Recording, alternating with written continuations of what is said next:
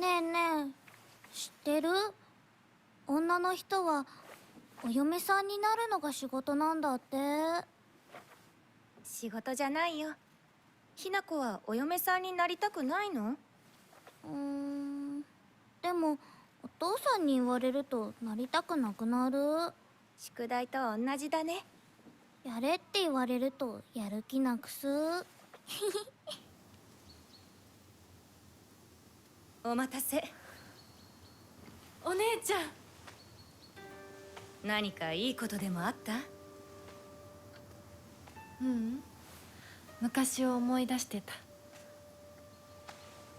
お姉ちゃんって小さい頃からずっとお姉ちゃんだったんだなって。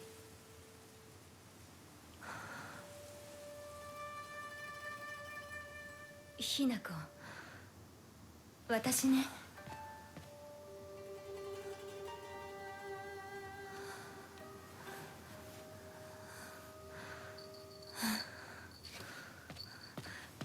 これお姉ちゃんにあげる。綺麗だわ。ありがとう。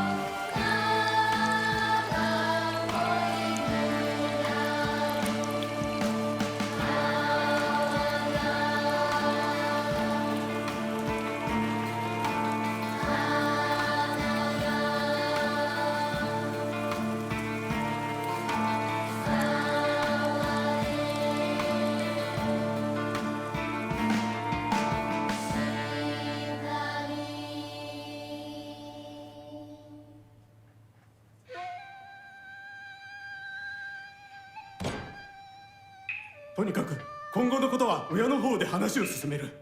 お父さん、ひな子の気持ちだって。こんな話二度とないんだぞ。ひな子にとってこれ以上の幸せがあるか？あるわけがない。どこ行く？話はまだ終わってないぞ、ひな子。それにしてもあのひな子がね。あいつは本当に高校娘だ。何しろおかげで借金は全て返せる。二度と金に困らずに済むぞ。お父さん、やめてくださいよ。ひな子に聞こえますよ。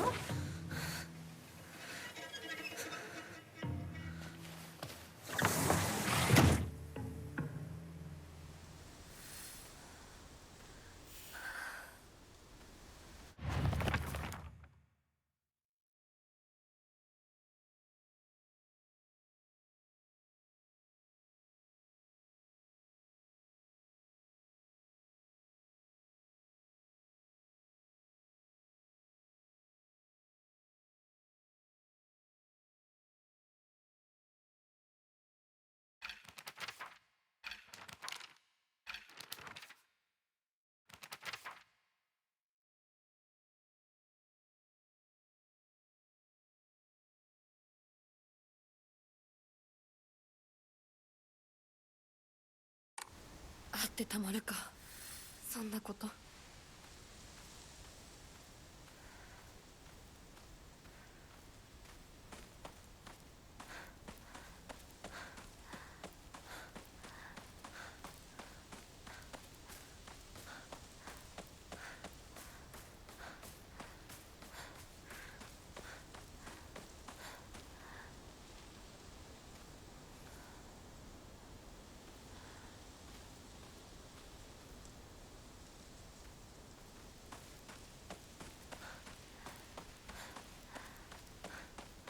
拝んでおこう。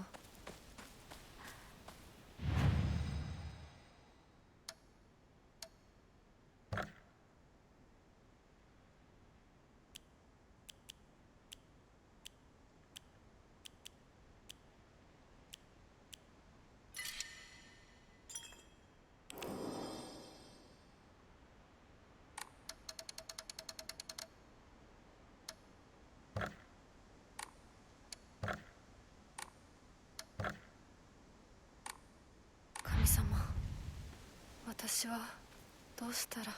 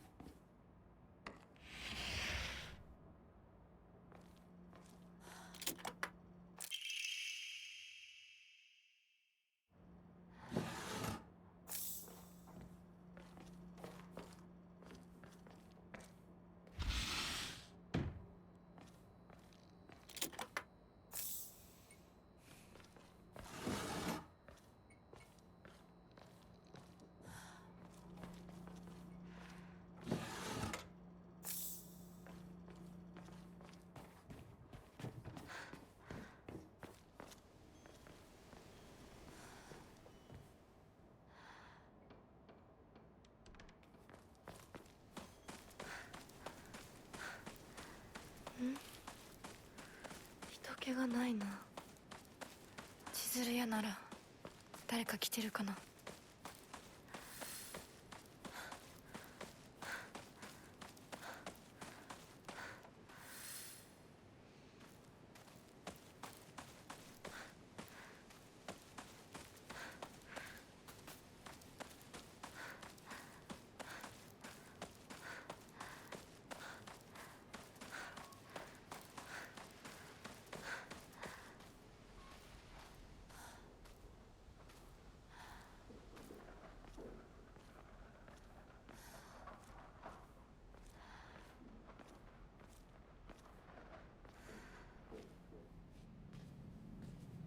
すいません。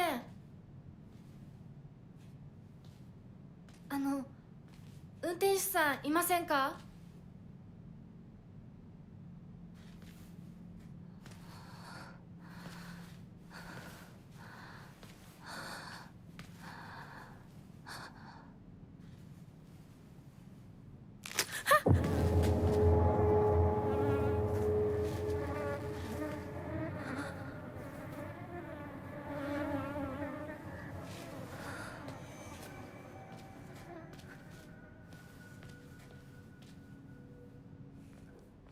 他の道を探そう。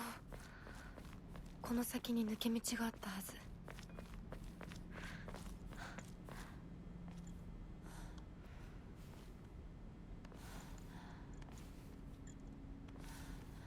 ず。でもあの子、岩井さんちの息子さんと付き合ってたんじゃなかったの？まあ、最後は心よりお金よね。噂をすればなんとやらだよ。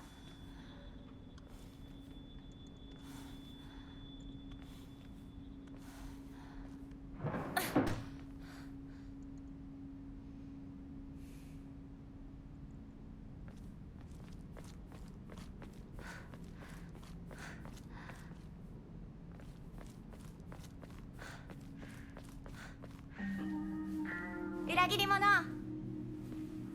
咲子。どこ行くの？こっち通るの珍しいね。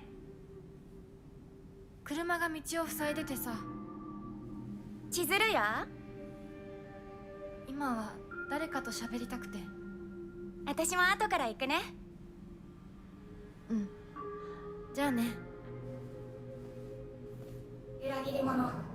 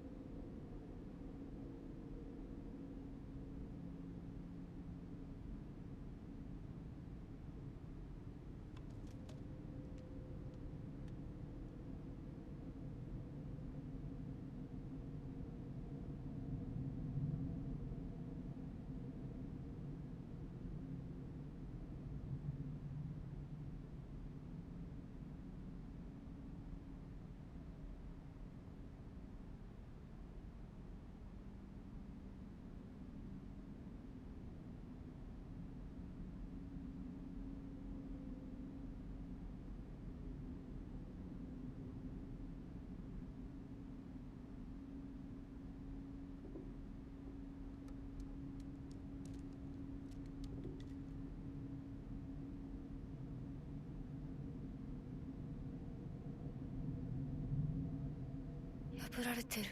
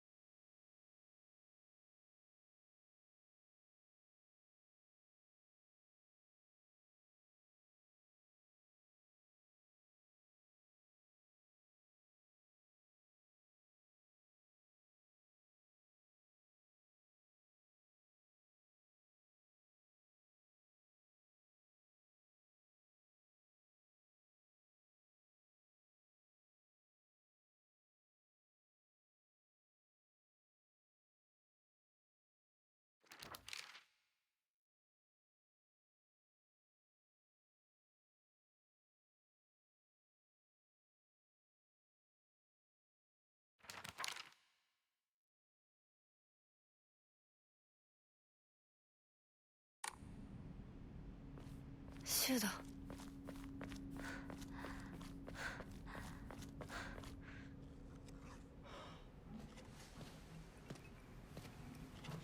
よ、相棒。シュウ。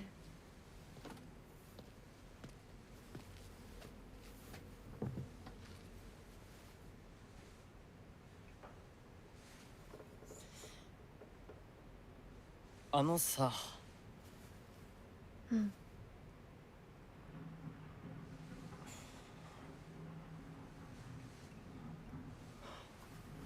なんか言ってよ。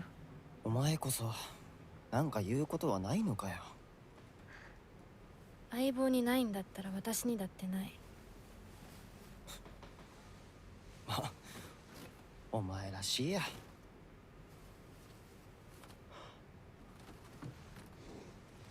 受け身な生き方なんてお前らしくないぜ。お前が自分で選んだ道なら俺はいつまでも応援するからな。シュウ。シュウ君、お待たせ。ひな子もいたんだ。リンコ。何の話をしてたの？いや、大した話は。誰かとおしゃべりしたい気持ちだったんだって。気が紛れたよ。それはよかった。お役に立てて光栄の極み。会えると分かってたら借りてた雑誌持ってくればよかった。ああ、貸したままでいいよ。リンコに貸した時点で戻ってくると思ってないし。んだとこんちくしょう。笑いすぎだよ。咲子だってひな子から何か借りてるんじゃないの？私なんかあったかな。ねえひな子、じゃあ私が借りてる500円も返さなくていいよね。咲子利子つけて返すとか言ってなかった？言ってないよ。証文あんなら出してみろ。いいこと聞いた。これからは咲子に貸すとき消しゴムであっても証文書かせるから。そんな意地悪言わないでよ。ねえねえ、昨日のラジオ聞いた？聞いた。でも途中で寝ちゃった。まったく、さっきお子様なんだから。またバカにして。ひなこ？あ、ごめん。何？裏切りも。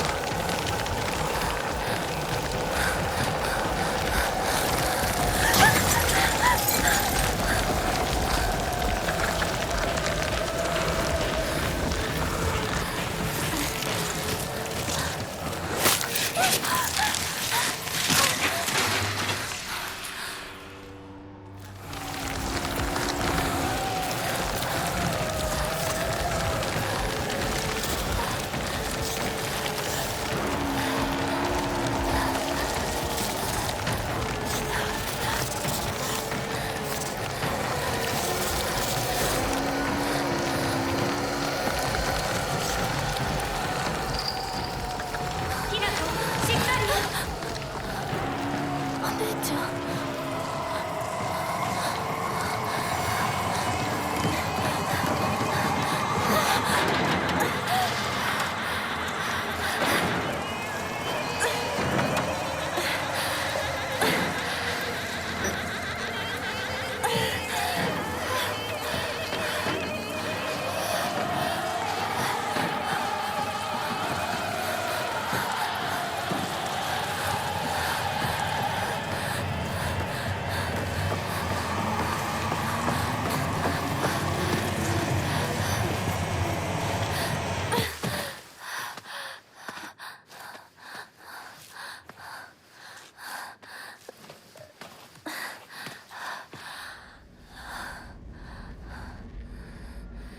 痛い。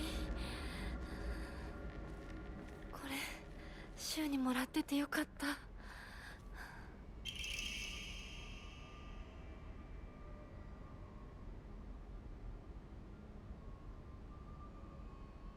相棒の言う通りだな。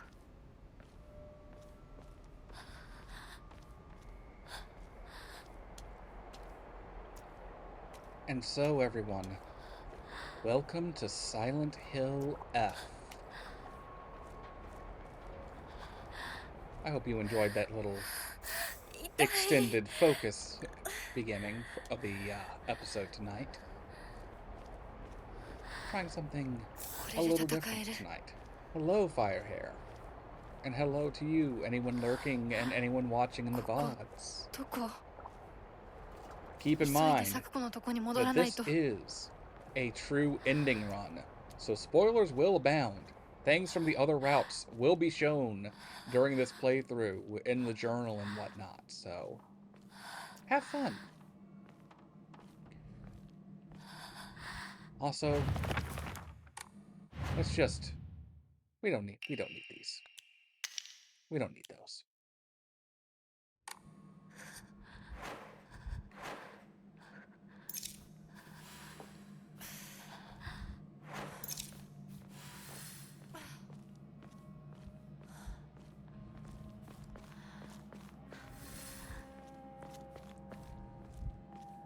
Nope, no pills.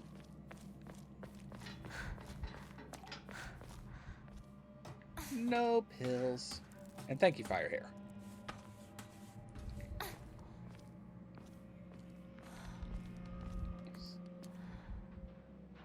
Da-da-da. I'm also talking a little low this time, so. Oh yeah, definitely trying to keep the good mood feel going for this.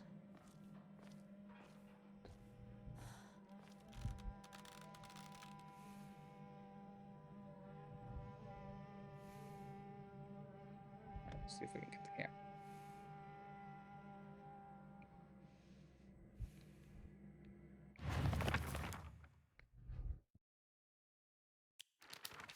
Let's just introduce our other friend here.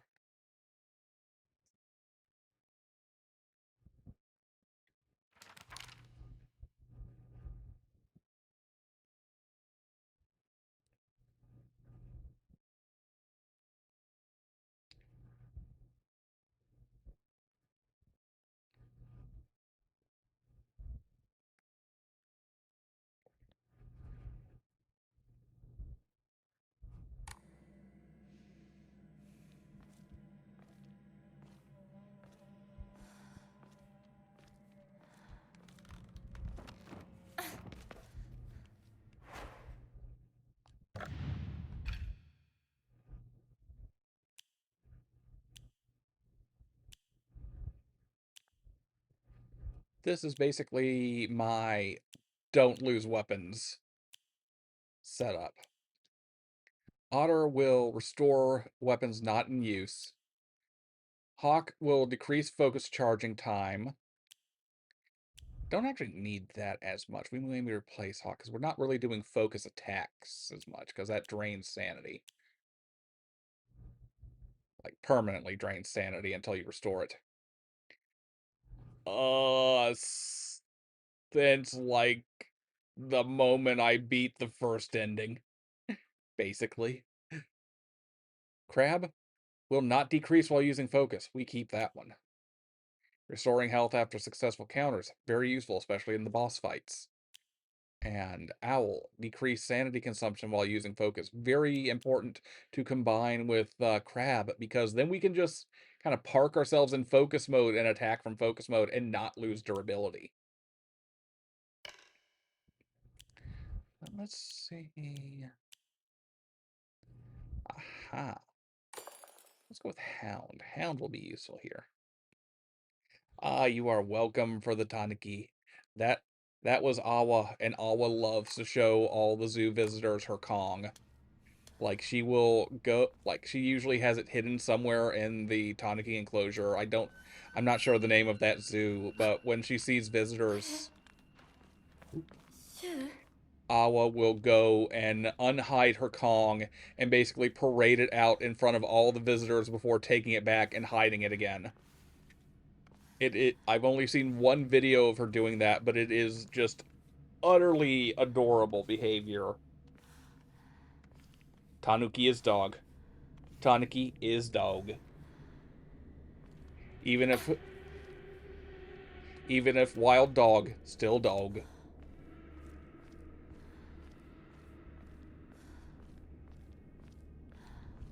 シュウリンコ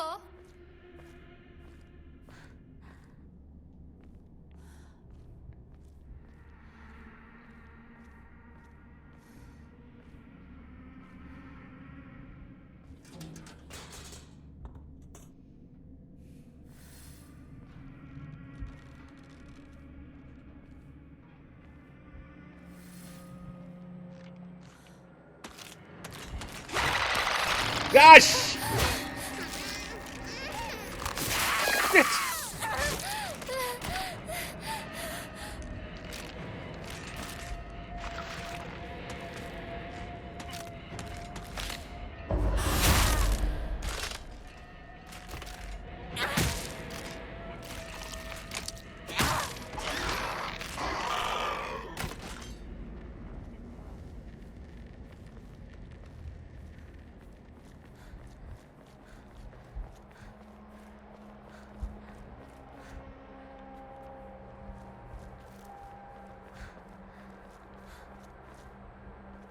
Get used to this, folks, because you're going to be seeing them all over town.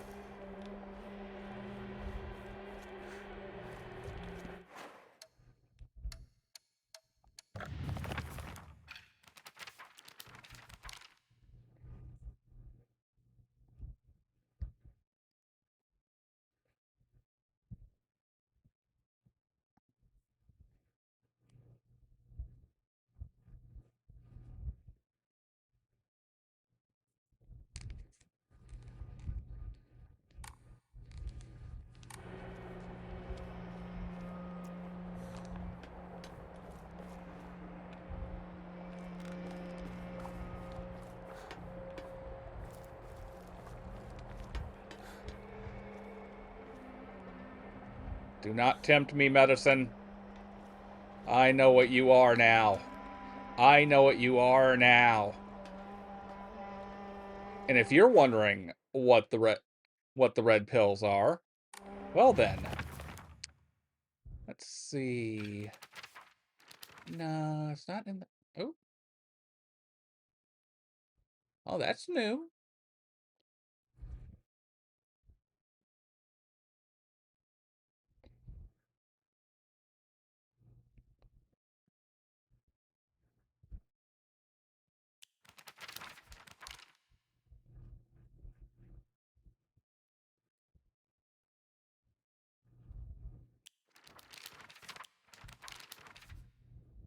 Sakuga gets nothing new.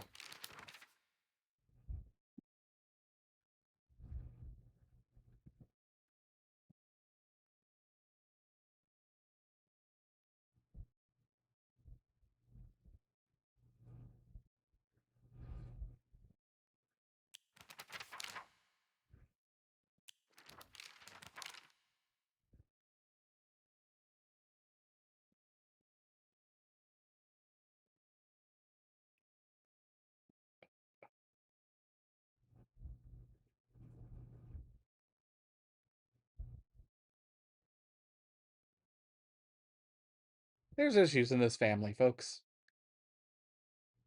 Also, you know, the whole patriarchy thing. There's a lot of patriarchy happening in this game. And it ain't good. It's very not good.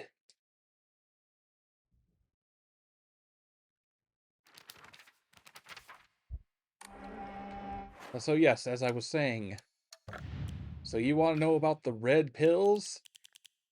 Also, pardon me, because this is where like the slight drift that is happening in my controller becomes the most apparent. There is like no dead zone setting for this game, so occasionally the analog stick will just fling this thing all over the place in the menus.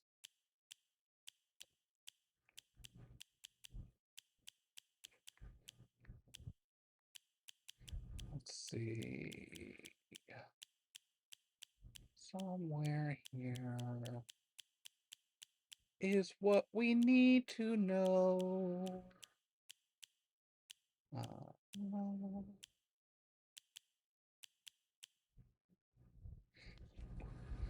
All right, we'll start here.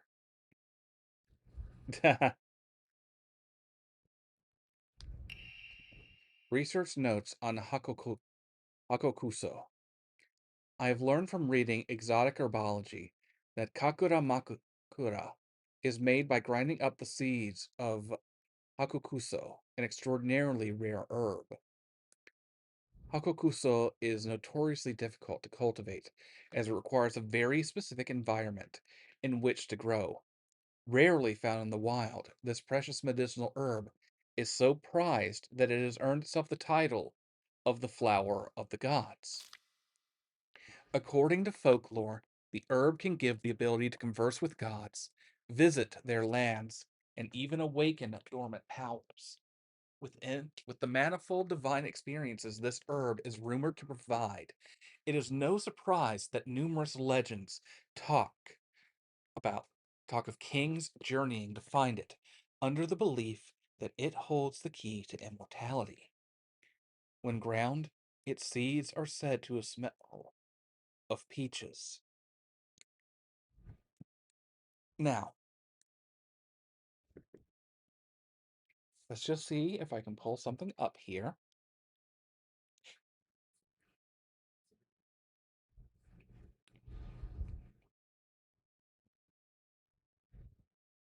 Now, it might be a little difficult to see. I'm bringing something into here now.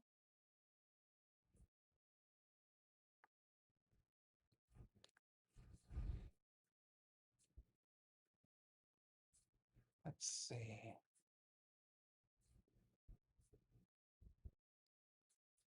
We only ever really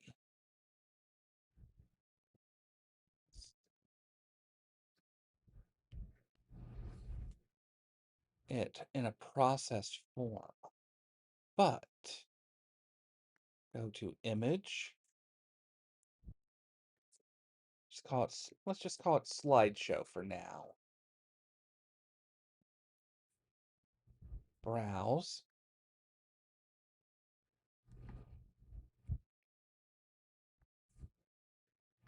From one of the other Silent Hill games.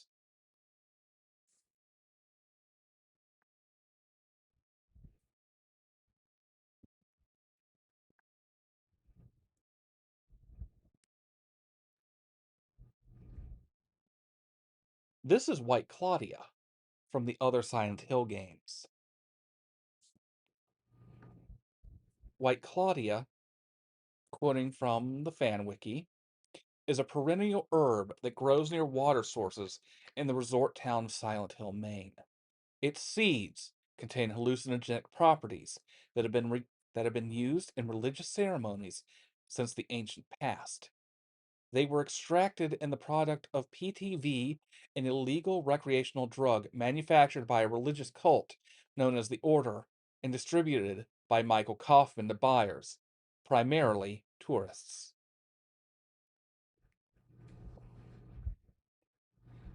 White Claudia report conducted by the Silent Hill Police Station. File 8. Product only available in select areas of Silent Hill. Raw material is White Claudia, a plant peculiar to the region. Manufactured here? Dealer equals manufacturer?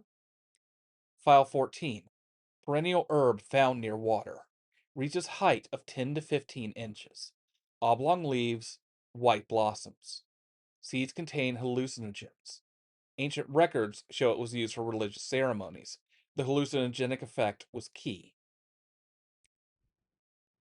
Pharmaceutical book found in Midwich Elementary School in play novel Silent Hill. Page 2. Perennial herb found near water. Reaches height of 30 to 40 centimeters. Oblong leaves, white blossoms. Seed contains hallucinogen. Ancient records show it was used for religious ceremonies. The hallucinogenic effect was key. From above mentioned White Claudia, there has to perform X. It is a vicious liquid, red color, and is administered remedy illnesses for which cause is not known.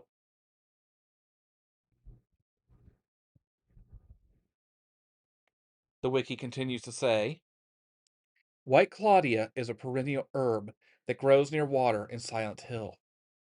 Its seeds contain a hallucinogen that has been used in religious ceremonies since the ancient past. The Order, a local and secretive religious cult, made use of it in their rituals.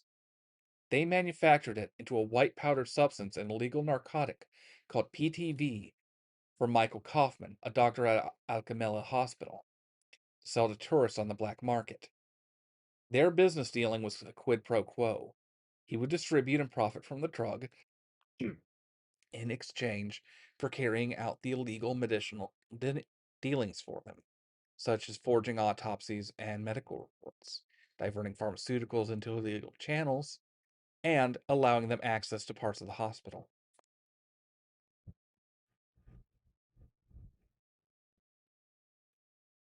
Skipping ahead, foreseeing the imminent birth of their god, a priestess in the cult felt that they no longer needed Kaufman and betrayed him as the town was transfigured by the other world. Kaufman confronted her, but she was killed by the deity shortly after its birth.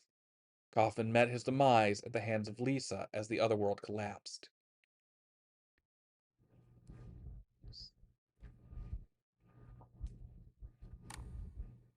Moving forward,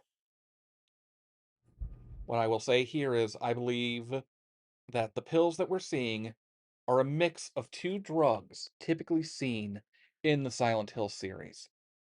The first is made from White Claudia. Whether it's technically the same exact formulation as PTV does not necessarily matter. It's still being derived from the drug. So the effects are going to be similar, if not the same. The other, though, we will get into here. Or actually, no, this one's still about. I take that back. This one's still about the Kakura Makakura. Well, we will call it then the Japanese equivalent of PTV made from White Claudia. I began taking this medicine out of desperation. My first impression was that it smells of peaches and is faintly sweet. After taking it before bed for the past 3 nights, I had my first lucid dream. For the whole night, I was able to organize my thoughts in a pleasant darkness. It has now been 2 weeks since I began taking Kakura Makakura. I have observed no significant physical changes. If anything, I've been falling asleep and waking with ease. I have lucid dreams an average of once every 2 days. When I do, I feel neither the passage of time nor exhaustion, which allows me to become lost in thought. However, today I was met with startling results. In my dream, there was another version of myself who spoke to me. We'll come back to the third one later in the game. Now, we will go to the other medication here.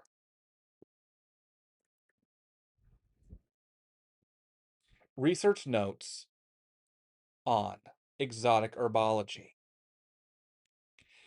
Although the most famous translated Western medical book remains the New Text on Anatomy, there was a peculiar work by the name of Exotic Herbology, published in the 5th year of the Ane era, 1776 AD. Strange as the text was, it has largely been forgotten by history. A foreign missionary brought this text to Japan, along with a curious medicine that would supposedly allow one to speak with divine spirits. The drug. Okay, this one's actually still about Kakura Makakura. My apologies there, folks. I forgot which one this was.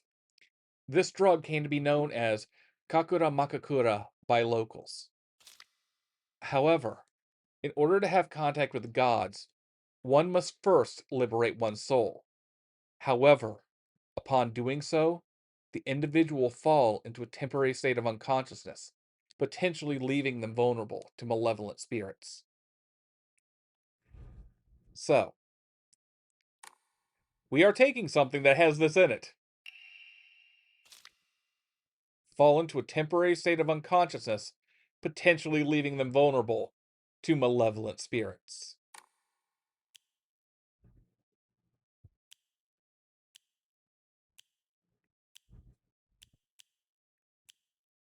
Let's see.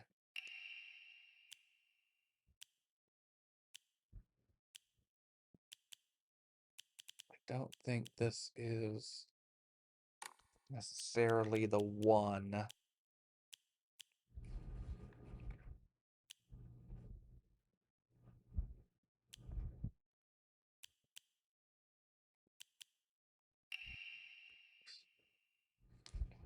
But I'll read here.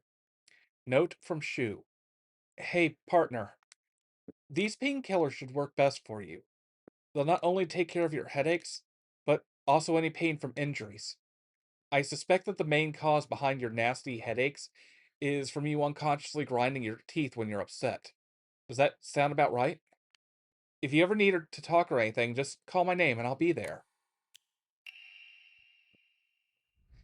Hinako began complaining about headaches in middle school. When I tried pinpointing their root cause, things always seemed to come back to stress arising from her poor relationship with her father. In other words, she's suffering from tension headaches. I first recommended she use over-the-counter medicine, but soon she started asking for them more and more often.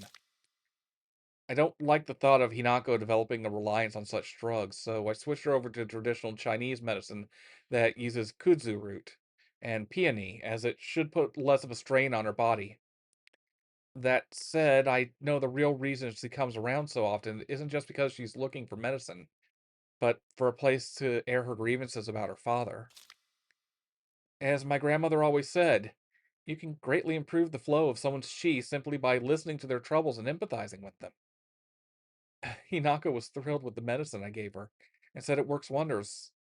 But the truth is that wasn't the medicine alone. I want to hear out all her troubles and concerns. I mean, that's my job as her partner, right? Now, I think one of these. It's not these.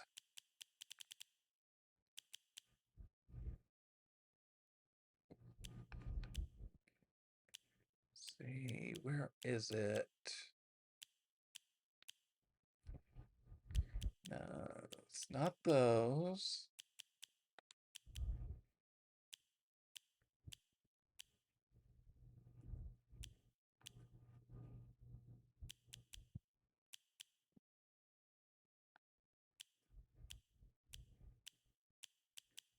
Let's see, ancient note. Check this one. Nope, not that one. I'm hoping it doesn't hoping it doesn't remove it.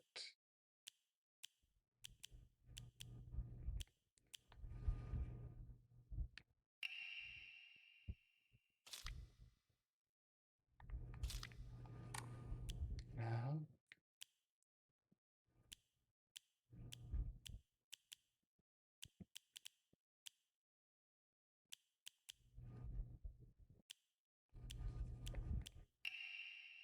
Here we go. Note of caution. Aguro no Hote-sama bestows upon us the blessings of crimson water. This blessing can be found deep within the sacred mountain, where the spring water pools to infuse with benison herbs. Its medicinal properties, unlike any other, are the bounty of many moons of steeping. The power imbued to the crimson water shall eradicate even the most wicked evil. But beware, for its frightful potency makes it unsuitable for the purification of mortals. Only for the excision of ancient evil shall it be used. Now, they describe this as a crimson water.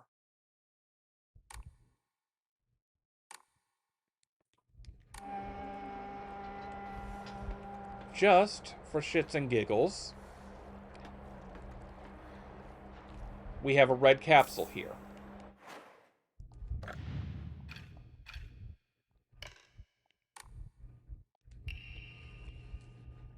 Red and white. What I am suggesting here, and again, this is spoilers for the game, up to where we are at right now, which is doing the ending number 4. Technically, it's my 5th run, because I got the UFO ending already, so I don't need to worry about that. But, red and white. White Claudia, and what I'm going to suggest here is that the other portion of this, what Hinako thinks she has been taking, what Shu has been giving her, is the herbal headache remedy, the herbal pain reliever. Shu describes what he makes for Hinako as being made from kudzu and peony. And one of the things to understand about peony is that in herbal remedies, oh, let me just pull it up on Wiki again here, so I don't screw this up. There is a substance in Silent Hill, and it is based on actual, like, it feels weird to say actual here. It is based on historic alchemy. It is called Aglaophotis. Wiki describes it as an herb mentioned occasionally in works on occultism. References to Aglaophotis and to Olieribos, both of which are said to be magical herbs, are made in the Simon Necronomicon. The Simon Necronomicon is actually as I understand it, is a like a fairly recent book. It's by it's by a synonymous writer named Simon. They believe it to be the writer Peter Levenda, who was like a occult historian, basically. Anyhow, uh, and like the Simon Necronomicon, like as Wikipedia here describes it, is a literary hoax. It's kind of riffing on Lovecraft's Necronomicon. Now, anyhow, getting back to Aglaophotis. The Greek doctor Dioscorides named Aglaophotis as a member of the Peony family. Peoniceae. I am probably mispronouncing that, apologies. It has been speculated that the species Paeonia officinalis, the European peony, is the source of Aglaophotis, but there is too little evidence for this theory to be proven. According to Dioscorides, peony is used for warding off demons, witchcraft, and fever. This is at odds with the presentation of the Simon Necronomicon released 20 centuries later, in which it's used to call upon dark forces. So we're not worried about the Simon Necronomicon here. We are going with the historic legends dating back to ancient Greece here. So Aglaophotis, I forget if I said already, is a long time, like since game 1, let's call it a potion, if you will, a potion featured in the original game. If you have played the original Silent Hill, and Hyacinth, if you check this out later at some point, cover your ears now. There will be I'm about to spoil bits of Silent Hill 1 here, and like you're still in the elementary school. If I remember your previous run on that. Okay. Anyhow, that warning out of the way. Aglaophotis is the substance that you find in the game when you're going for the true ending route. In that, you'll find like a kind of like a gel cap does not seem the right way to describe this. You will find like a slightly solid form of it inside of a pendant in Silence. Actually, wait, no, that's 3 where you have it as a pendant. That's right. Yeah. Memories, decades old memories. Anyhow, you will find Aglaophotis in Silent Hill as you progress the game, exploring every nook and cranny possible. And it is the potion that will allow you to defeat Samael at the end of the game in such a way that gets you the good ending. It purifies Samael from Alyssa, and is how like the spirit of Alyssa gives Harry the baby form of her reincarnation, Heather. So, reading it off here, this is again from the wiki, and this is Silent Hill 3's description of it. Red liquid or crystals resembling blood. According to the Kabbalah, the name is taken from an herb with the power to dispel evil spirits. It is said to grow in Arabian deserts. It may be vaporized or applied as a poultice to guard against demons. It is powerful, but as it is rare, is extremely difficult to obtain. Now again, okay, we're just going to discard this one now because we don't want it in our inventory. What I am going to say Shu has probably done here. I have to go into collectibles and go back to the note of caution. What Shu has done is make a lighter dosage version. I will phrase it that way. He's not obviously. I believe that the Aguro no Hote-sama and the Chinese herbal remedy painkiller that Shu is making, I believe these are the same drug, basically. The difference is that Aguro no Hote-sama is actually like it is steeping for months at a time, as described here in the note you can see on screen right now. And what it does is it purifies evil. It exorcises. It purifies. I'm repeating myself now. So, he has been giving this to her for years as a headache remedy. And it's worked. Or at least they think it's worked. Whether or not that's actually been the thing curing her headaches or not, God only knows at this point. But the point is, he's basically giving her low doses of Aglaophotis all this time. But, and we will cover these events a little as we get further into the game, he is giving her these pills again now. Except they are not pure this time. They are not the drug he says he's giving her. It's in there for the sensible purpose of, remedying her headache, but he is cutting it with a second drug. He is cutting it with Kakura Makakura, this game's equivalent of PTV. And this, I believe, is why we are seeing everything as we see it in this game. Effectively, Hinako is being drugged with White Claudia, and that is opening her up to the other side. We will now continue.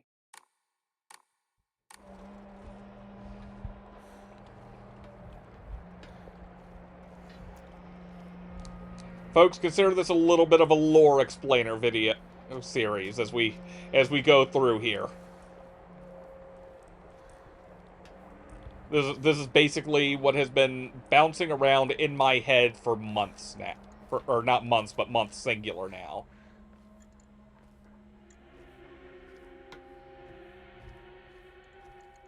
Let's go in here in case there's anything useful to gather. Boy, we took like 20 minutes to do all that, I think.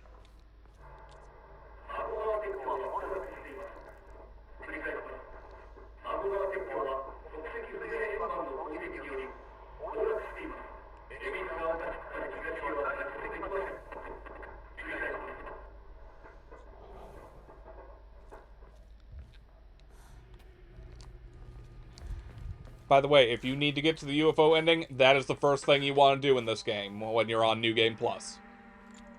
Oh, right. This is still covered. Fuck. Okay, let's just... Whoops, remove. That is the wrong one. Okay. There we go.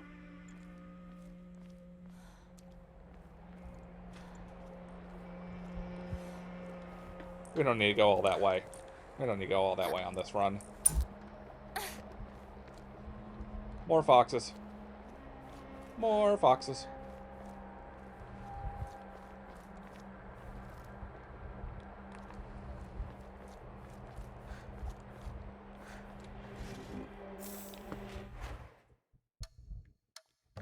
And I accidentally grabbed more of the damn red capsules. Oh, right, I guess you couldn't see the red capsules as I had them covered up by the thing last time. Well, I guess you saw them there. Oh, shit!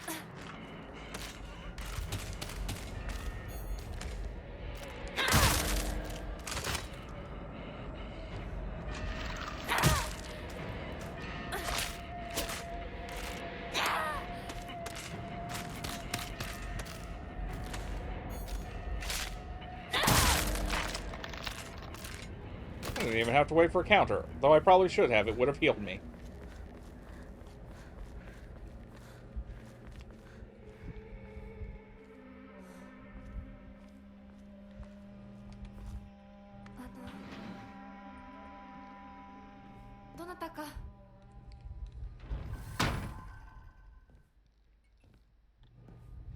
The game is really going to tempt you with red capsules for, like, the first two Ebisugaoka areas. You will not escape these fuckers. You will not escape them.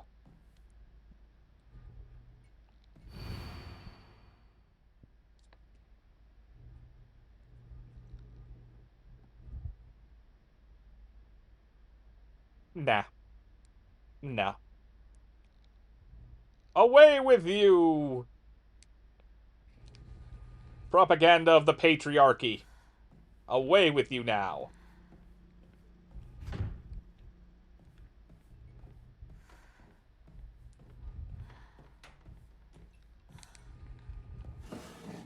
Key, where do I find a key? Surely it's not going to be upstairs waiting for me. Key, where's the key? Surely there won't be an enemy guarding the key I need. Why would that happen? Why would that happen?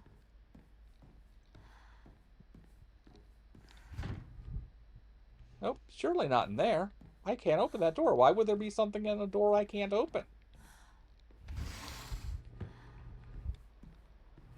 Maybe in a room I can open. Yeah, surely that's where I'm going to find the key I need.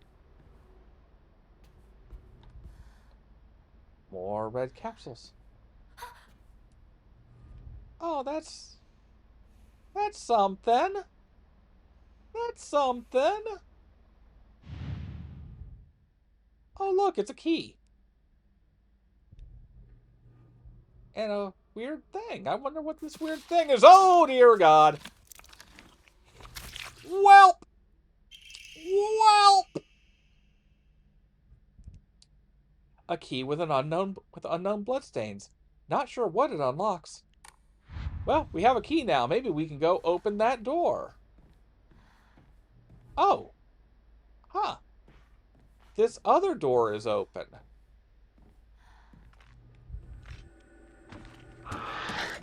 Hello!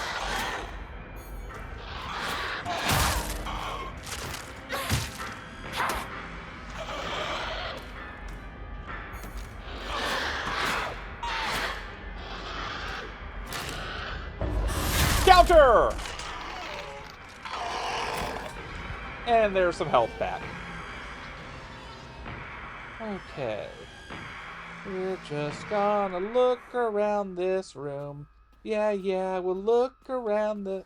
Oh, hey, look, it's another key. A backdoor key. Judging from its size and blades, it should be used to open the back door. How can you tell from that? Do back doors have specific keys? Phrasing.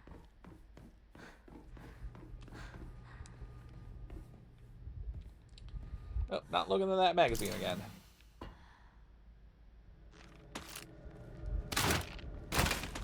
Oh, crap.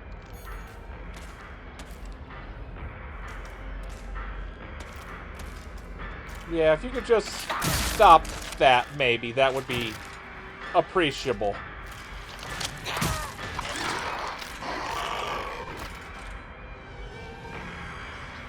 I like having max sanity and stamina. Okay. Oh, look. Hey, everyone, look what we found. It's dried bird carcass.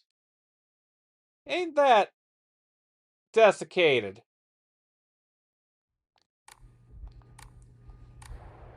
Well, お供え物だったよね。 foxes like bird, right? Also, hey, what's Hinako's name mean again? Oh, right, little bird. Huh. Themes. Themes. Is that a steamer basket? No, it's a covered bowl. Okay. Not a steamer basket. Different things.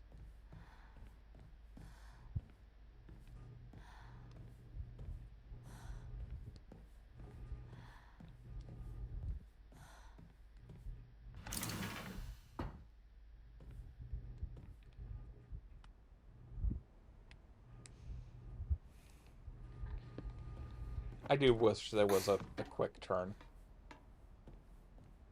Or at least an even if it's not quick, an automated 180 turn.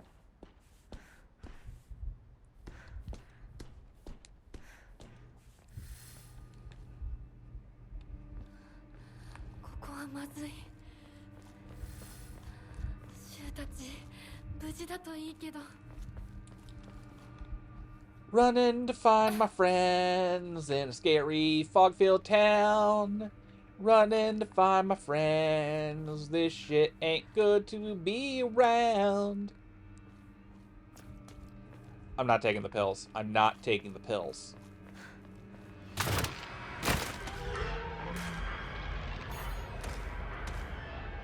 Come. There we go. Yeah, you know you want to do one of those big attacks that leave you open to a counter. And then I can take advantage of that counter and get some health back and all that fun stuff.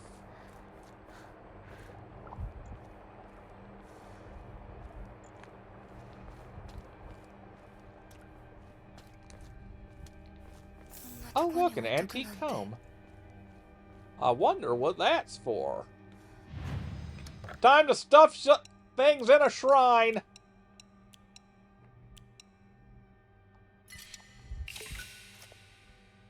Well, yes, I did just put every item I had into the shrine. Yay! I'm almost at full health. I only have one more health upgrade to get. Yay!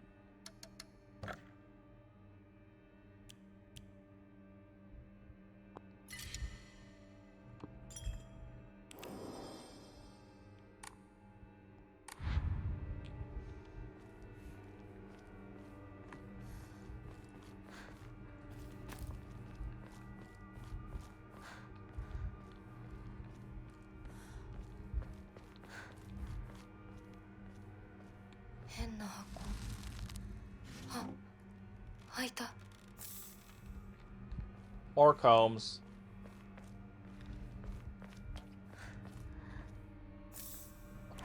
Alright, we're switching to these One of the best weapons in the game, the kitchen knife. Just knifing around. リンカ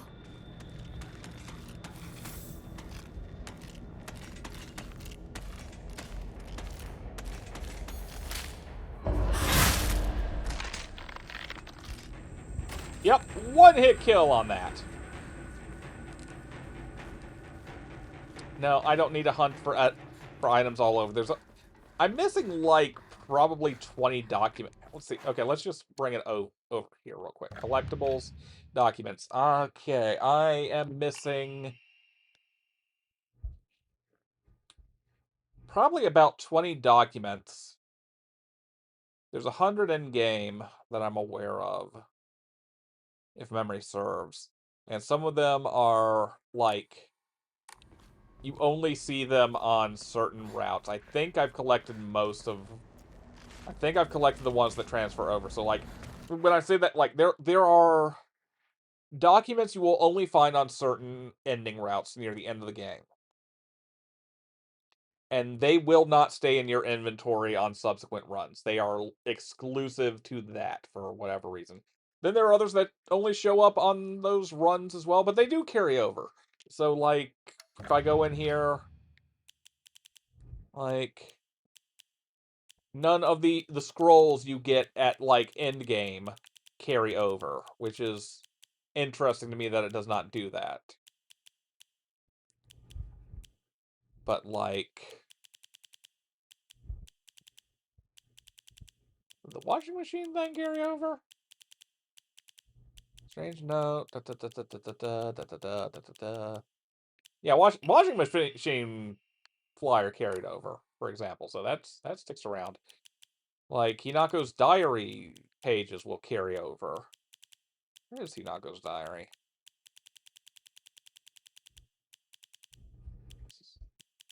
Ah, there's Hinako's diary. So, yeah. We'll read Hinako's diary when we get to endgame.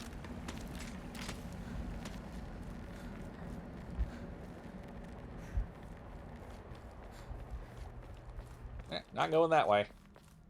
I fall for that every time. Toolkit, useful.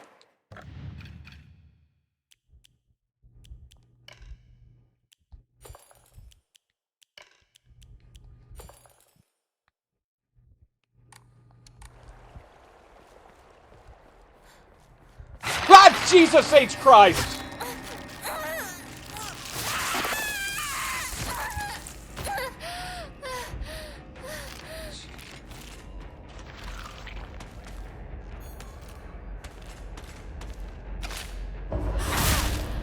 Eat knife!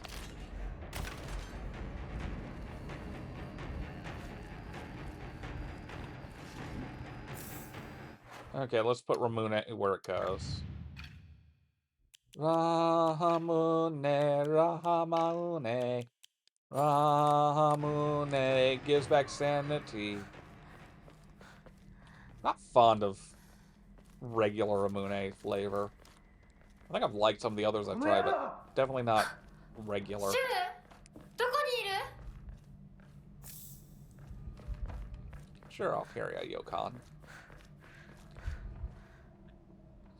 Oh, it definitely was not Jesus. That was no Jesus.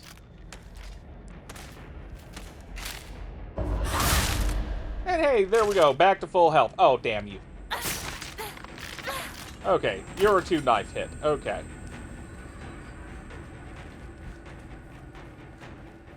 So yeah, the nice thing about the... again, going back, that's collectibles, not what I want. Again, the nice thing about this Omamori setup, so... If I do lose durability, I've got Otter to restore anything that's not currently in use. So I can just swap from weapon to weapon and restore them by killing enemies. Now, I've got Hound, so after I defeat enemies, I'll get sanity back if I use up sanity by using... like either through environmental damage or through use of focus attacks. But our key player, our MVP here, Crab Omamori. Weapon durability will not decrease while using focus. So pair that up with Owl, and you have extended focus use, and your weapons won't degrade. Just stay in focus, you won't lose weapon durability. And you get that nice thing for the counters, because Mantis slightly restores health after each successful counter. Yay!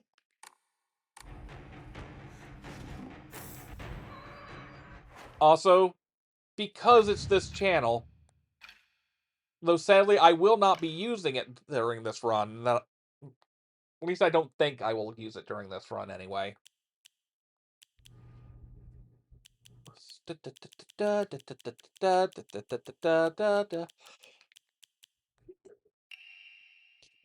Taniki! Taniki Omomori. Look at them claws. Them claws is for climbing trees and fences. They climbing dogs. Turns physical damage received into sanity damage. That's useful, but at the same time, I kind of need my sanity to do. I kind of need my sanity. I need my sanity to power my focus gauge, so we don't lose durability on these. Ta-nu-ki! Ha-ha! Taniki! Taniki. God damn, I picked up more red capsules. No, away with you. We've ingested enough of you already. Thankfully not during this run, because if you take even one of them, you will be locked out of anything but the primary ending. That is just how this game works. You will be locked into the first ending if you take even one more red capsule. If you take even one red capsule. Now let's get rid of this comb.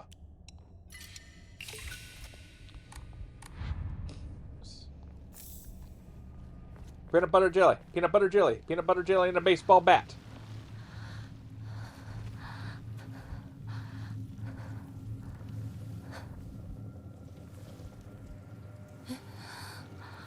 Sakuko.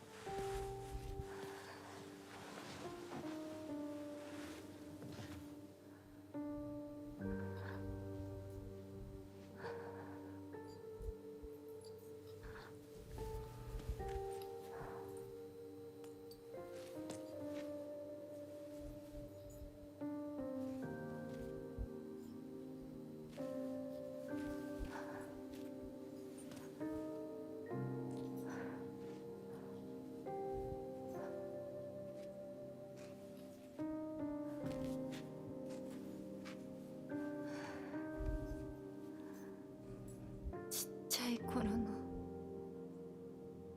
咲子の夢だったよね。堅苦しい神社じゃなくて駄菓子屋の娘に生まれたかったって。ここならいつでも好きなだけお菓子が食べられるよ。おやすみ、咲子。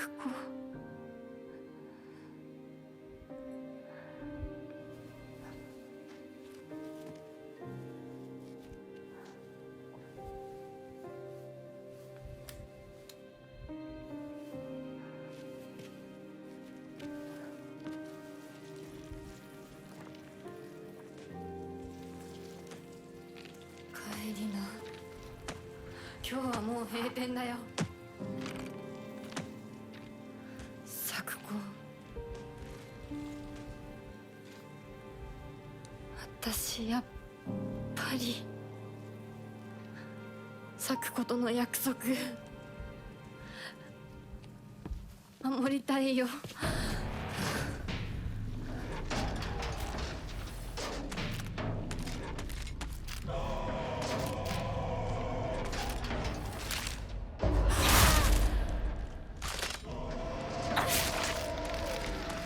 Yeah, I lost a little durability there. So let's switch weapons.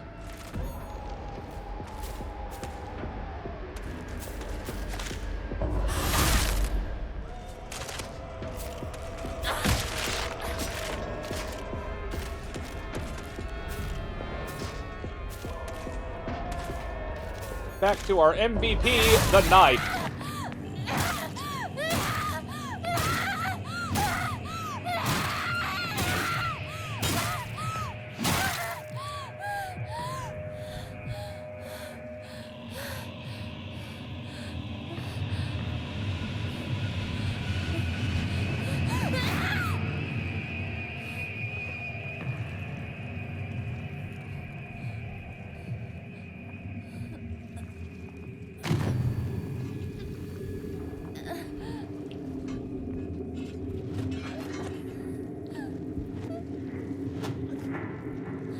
Do note, everyone, that flash of red that happened there. We will be revisiting that in the next segment of the game.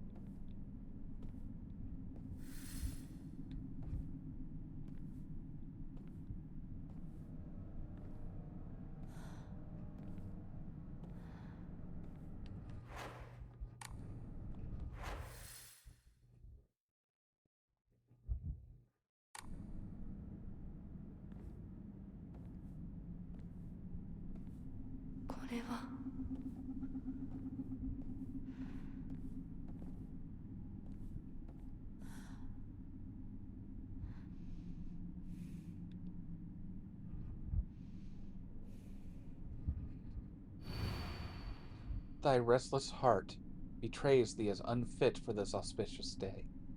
Thou must first pay respect to the gods and the spirits of thine ancestors. A restless heart leads to a corrupt soul. Only through sufficient offerings laid upon many stands may thy soul be cleansed.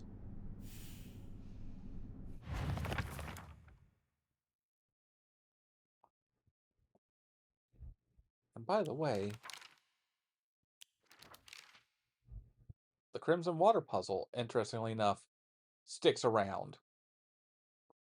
He who seeketh the crimson water, which banishes evil. When the Shishiodoshi strikes once, let this bell chime. Thrice, thrice shall the bells ring to speak the legends of this land. Trapped under a great stone in the lake's abyss lies a slumbering water dragon, born during the age of gods and sealed away by our ancestors. Deprived of the water dragon's spirit, the once lush great tree has met a withering fate. Now, before we continue, well, we'll go to that one the next time. Well, not the next stream, we'll get it this stream. We'll say Sacred Sword for a little later tonight, folks.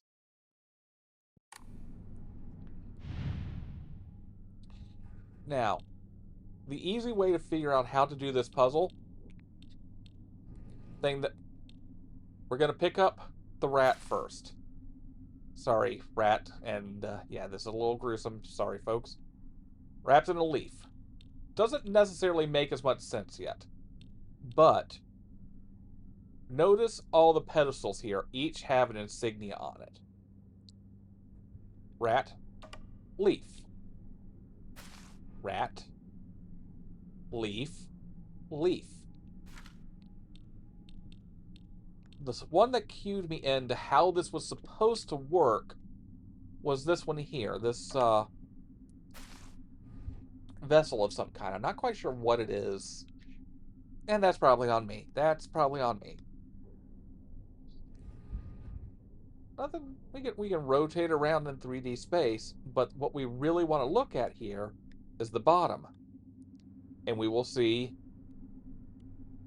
this blossom image.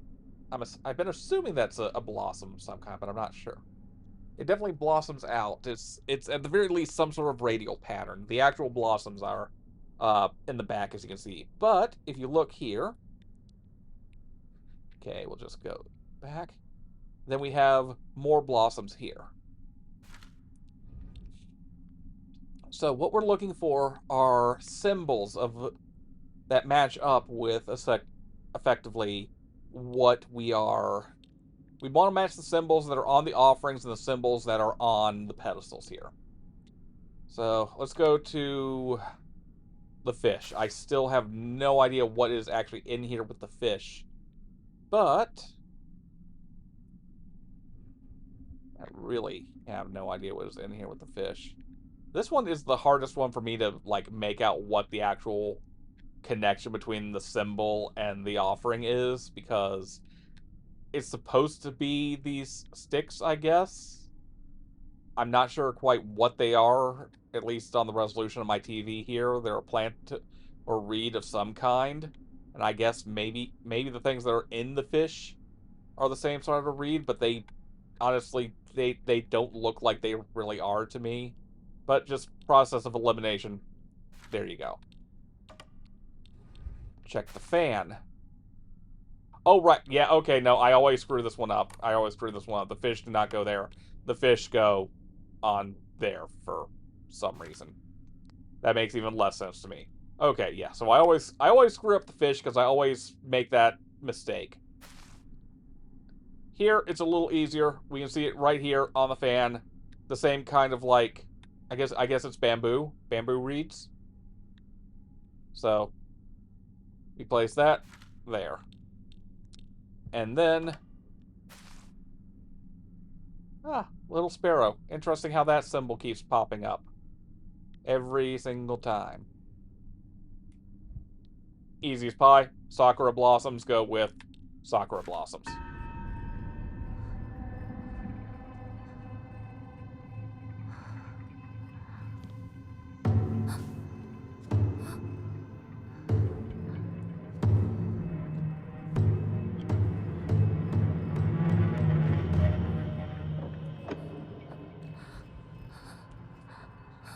Now keep in mind, folks, what I said about red in a second.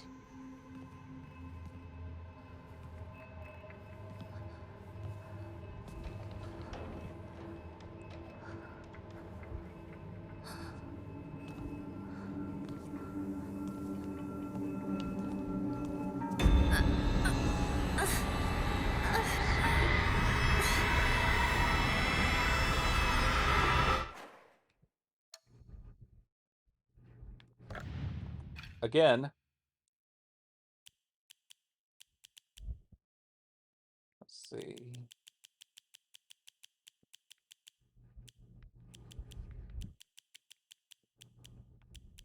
Wish I could skip these in chunks instead of one at a time. Again, the note of caution. I am grabbing the wrong thing here.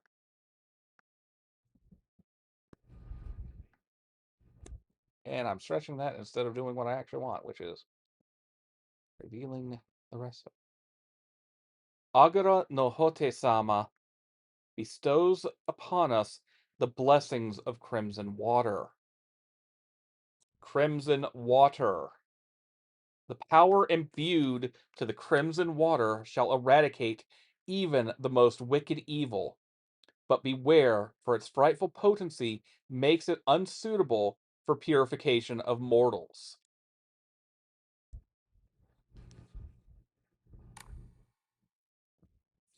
Now, I'm going to not do it right now because I don't want to accidentally pick it up. I don't think it will affect things if I do, but just to be on the safe side and make sure that we lock into the correct ending. Let's see. Ah, crap, it's not going to be... Dang, that's right. It's not actually going to be list... I don't think it carries over, does it? No, it doesn't. Okay. So, let me just look it up here.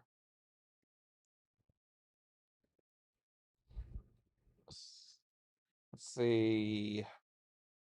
Uh, is there seriously no wiki entry for the Agara no Hote-sama? Huh. Okay. Well then, we will go by memory then. Let me check. Silent Hill wiki.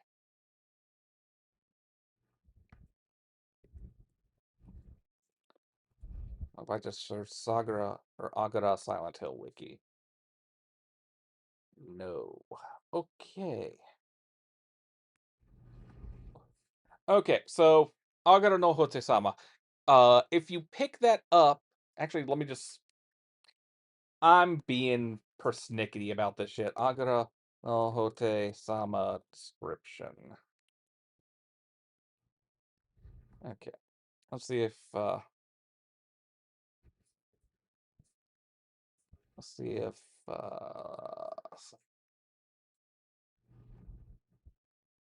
contains a red liquid. Well, well, at least that's something. Anyhow, so the Agara no Hote-sama is again the purification liquid.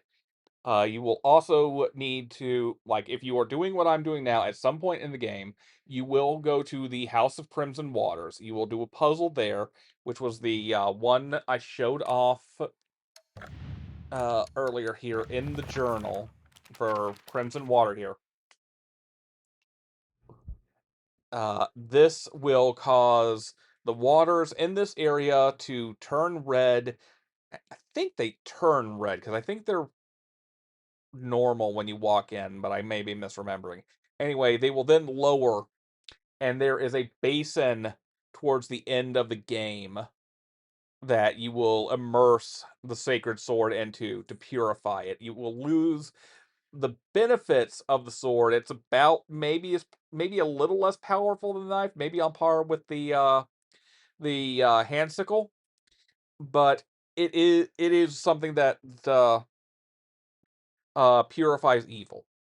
So again, going with the lore theory here, Hinako is taking pills that are a mix of a less potent form of Agara no Hote-sama that Shu has been giving her for years for her headaches, and Kakura Makakura, which is the White Claudia drug, in this iteration of the game, in this iteration of Silent Hill.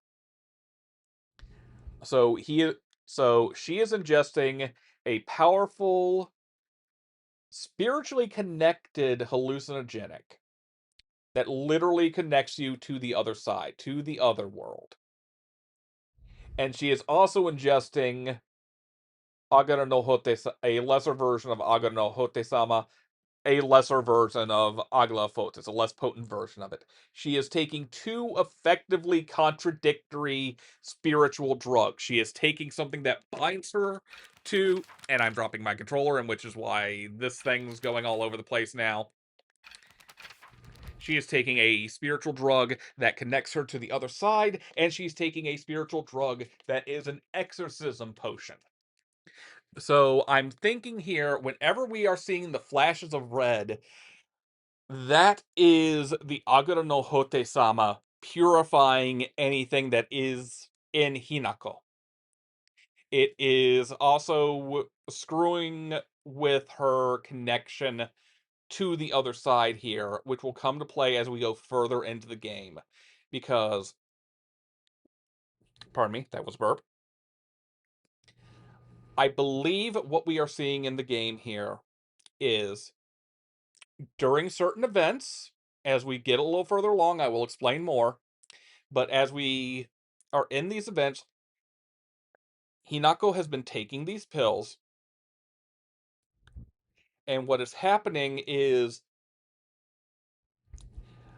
the Kakura Makakura, the White Claudia pills, should be knocking her unconscious and allowing her to explore the spirit realm. But I think because she's also taking this lesser form of Aglaophotis, what ends up happening instead is she is like in a waking dream. She is in a liminal space navigating both the real world and the spirit world at the same time. And as we go along, this will make a little more sense.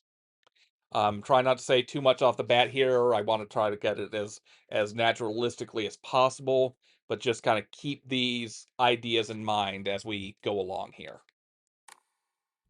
So right now, I think we're getting Agura no Hoteid, basically.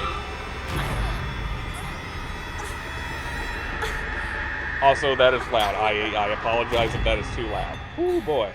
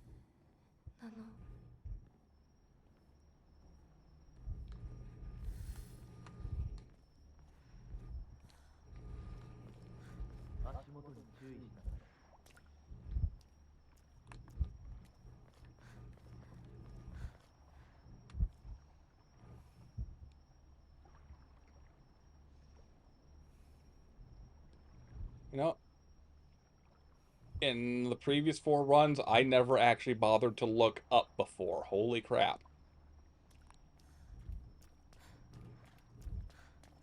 Oh, look, he walked on without me. Aren't you nice, Foxman?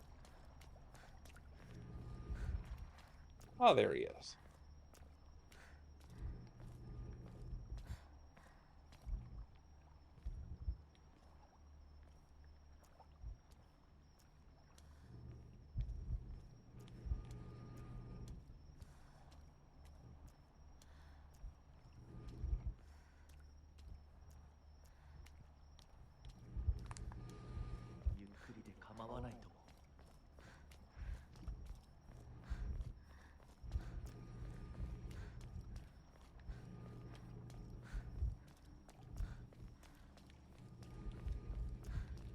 There is a lot of sutras on these, Tori.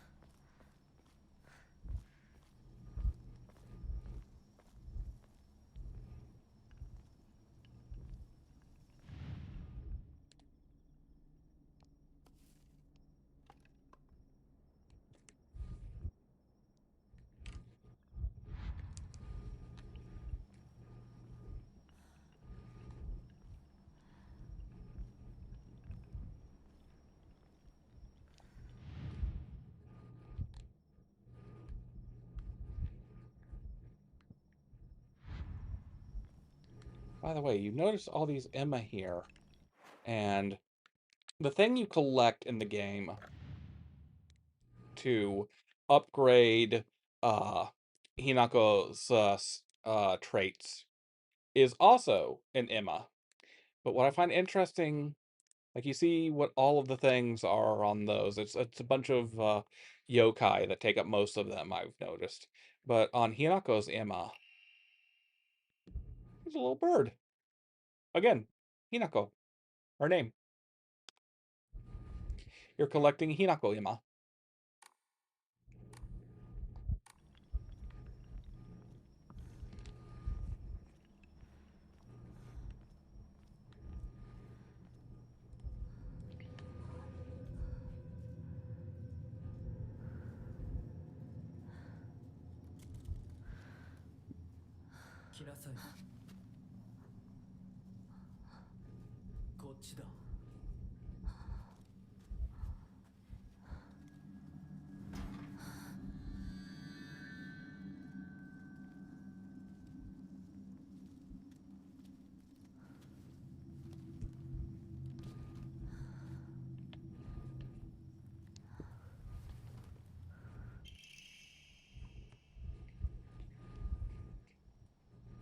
A beautiful kaiken.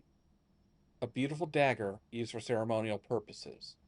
The blade has been intentionally dulled, so it doesn't make the best weapon. However, it does seem surprisingly durable.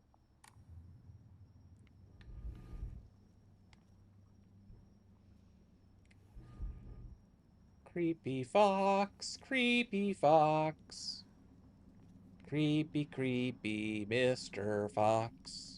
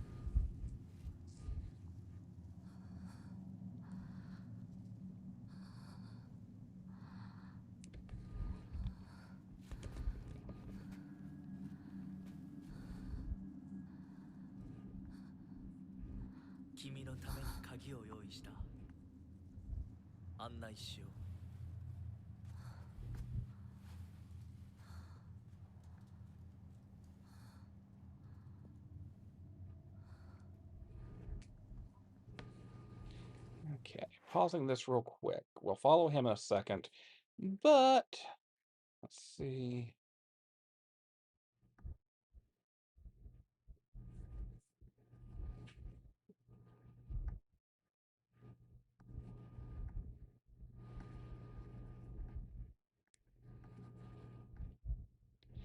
Okay. There's a document here that I've missed a few times. I'm hoping I'll be able to get it this time.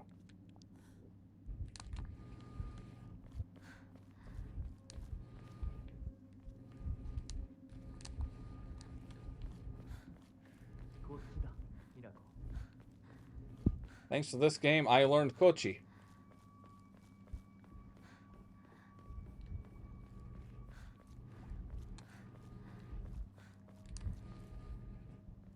Oh, hey, bandages. Not gonna turn away bandages. You'll notice you never get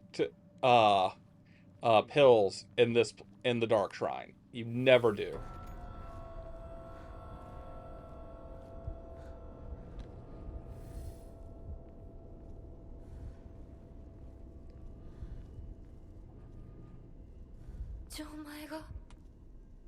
Oh, well, I take that back. I was wrong.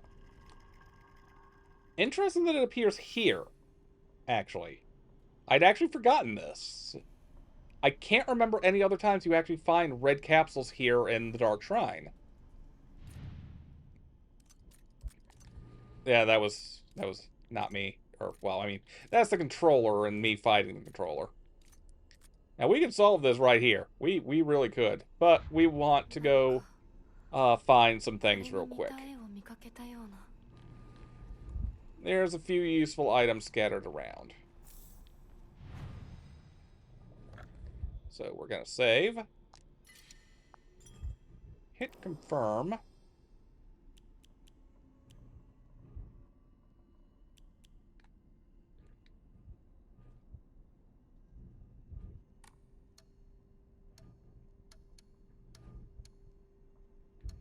I think I need to enshrine yet. You know, I'm going to hold on to the Yokon for now.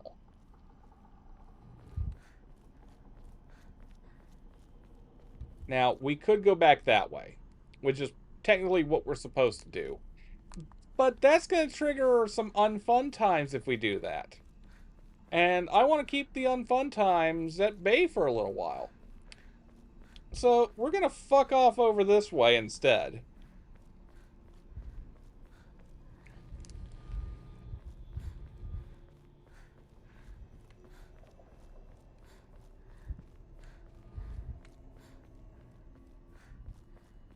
And you're like, Lands, what unfun times could you be referring to? What would happen if you just go that way? Well, bad shit happens if we go that way, folks. Like, really bad shit.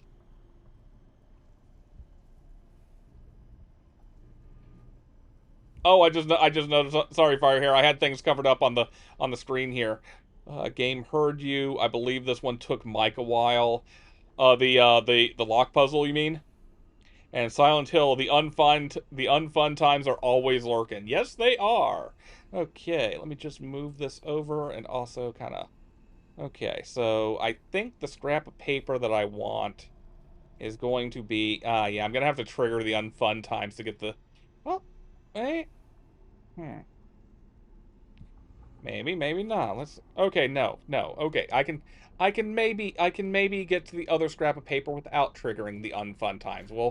We'll find out. But let's collect what else we can get. You're like, scrap of paper? What's a scrap of paper for? Well, folks, the scrap of paper is one of the documents. And I've only got 2 of 3 of them. Mom, Dad, I apologize from the bottom of my heart. I never made it up to you for being such a horrible daughter. I didn't deserve to have you as my parents. I guess I'm getting what I deserve. What a beautiful place this is. Sparkling lakes, fragrant flowers, the melodic chirps of birds singing. This must be paradise. And you find all the scraps of paper in this area. So people are already seeing this place in very different ways. Hey, there's a dried carcass. Dried carcass is the thing to get. Oh, look, it's riding on a rock. Mom, Dad, I don't think I'll make it home. I just wish I could see you one last time. Mayumi. I really should have taken a picture earlier, because I forget if it's Mayumi who is the one that's in the missing persons earlier. Okay, yeah, no, there's not going to be anything in here. I already know. I don't have to search those, because I already know the solution to this puzzle. But if you haven't done this puzzle before, what you want to do is go up to all of these various Emma boards. And so you see most of them are yokai. There's also some other symbols like fire and whatnot. And, lightning. So for example, on hard puzzle difficulty, this is one of the ones you need to find. Let's see, can I bring up... No, I can't bring it up right here. Okay, so we'll examine that. And that is one of the symbols that will unlock the door.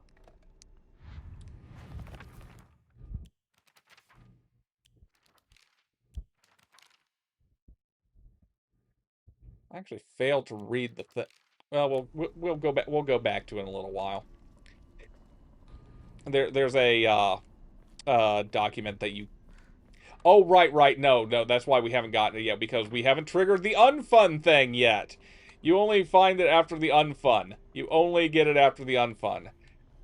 And at least one benefit of this is when you find the correct one, the others stop being interactable. Aside from, I think, the one that gives you the cat Emma behind it. Or the cat Omamori charm behind it. Yeah, so we're not worried about these.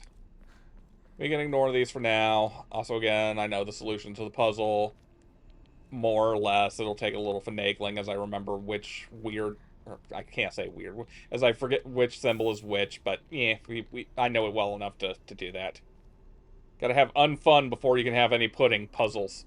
Yep. Yep. Okay, how close am I to the thing now? Okay. Did I go? Oh, there's a little area I did not explore over there. We might have an item over there that might be useful if I go there. Also, I might get up in a second and grab my lozenges because I can feel my throat getting a little scratchy.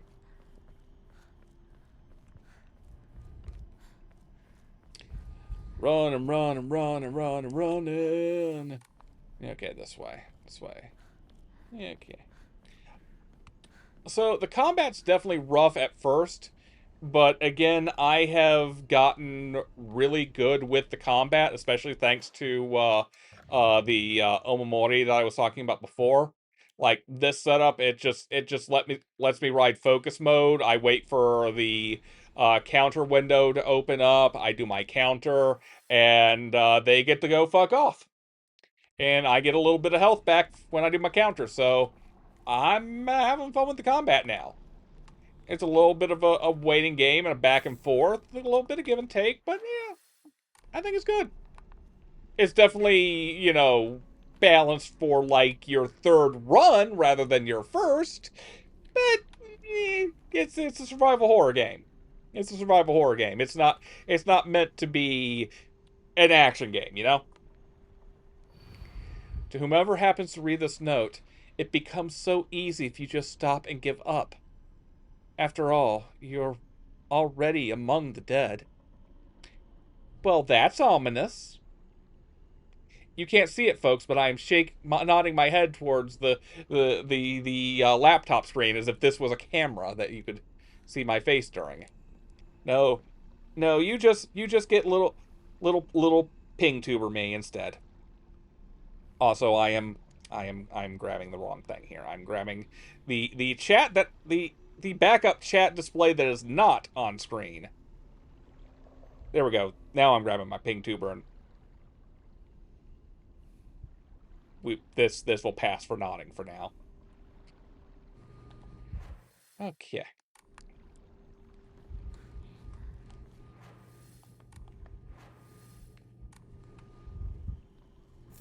Kudzu tea.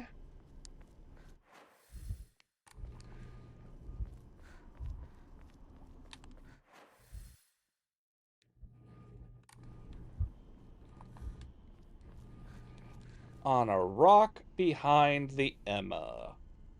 On a rock behind the Emma boards.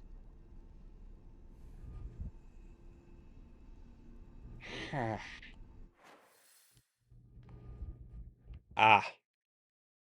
Okay. It's time to run back and get that other door open so that we have a straighter shot through. Because we will not be able to open that other door from the side we're about to approach from. So, backtracking, backtracking.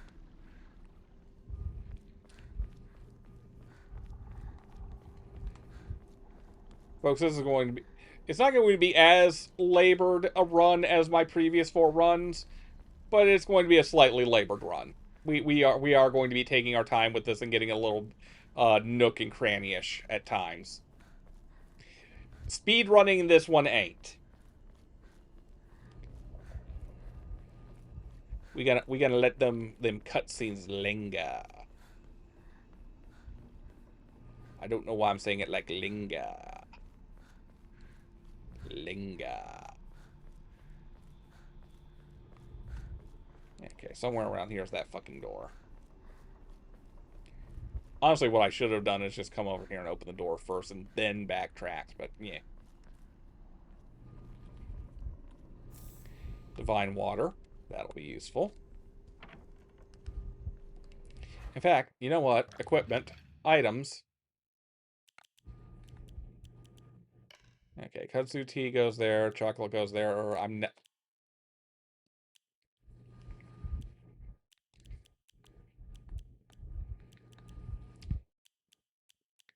Yukon. Yukon, you're replacing the pills. And divine water is replacing the pills as it moves over there. So no more room for pills. No more room for pills. No more pills. Okay, here's unfun time. なんでここに Yes, what is this doll doing here? I wonder what this doll's purpose is. Lightning cast down from the heavens split asunder the decayed tree. From the earth grows kudzu, the prophet of eternal prosperity. Folks, I'm going to leave you with that for a moment while I take a small break to hit the bathroom and feed Miles, who is reminding me it is currently 3:24. So, he wants food. He wants food. And I'm going to get him some food. So, oops, that was the wrong one. This should not say feeding myself.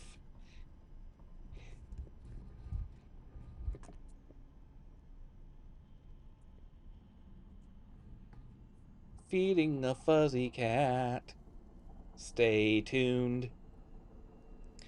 And then I'm just gonna march my avatar right off the screen. Bop, bop, bop, bop, bop, bop, bop, bop, bop, bop, bop. Feeding a cat.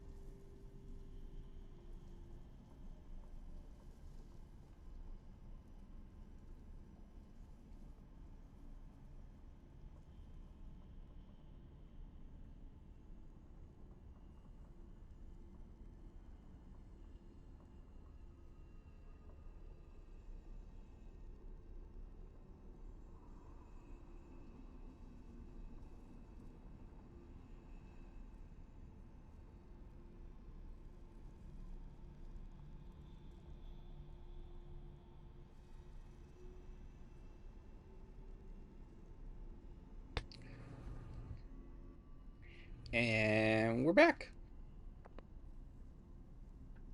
Just need something to help prop my back up a bit better. I love having muscle and joint pain. It's the best!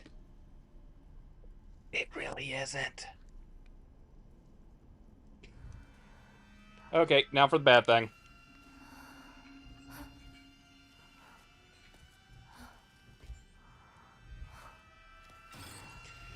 This fucking asshole!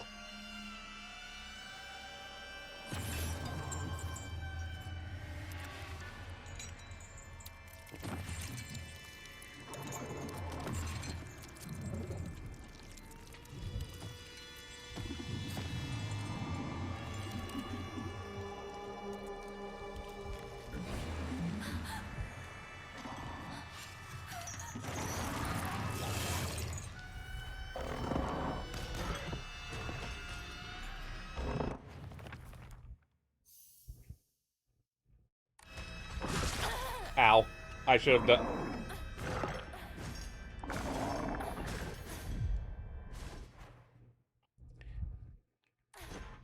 Now, I could have sworn that this asshole... Yeah, restrained by chains and shackles. I wonder if it was imprisoned and tortured. Sorry, I can't talk readily with this lozenge in my mouth.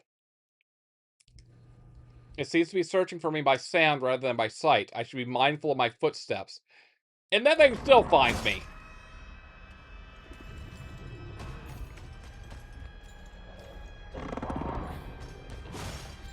Yeah, I dodged by mistake.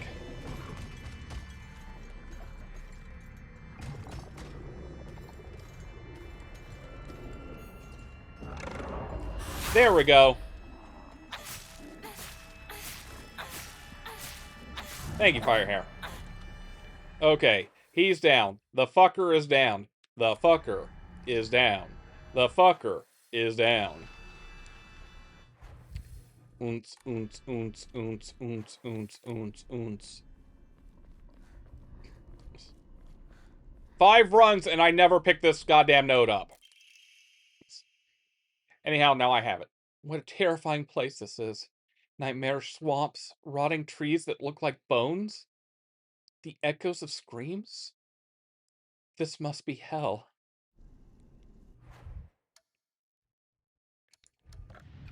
And again, for those keeping track, this must be hell, this must be paradise.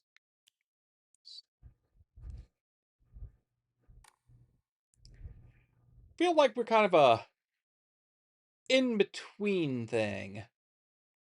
Also, yeah, it's super new where I was. I don't know if it's maybe just for that fight or what, but... Okay. I should get my lantern back out so I can actually see where the hell I'm going right now. Oh, hey! Farewell, my beloved. I leave here to you the entirety of my heart. Again, ominous.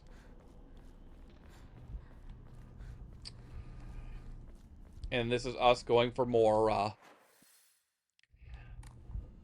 item runs. Because there might be a couple... Ah, yep, there we go. There's a Higashi. Anything else here aside from the Higashi? I don't think so. But the Higashi will come in handy, possibly. By the way, talking about trees... So these trees, they're all kind of dead, but hey, they look normal. These trees look normal. This tree, on the other hand, is fucking full of eyeballs. It's a fucking bleeding eyeball tree. By the way, you cannot get to the fucking bleeding eyeball tree on your first run. This only opens up on New Game Plus and later.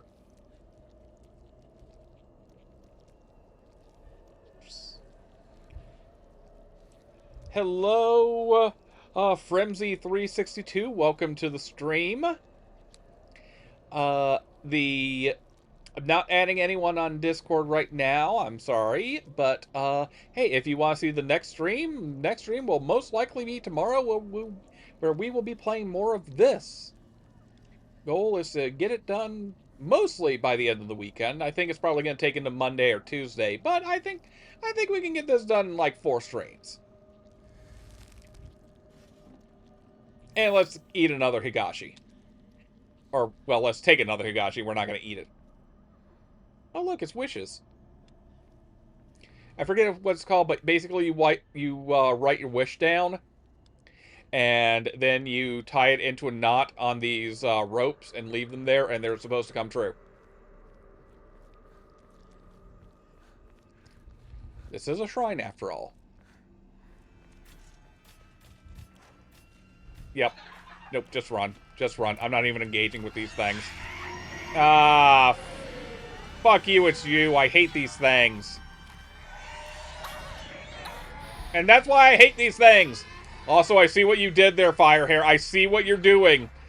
I like it, but also I see exactly the joke you're doing.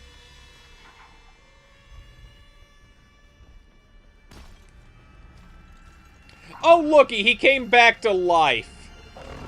Nope, nope, nope, nope. Through the door, through the door, through the door, through the door. Ah, goddamn, he's fucking here.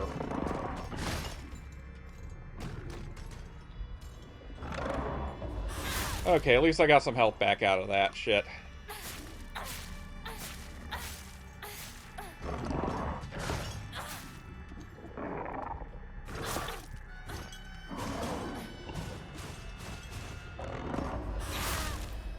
There we go. That should down him for the count, for now at least. Okay, I remember how this works.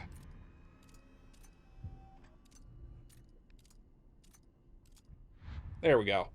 Nope, that's not the right one. Okay. Okay, try swapping the order. Oh, right. It's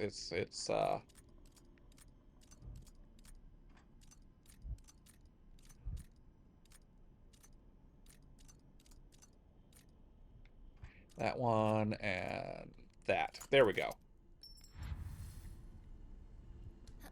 Too many of them too many of these crests involve circles. Also, by the way, speaking of crests, it's a little harder to see it now, but you remember how I was talking about kudzu being one of the ingredients in the version of like shoot again, like let's just bring it back here. Flashcards. We gotta go all the way back to the fucking top of this nonsense.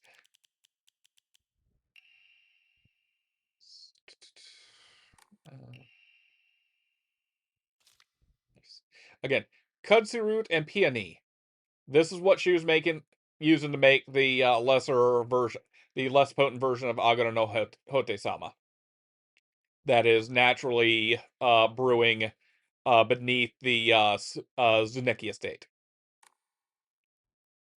And notice what the family crest of the Zuneki family is.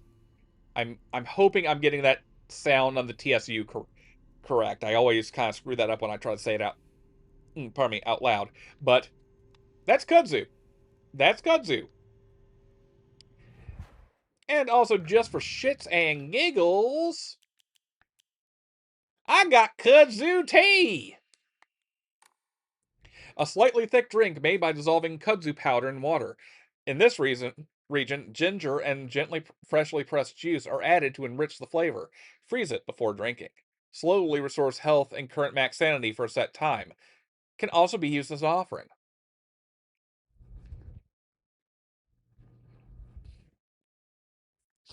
Also, I'm going to mute myself because I need to blow my nose.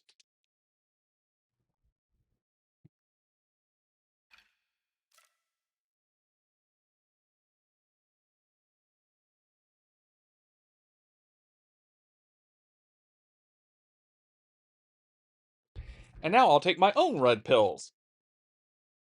Don't worry, folks, it's not mystical, it's just good old chemicals.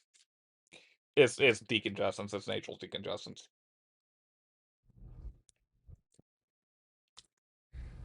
But it's still chemicals.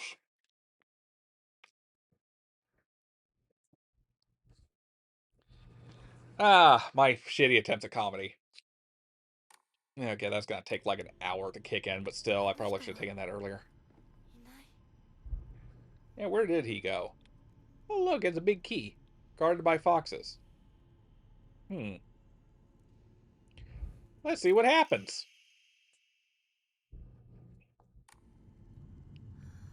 受け取ってもらえて嬉しい。淡雪の紅玉より削り出して作った君のための鍵だ。私のために。その鍵を稲荷像に。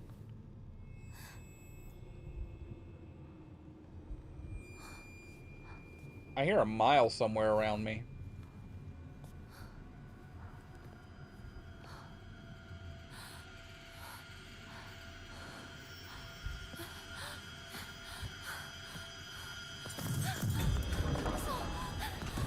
Oh shit. We run now. We run now. Also, we don't really need that no more. Okay, fine. We don't run now.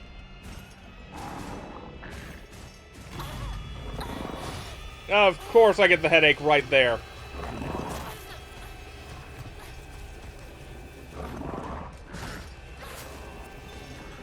Oh, listen to that. There's two of them. Aren't we lucky? Everyone, we're so lucky. We get two of them. And now they get a 2 for the price of 1 special too.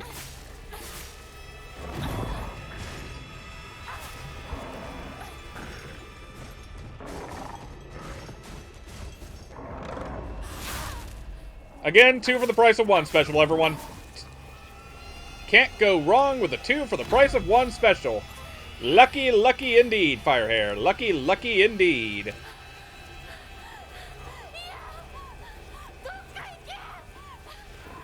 This one, I think we can just dodge. I think we can just dodge, and once we're up here, the cutscene takes over.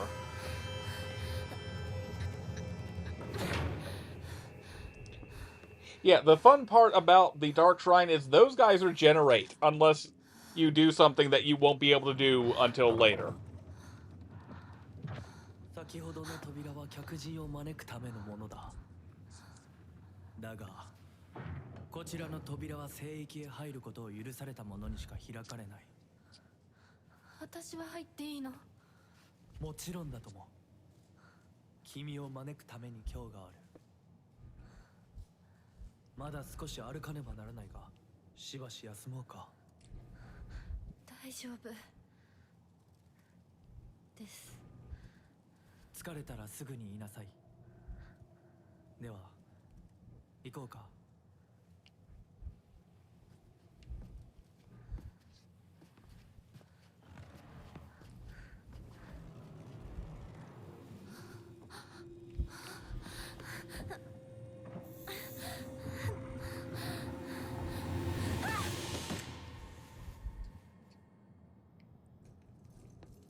This is a New Game Plus cutscene.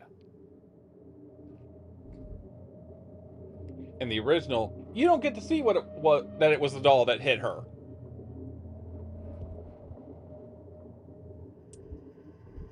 And I'm using another lozenge, so apologies, folks, for the sound and slightly slurring voice. Clackety clackety. ひなこしっかりしろ返事をしろよ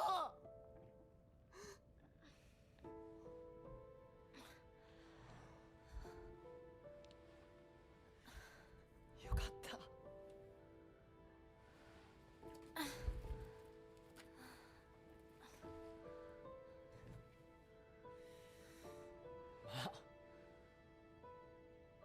お前は簡単に死ぬようなやつじゃないよな。シュウはまだ生きてる。サクコは無事だよな。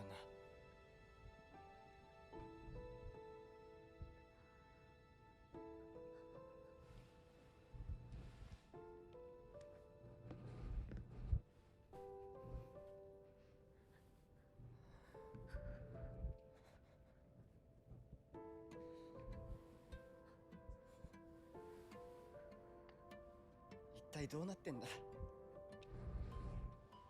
街から誰もいなくなってる。これが悪い夢なのか。どこに行っても化け物しかいない。悪夢以外の何者でもないな。だとしても幸運だったよ。この世界に残ったのが2人だとして、そのもう1人がお前で嬉しいよ、相棒。リンコは？俺はあいつに話があるって言われただけで、別にその。リンコは無事なのか？一緒に逃げたんじゃないのか？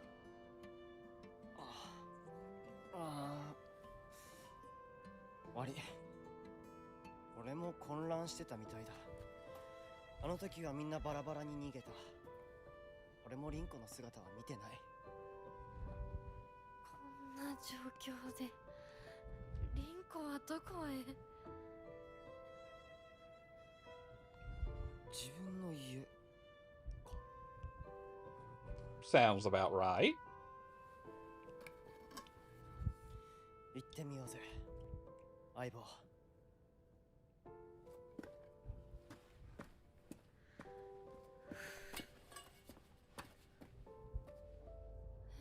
シュウ？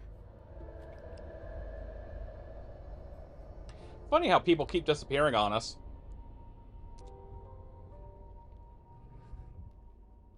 Oh, there he is. 早く来ないと置いてくぜ。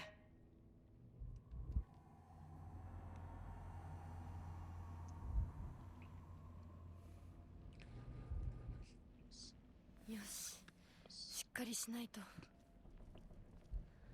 とにかくリンコを見つけなきゃ。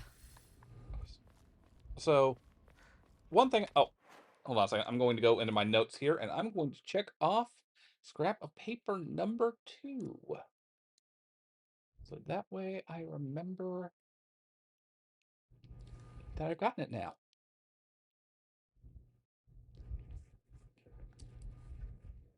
And I'm going to move these notes over here so I don't accidentally cover up chat again.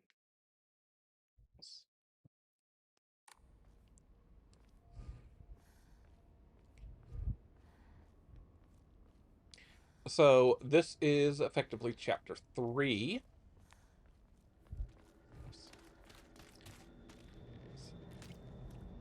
And this is where we're going to get our 2 New Game Plus weapons, since we've acquired them in other runs. Stabbity. Stabbity. Actually, that other one was more slashity than stabbity, but still. I should be more mindful to show y'all that next time. Let's just make a save here.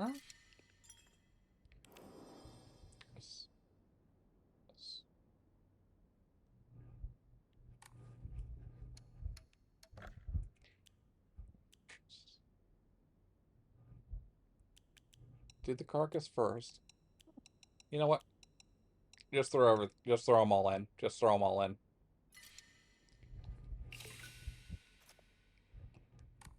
Because we are less than 500 away from maxing out all of our stats. Health is the only one we have left to finish. And that'll be the last one because we've collected all the Emma boards. I've just got one more left to spend on this. Got max sanity, got max stamina, and I've got all 5 of memory slots. New game, you only have 3 slots max. New game plus, you get an additional slot. New game plus plus, you get your 5th slot. And technically, I think I'm now on... I don't know if New Game Plus 3 is considered a separate thing from New Game Plus 2 or not. But if it is, I'm on New Game Plus 3.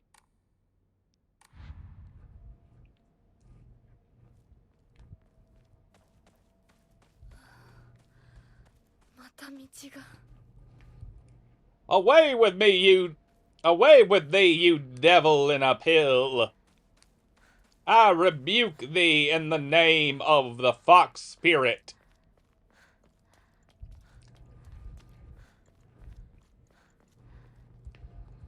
I rebuke you in the name of delicious Ramune carbonated soda beverage. Folks, this is what we call foreshadowing.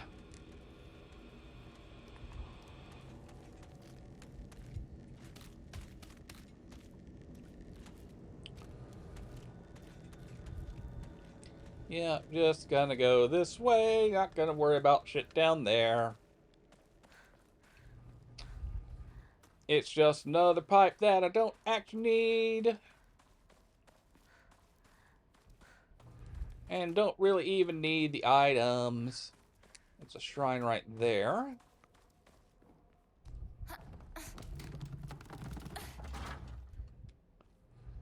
Sickled now because I already picked the thing that was there. Anything on the... Anything over here? Ah, some Higashi.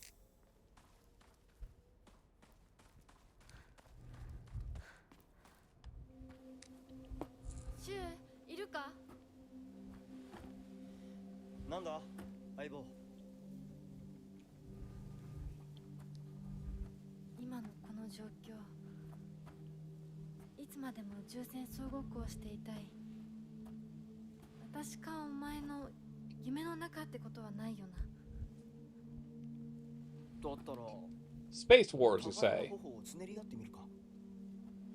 いや、 Shoo! その方法くらい Personal spaceman. Personal space. Comma, man. Not spaceman, but comma.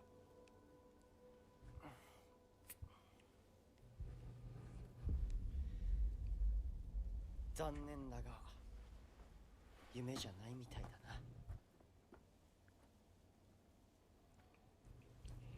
I really love these transitions, by the way.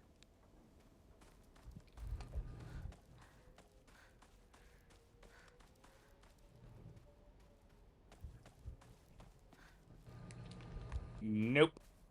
No pill. Bad for education, bad for true ending. 先生いますか？ Ah, shit!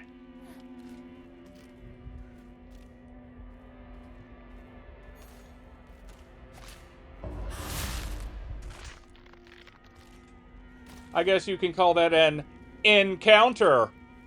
Da-da-da-da-da-da. Ah.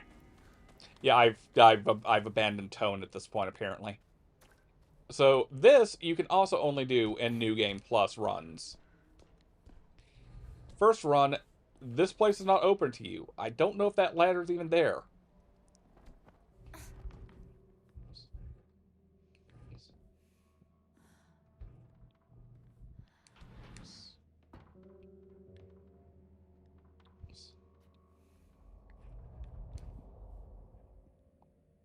Well, that's distressing and slightly suggestive. Also, unlike the other ones, she doesn't have even a masked face. That's just whatever the fuck that is. And that's locked.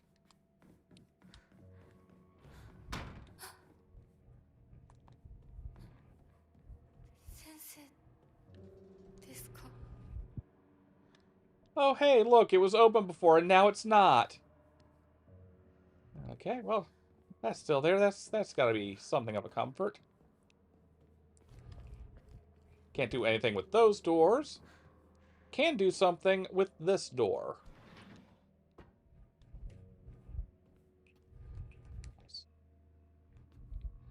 Let's just take the arare. Arare. Small, crispy rice cracker. Its pleasant crunch makes it never boring to eat. Slightly restores health. The effect increases when used continuously. Can also be used as an offering. Little rice crackers.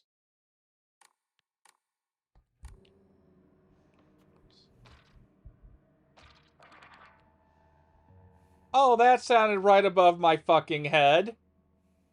That's pleasant. You know what I'm sure is also pleasant? Look, it's a box. The box was not actually pleasant. The box was not pleasant. Oh, look, a drawer key. I wonder who it could have belonged to.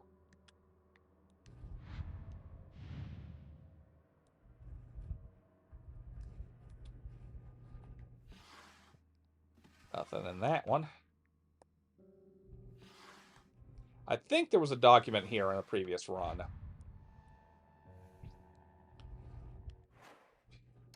So,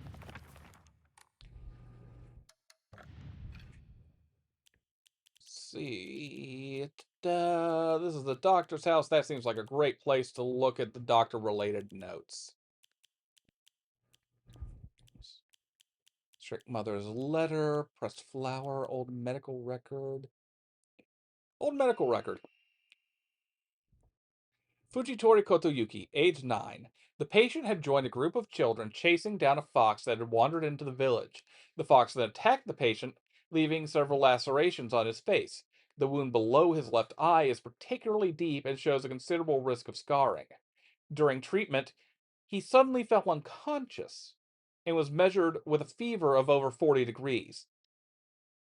Emergency transfer of the patient to the prefectural hospital was requested. Upon arrival, however, the doctors there were unable to detect any abnormalities, even after multiple rounds of testing. After confirming his condition was stable, the patient was cleared to return home the following morning. When questioned during a follow-up examination, the patient responded that he felt completely fine. According to the patient's mother, however, Kotoyuki is like a whole other boy and has been applying himself to his schoolwork harder than ever before. Notes: while the request for the emergency transport was being made, I was left alone in the examination room with the patient. During this time, he briefly regained consciousness. When I rushed over and began calling his name, he responded, Gotoyuki? So, that is my name? It's not uncommon for patients with high fevers to experience disorientation. However, this young boy did not show any signs of distress. He remained expressionless, his face like an unmoving mask.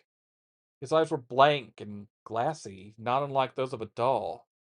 At the very least, I did not notice any of the usual symptoms of fever-induced disorientation. Immediately after, he again lost consciousness. I did not accompany him. I do not know the details of what happened at the prefectural hospital. Although such an episode can likely be attributed to a temporary disturbance in the patient's memory, as a long practicing physician of Ebisugaoka, I cannot help but be reminded of that local phenomenon, the fox possession.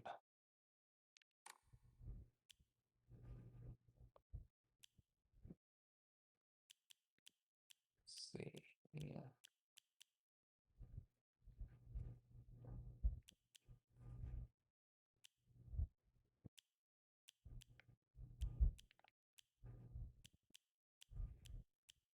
Where is the other one? Da da. Mandate, solemn, Sentry's diary. Let's see.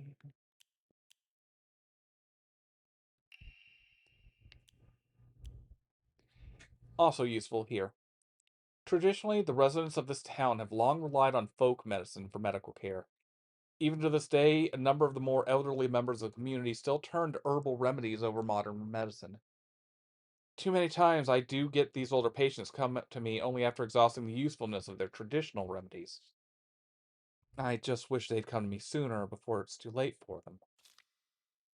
I was given the chance to discuss my concerns with one of the UI, a family who have stood as the town's physicians for generations. And to my pleasant surprise, they asked if I would give some talks to educate the elderly on modern medicine. I want to respect local traditions as best I can, though. After all, folk medicine and modern medicine are just two sides of the same coin. I believe they can and should coexist with each other. There are cases where patients see an improvement in their symptoms, not by taking medicine, but rather by simply talking to a doctor. The cause of this phenomenon lies undeniably in the trust fostered between practitioner and patient. Conclusively, the pharmacists who have been trusted since ancient times perhaps could be said to contain a similar power to that of the local godseer. Even among the younger generations of this town, there are still those who believe that praying to Oinari-san will soothe the pain and speed up the healing process. One's fortitude of faith is thought to have direct relation to potency. There have even been some town elders who claim to have had broken bones miraculously mended after praying to Oinari-san. There are numerous tales of those who blaspheme against the Inari faith being possessed by the fox. These tales have no quantitative scientific basis, of course. However, I want to try my best to avoid outright refuting tradition and local beliefs.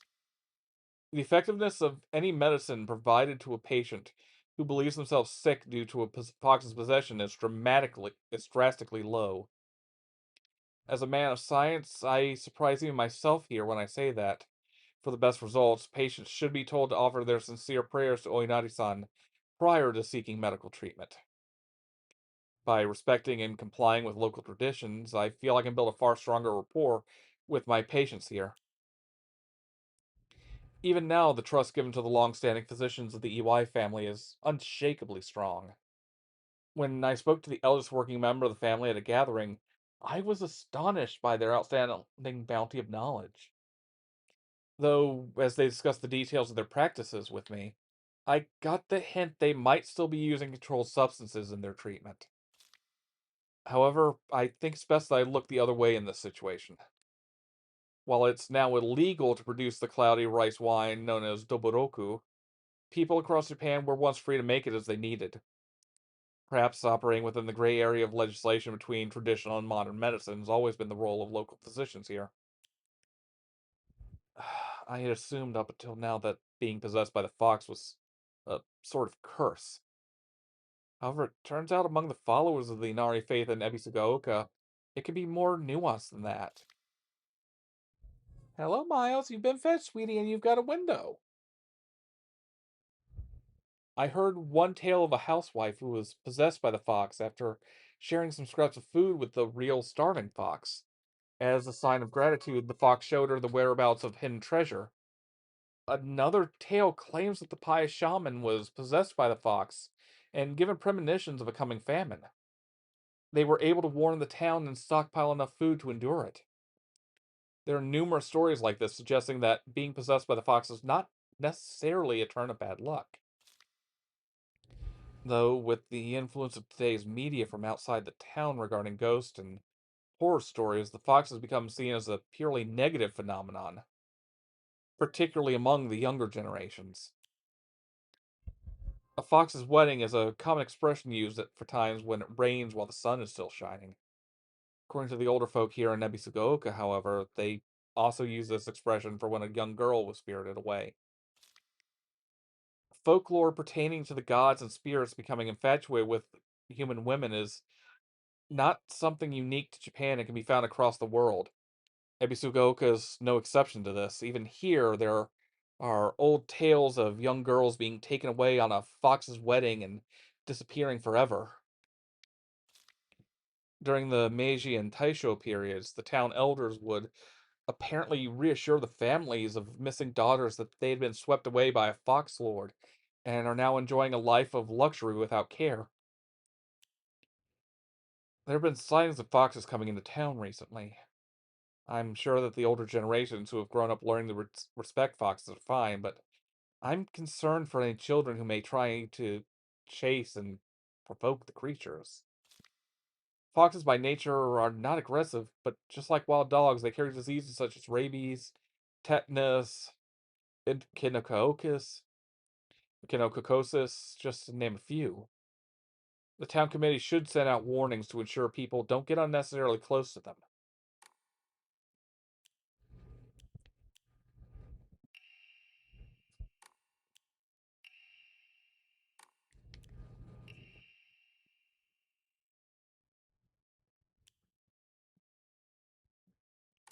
Yep, that's a later one. That's going to be a later one.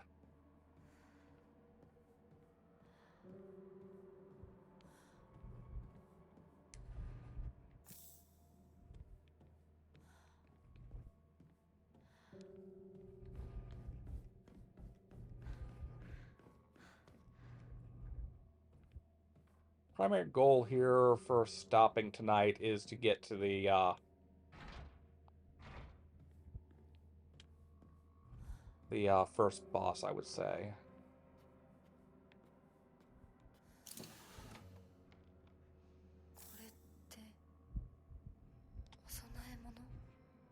Oh, look. It's not there now.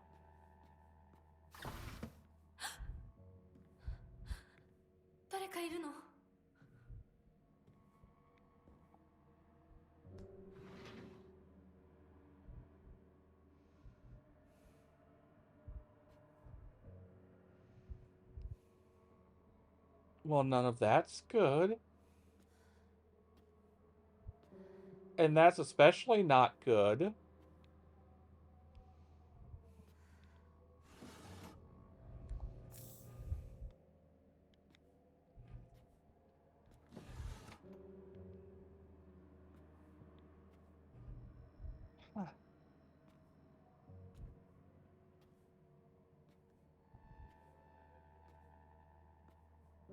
Now, in a previous run, this radio would be working. Sadly, I did not think to have those ready and waiting, but hey. Oh, shit!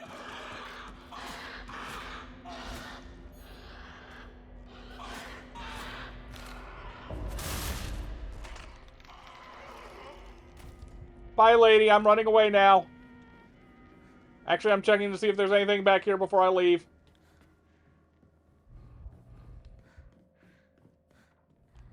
Okay, now I'm leaving.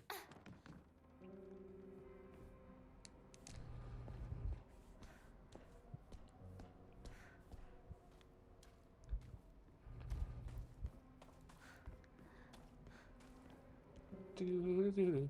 Phenomenon. Do-do-do-do. Phenomenon. Do-do-do-do. Do-do-do-do. We're just running up this way. Because there's something special waiting for us if we go there. Also, grab what's in here. It's a bandage.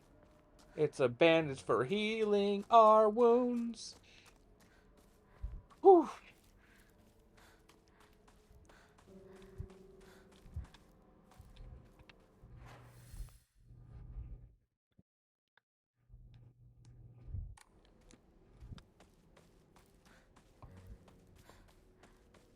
I want to take this fork first.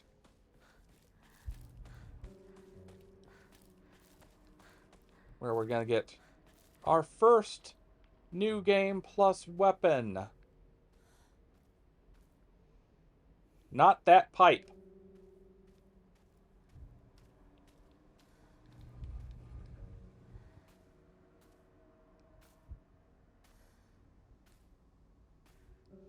The Sacred Sword.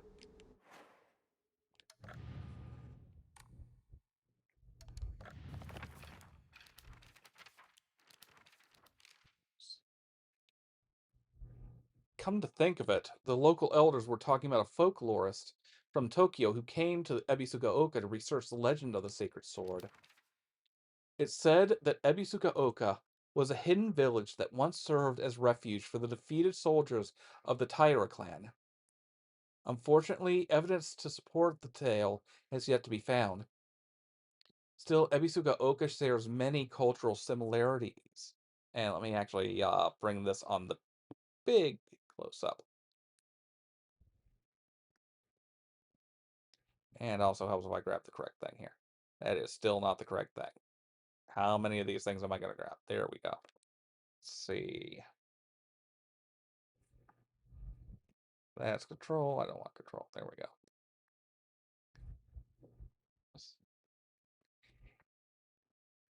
Found many cultural similarities with those of the other hidden villages, and it's my belief that this tale is true. According to other local legends, the soldiers who fled here vowed to exact revenge upon the upon the Minamoto clan and restore the Taira clan to its former glory. Upon swearing this oath, they buried the sword of their deceased leader at the base of the great tree that serves to protect this land.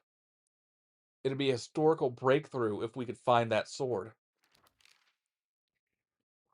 However, it's said that the sword's animosity continued to grow even as it remained buried under the earth. So, the people erected a sacred barrier around it using Jizo statues as anchors. If one wished to find the sword, they should start by looking for these Jizo statues first. It appears that the barrier works by creating a spiritual harmony that inhibits the sword's animosity. Harmony, yin and yang, the 5 elements of wuxing. During this period, it was thought that everything was composed of 5 elements: wood, fire, earth, metal, and water. Therefore, 5 was a number associated with harmony. In other words, there should be 5 Jizo statues. Are the 5 statues located in this town? I expect tracking them down will prove a tremendous task. I better go and see whether there's an Ojizo-sama Ojizo-san in town. I found a damaged Jizo statue in the mountains. The character for Tsuchi, Earth, can faintly be seen etched into the stone base. I wonder what will happen if I offer something that relates to that character while we're on the topic of offerings. Oh, while we're on the topic of offerings, I remember that I offered my old doll once. My ears were met with the soothing chimes of bells upon offering the item. This should do. In the Monomachi period, the great famine of Oe had young individuals desperate for quick money, and so they searched for the legendary sword. One story even claims the sword was discovered. However, the youth who found it became consumed by the Taira clan's resentment and massacred the others one after another. After that, the sword became known as the Sacred Sword, and is thought to contain the lingering animosity of the defeated Taira soldiers. Was the sword hidden after that? There's not enough information. I must search for the Jizo statues myself. I was able to get contact with a resident who knows the location of an old Jizo statue. This may be my first clue that will lead me to the sword. I found a Damaso Jizo-san in the mountains. The character for Mizu, water, can be faintly seen etched into the stone base. I wonder what'll happen if I offer something that relates to that character. Is this Sakuko's family shrine? My ears were met with the soothing chime of bells upon offering the item. This should do. So we're going back and forth here kind of between the researcher and Hinako's own notes as she's completing this in one of the previous runs. There were a number of damaged Jizo statues in the hollows of the divine tree. I saw old and broken tools laid in front of the statue, most likely so they could be put to rest. The sword came far before the Inari faith. As such, Jizo statues are more likely than Inari statues to be used as anchors for sealing a sword. It seems I'll need to look into the beliefs that are older than the Inari faith to find the sacred sword. Yep, you can only find these things in New Game Plus, and so on. I found a Damaso Jizo sign in the mountains. The character etched into the stone base is indecipherable. What was that just now? My ears were met with a soothing chime of bells upon offering the item. This should do. The defeated soldiers needed a place they could escape persecution by the enemy army. They were unable to engage with anyone from the surrounding settlements, so there was no way for them to purchase new goods. This forced them to make do with what they already had, and led to a culture where tools were used for as long as possible. The act of treating old tools with respect and reusing broken or unwanted ones was seen as a virtue and called kishu. It was that it was thought that when a tool reached the end of its lifespan and was laid to rest, then both the tool and the god to whom it was offered would be pleased. Clearly a tradition born of necessity in a hidden village of defeated soldiers. I found a Damaso Jizo sign in the mountains. The character for he, fire, can be faintly seen etched into the stone base. I wonder what'll happen if I offer something that relates to that character. Huh. I think there was something in the secret hideout that Shu and I used. My ears were met with the soothing chime of bells upon offering the item. This should do. In the Edo period, lightning struck the divine tree, leading people to believe that its spiritual power was lost. They then turned to worship the next oldest object, the Inari statues. Thus, the people of Ebisugaoka began worshipping Inari-sama. However, the sacred sword predates even the Inari faith. If the oldest object was to become the next object of worship, then it should have been the sacred sword. In other words, if the sacred sword is discovered, it will, without a doubt, undermine the very foundation of local beliefs. I found a damaged Ochizo-san in the mountains. The characters etched into the stone base is indecipherable. It seems that the residents of the town offered their old kitchen knives and their other tools to the Ochizo-san so they can be put to rest. My ears were met with the soothing chime of bells upon offering the item. This should do. Why did I say come to the divine tree again? Weird.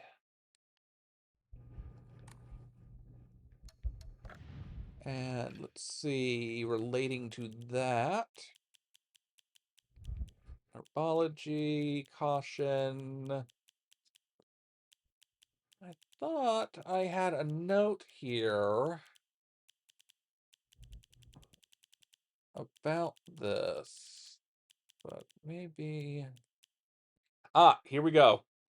Okay, before we move on with the game, we have 2 more sections to read that will help illuminate the lore on this. We have Diary of Revenge, a section of a local historian's notes. Looks like he was researching Ebisuga Oka's ancient history and religion. I wonder why he gave it such a scary title. And regarding the legend of the Sacred Sword, a record written by someone researching Ebisuga Oka's folklore and legends. Now, I'm assuming regarding Legend of the Sacred Sword, it's written by the same person who was writing in the journal we were just reading. We'll go with that one first. I don't know if Diary of Revenge, on the other hand, is the same author or not. But it is said that Ebisuga Oka was a hidden village that once served as a refuge for defeated soldiers of the Taira clan. Unfortunately, evidence to support this tale has yet to be found. Actually, wait, is this the same? See. Okay, so yes, this is all the things we just read. This is actually incorporated into what we just read. So we have already read regarding the Legend of the Sacred Sword. So yes, that is the same author definitely, because it's again the same text. So we will now go to, where did you go? Where did you go? Legend of the Sacred Sword. Diary of Revenge. According to the Nihon Shoki, one of Japan's most ancient history books, Yamato no Orochi, a colossal 8-headed dragon, demanded the sacrifice of beautiful young girls for it to devour. Upon hearing this, the wild deity Susanoo no Mikoto brought 8 barrels of sake to the dragon and lured it into drinking them. Once Yamato no Orochi had become intoxicated, he slew the dragon by chopping off all 8 heads. And according to Ebisuga Oka's oldest historical records, after being decapitated, one of Yamato no Orochi's heads flew far west and fell between the mountains of Higanokuni. The head eventually came back to life as a poisonous water dragon that plagued the land for many years to come. Higanokuni is now known as Ebisuga Oka. There are records of toxic gas leaks from the underground water streams in the past. It is highly possible that this is where the legend of a poisonous water dragon stemmed from. However, while the local records state that Yamato no Orochi's head flew here, there is no mention of this in the Nihon Shoki. It is not hard to surmise that some shameless individuals put a religious spin on the noxious leaks to turn a profit and falsified connections using famous literature to solidify their claims. Jumping to the end of the Heian period, the infamous Genpei War wreaked havoc across the country, and defeated warriors from the Taira clan fled to all corners of Japan for sanctuary. Ancient folklore claims that Ebisuga Oka is one such hidden sanctuary. Few ventured close to this land, for the poisonous gas that rose from the ground was a well-known phenomenon. This made it the perfect hiding place for those shamed warriors. Though this did not come without its own inherent problems, as there are numerous records regarding Ebisuga Oka's residents suffering from the water dragon's poison. It's only natural then that they would turn to idolization as a device to quell the dragon's anger. However, despite the popularity of the faith at the time, not a hint of its legacy remains today. It just goes to show that even the gods are not exempt from the fickleness of man. I found mention of a transition from the water dragon faith to the divine tree faith in historical records dating from around the middle of the Kamakura period. There, it's written that a peculiar monk donning multiple masks and measuring over 10 shaku, approximately 3 meters in height, visited Ebisugaoka. A frankly ridiculous overstatement. That monk brought people to a great cedar tree, later to be idolized in the divine tree faith, and told them the following: "You who fear the water dragon's wrath quake no more, for the beast grows weak and prepares for slumber. It is none other than this great tree that has sapped the evil from it. Devote yourselves to the great tree, and it shall keep that beast subdued until the end of time." Upon hearing the monk's words, the people of Ebisugaoka abandoned the water dragon faith and converted to the divine tree faith. However, in time, the divine tree faith would also begin to change. Being a settlement hidden away from society, the residents had no way for trading with the outside world, so they were forced to treat their tools with extra care. It's from this that it was from this unique culture that the Tsukumogami faith was born.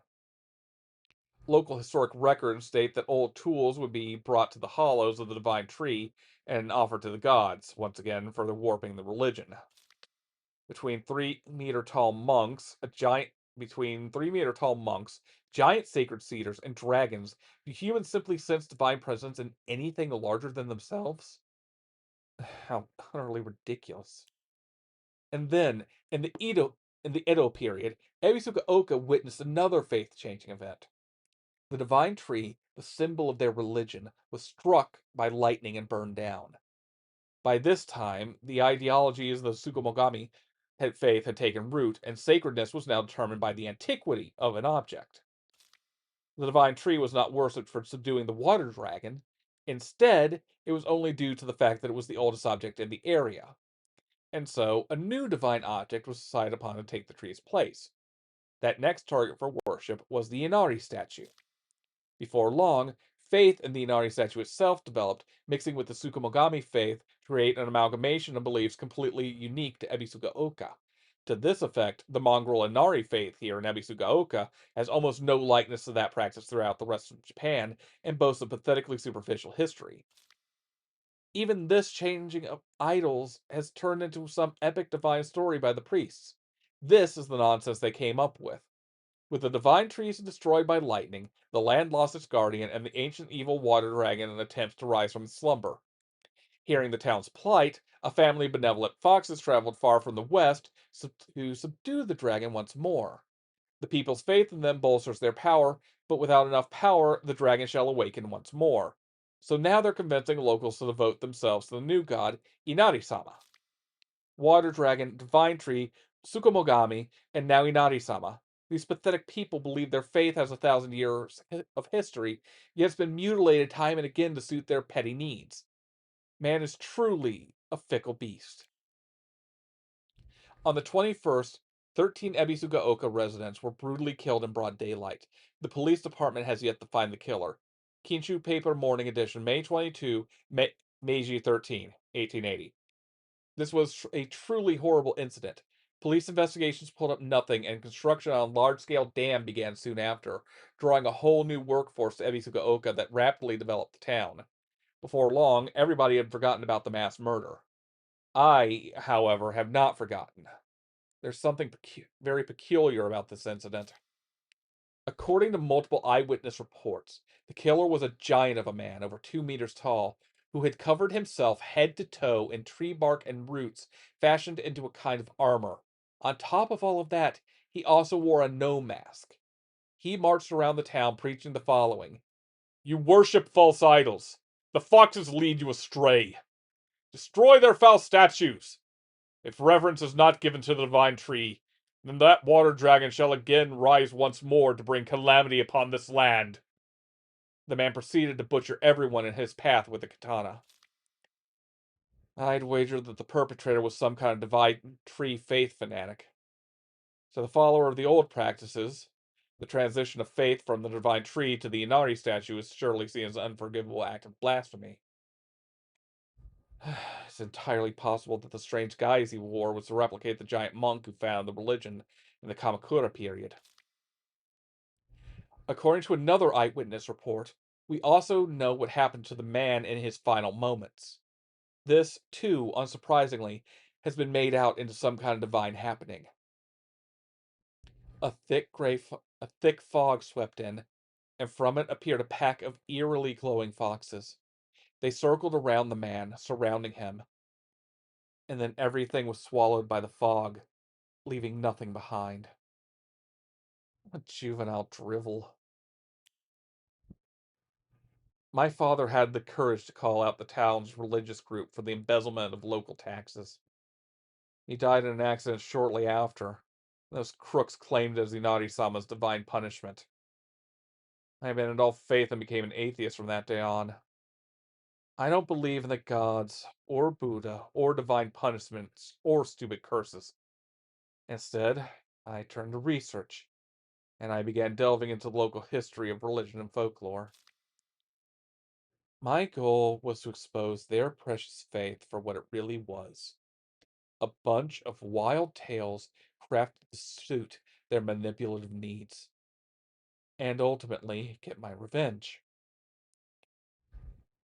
I write this journal like some kind of final message now due to my steadily deteriorating health.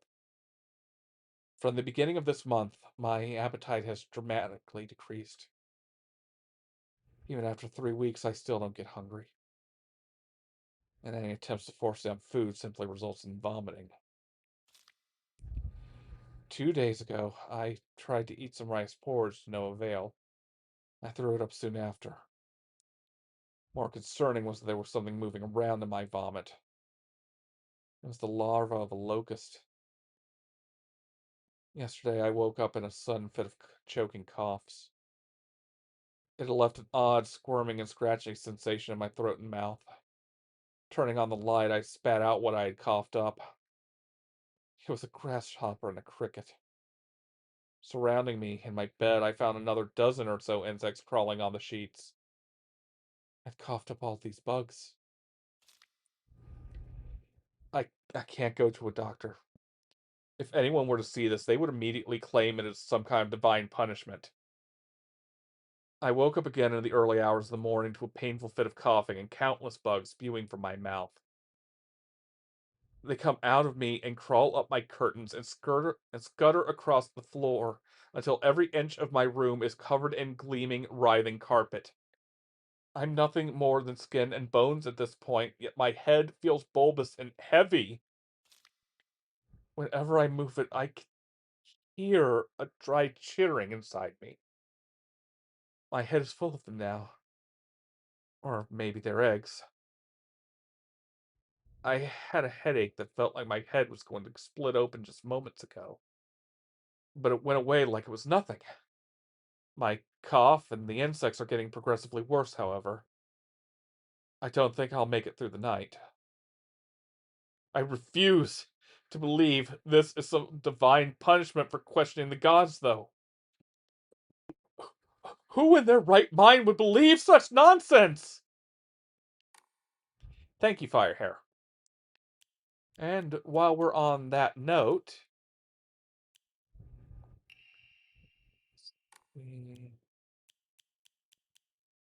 it's here somewhere. Son, you better read this and get it through your thick head. Let me take you back something that happened during the war. One day, some high and mighty military police from out of town got pissed drunk and decided to kick over a statue of Inari-sama, even spat on it. The next morning, all those policemen were found dead in the waterway, their corpses bloated and heavy as hell. I don't know why I'm going with this accent, but there we go. They got carted off to the medical examiner's office so the coroner could take a look. You know, the place a few minutes from us. I was one of the people who helped carry the bodies and wash them, so I saw everything with my own 2 eyes. When that doctor put his knife to their bellies and opened them up, a whole swamp of stomach-churning gunk came pouring out. And I don't mean their guts either. from neck to navel, hell, even right up their asses. Those bodies were stuffed full of decomposing rats, birds, frogs, snakes, you name it. And that look of frozen terror on their faces, I'll never forget that. Anyway, moral of the story is that you better not ever disrespect Inara-sama in any way, even if you're drunk.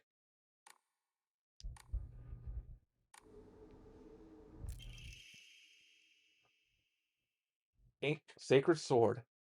An ancient sword that harbors a malevolent energy deep within its steel.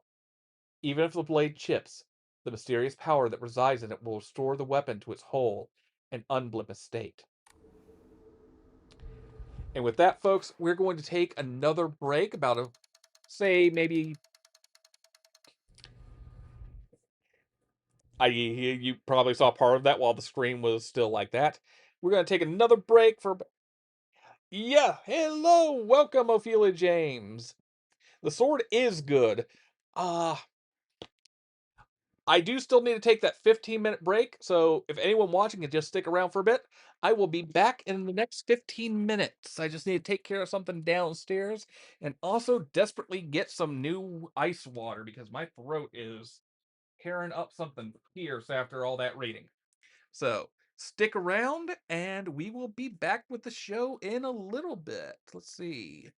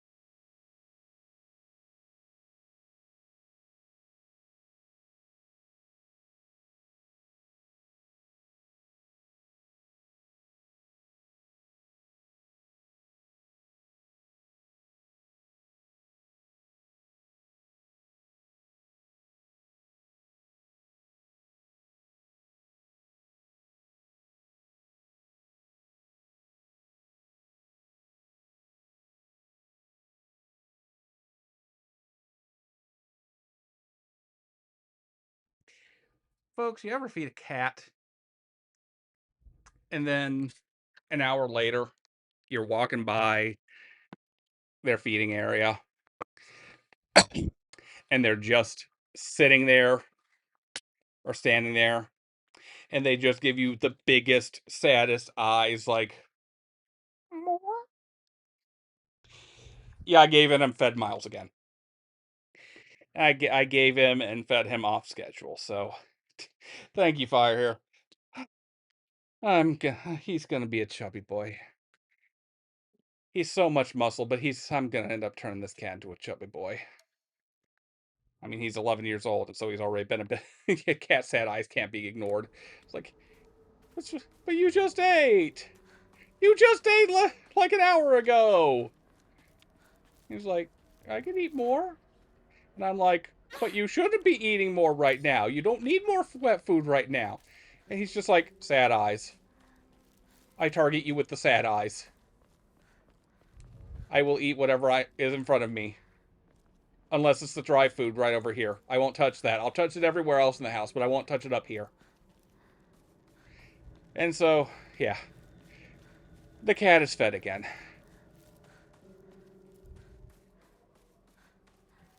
I guess he can have the occasional off... Oh, right, I'm going the wrong way. I was going to show y'all a thing that changes up around here. Yeah, we don't need to engage with her. But yeah, now we got the Sacred Sword. It heals itself automatically, even without the Omamori.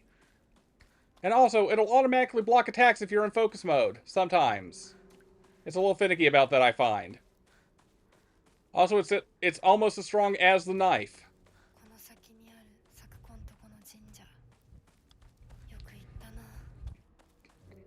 Now, if you're looking to get the Sacred Sword, those Jizo statues we were talking about before the break are the way to go for that. Not like a way to go. No, that is how you get them. And so, if you find the Jizo statues before you find the item you're supposed to offer to them, they will actually show you a vision of where to find them. But there was like an old canteen up here, like an old flask up here, and I forget where it is, where it's supposed to be exactly. It won't spawn here now because I already turned it in. But you get this from here and take it to the Jizo statue that on this run we found the sword at. The little hide and seek game we did, or the treasure hunting game we did earlier that gives us a doll, as mentioned in the notes, is the first Jizo statue's offering. So that's already been given and won't spawn again in any subsequent runs at this point. But what will happen in New Game Plus is something interesting.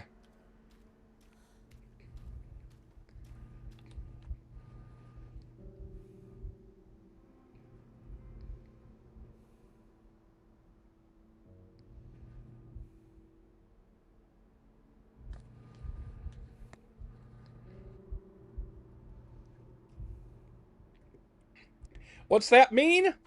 Folks, you'll find that out in about a little less than an hour.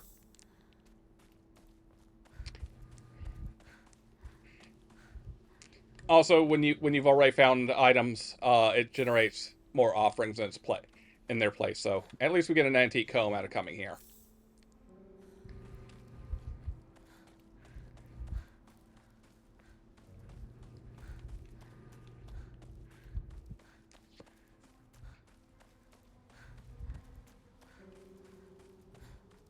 Also, we get a cutscene with Shu for going the wrong way.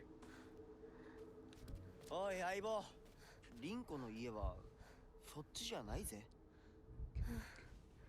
ごめん、ぼんやりしてた。ここ、サクコの家の神社だよな。うん。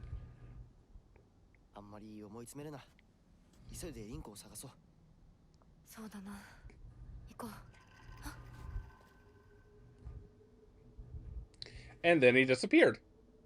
Funny how that works. Funny how that works. Ah, the spirit realm.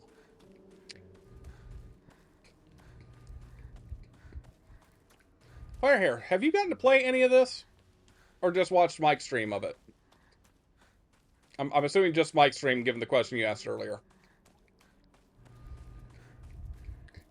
Alright, with our diversions out of the way to get the sword and that little extra bit of story and whatnot, we press on and we will pick up our other useful item, if we actually go the right way.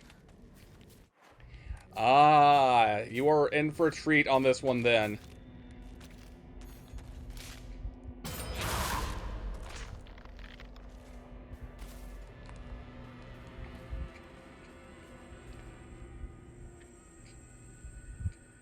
Well, thank you for the follow, Niljevin, but not going to be adding anyone on Discord right about now. And my and my thing is acting up again. My drift. Oh, that's fun.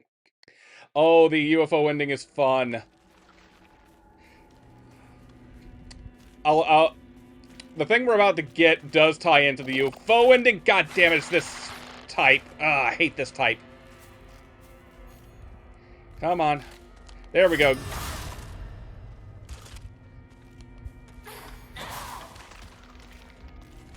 There we go. So, UFO ending. Like I mentioned before, the first way you start that off is you have to listen to that full radio broadcast over the start earlier on in the stream before you get back to Chizuruha. I'm probably mispronouncing that. The one about the destroyed bridge. And a cat just chased another cat. Okay. Anyhow, so the next thing you gotta do is going to be over here. Now, obviously, we're not really doing UFO ending on this stream. I mean, technically, we can do it. That would actually kind of be funny to do on stream and then go and then reload the save to get back here.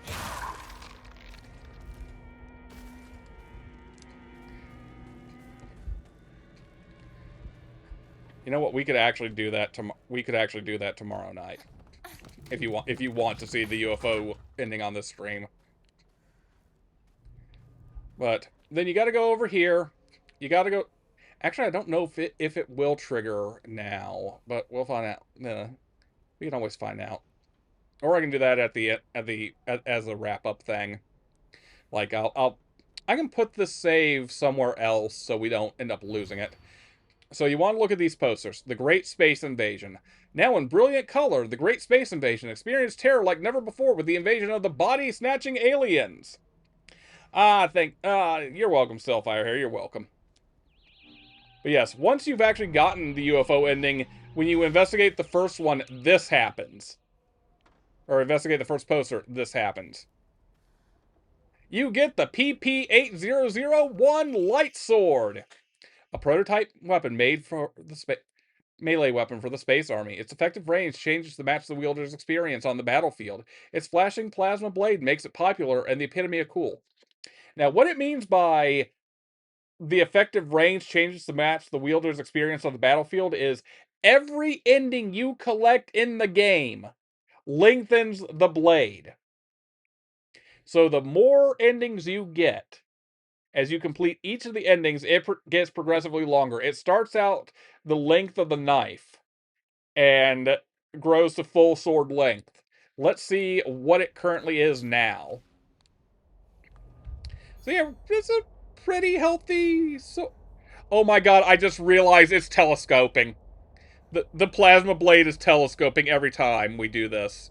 Oh my god, I never realized that before. So it's just adding sections on every single time. It's a little hard to see, but if you look... Oh right, we have a zoomed in version, so I can just do that. So it's like...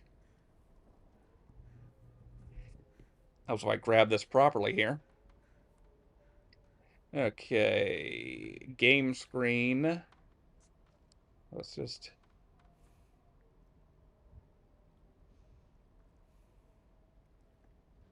There you go. You can see a bit better now.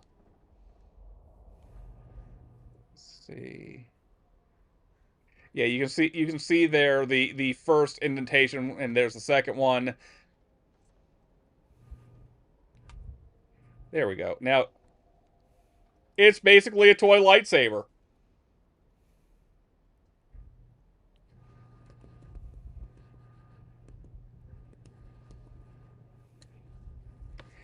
And then, when you do a focus attack with it, you power it up to red, which does more damage. If you do it again, if you do... Right, got it. Right, focus, yeah. Second time, it does that. If you do that when enemies are around, it will stun them. So, actually, yeah, let's test that one out real quick. By the way, I would have done it earlier, but I do want to progress this. Maybe next time we'll go into the journal entry about it. But Space Wars is the play pretend game that Shu and Hinako have been playing since they were children.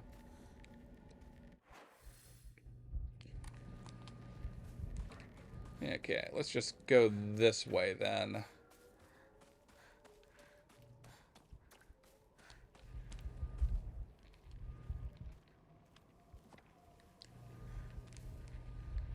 And nothing in the box. Okay.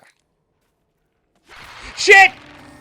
Every run! It happens to me here every single run! Every run!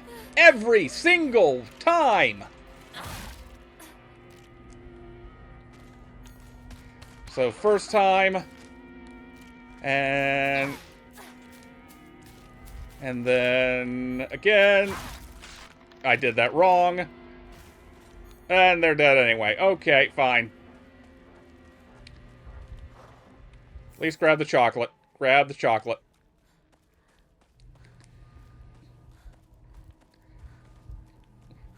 Okay, this actually might come in. This trick might come in handy for what we're about to do. ひなこかこの気持ち悪いのには触るなよ毒があるかもしれない右の庭から回ってこっちに来いわかった First aid kit. Ah, crap, I don't want the red capsules.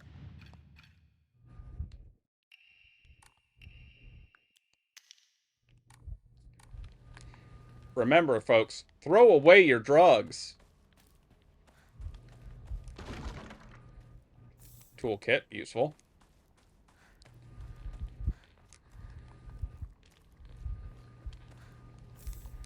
We're going to want that ramen in a second after we do what we're about to do.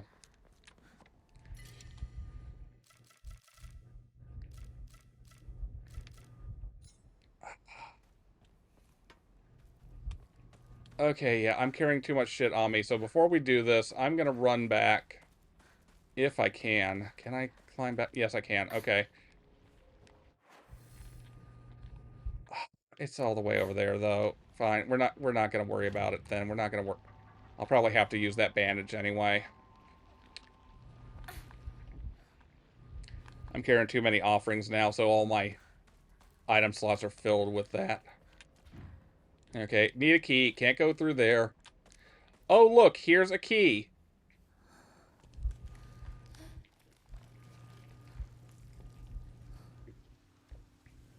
Ominous rustling. And technically, folks, this is not a boss fight. This is a standard enemy.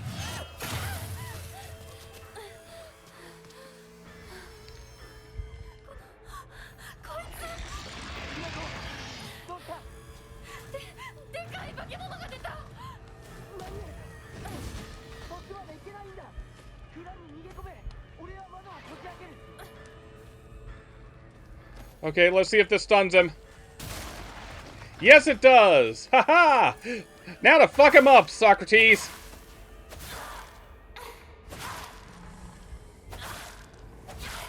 Now, technically, you do not have to do this. You cannot actually kill one... You cannot kill Arabare in this fight. You can only temporarily stun it. If you hit it enough times... Yep, if you hit it enough times here, it'll do that. But unlike the others, it does not wither away. It will regenerate. Or, shit, I actually did kill it this time. Holy shit. まだだ。もっと回さないと。 Okay, that's... Wow, that's the first time I've ever actually done that. Normally what it's supposed to do is it's supposed to just stick around and regenerate. So what you typically have to do is you have to kite it all around this area so you have just enough space while it's kind of doing its flailing about to turn the crank. And you have to go through like 3 cycles of that to get that damn key.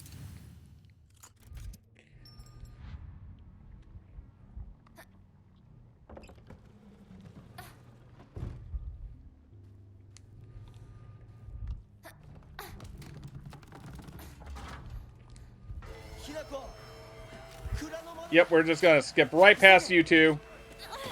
大丈夫か。なんとかな。よかった。純子さんに頼まれたんだ。何があってもお前を守れってな。お姉ちゃんが？ずいぶん前の話さ。さあ、行こうぜ。Time to go, it's time to go.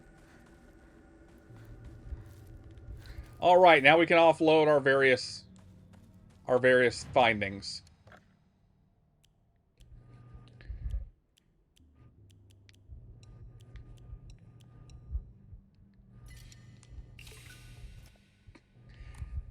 And folks, we've maxed out health. Close to the sun. Fully upgraded health, sanity, and stamina.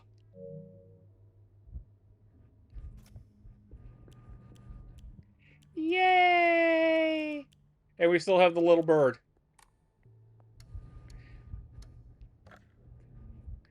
Thank you, Firehair. Thank you.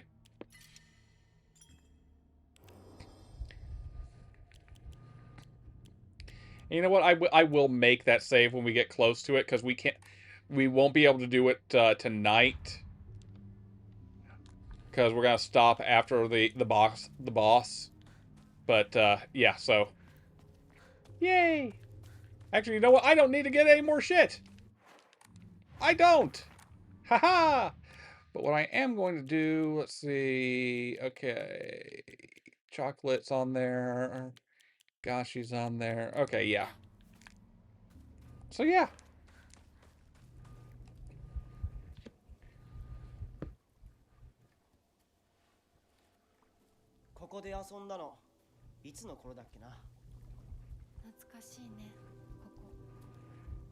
By the way, Firehair, if you got the stamina for it, you definitely want to stick around tonight for one room shortly when we start the next area in a few minutes. もうずいぶん長いこと泣いた記憶がない。お前は何でも我慢して心に溜め込む悪い癖があるからな。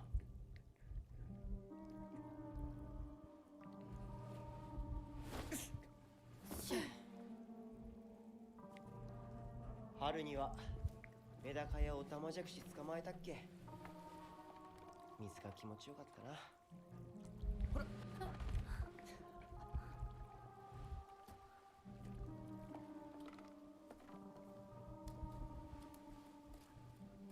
田んぼで遊んで泥だらけになって怒られたこともあったっけ。こんな状況なのに懐かしい思い出ばかり思い出す。今ではどれも懐かしいな。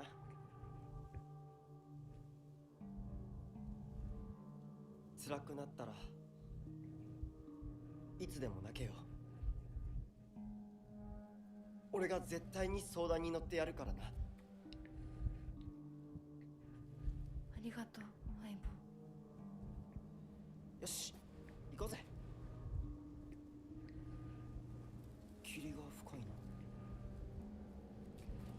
リンクのやつ無事だといいんだが。I really... Oh, yeah, there we go. I really love the motion capture in this, by the way. Shout outs to Zoe Zukun Labs. as the party who was responsible as I understand it, for the motion capture. Let's see if I can do this part without screwing it up. Oh, hello, doll. What are you doing here again? Surely nothing nefarious. Also, oh, look, it's more red pills. No, no. So, if you need a weapon at this point, you can get a sickle right here. But you want to go up to the scarecrow, and you want to read what the scarecrow has written on it. Can you imagine how I feel? I'll put on my polite smile for now. So, memory serves, we want to find the one that is, yep, where the mask and the face don't match. I think it's this one. But watch me still screw it up anyway. Nope, this is the one. This is the right one. Hinako, I like you so, so much. I love you, I love you, I love you! You better not go anywhere. Don't you dare leave me behind.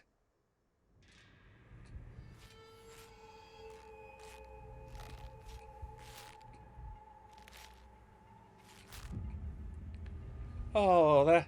And hey, doesn't that look just like Sakuko? That's great. Now, when you do this in each of your runs, you get a new category each time.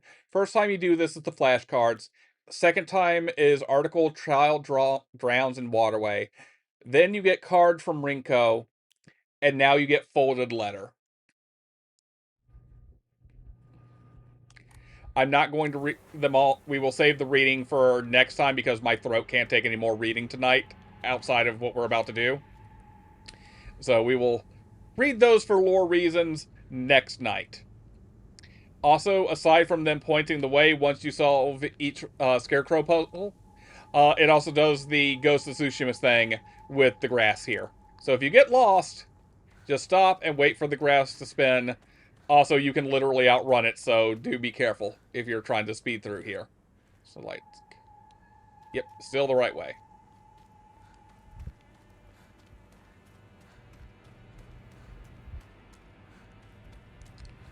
Okay, next set of scarecrows. Can you even imagine how I feel? What it's like to have been deceived by you for so long?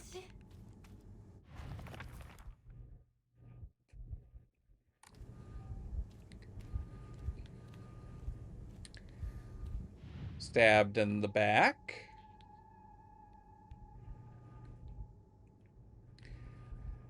And looks suspiciously like Rinko. I love you and Sakuko so much. I think I'd die if you ever left. Sakuko and I would probably bite off our tongues, gouge out our eyeballs, and use gardening shears to chop off all our fingers one by one.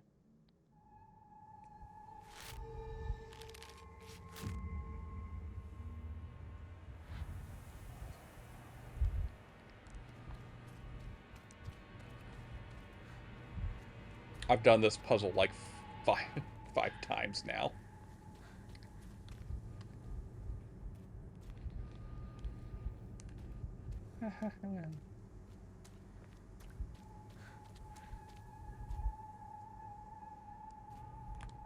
Grass says this way, I shall go this way.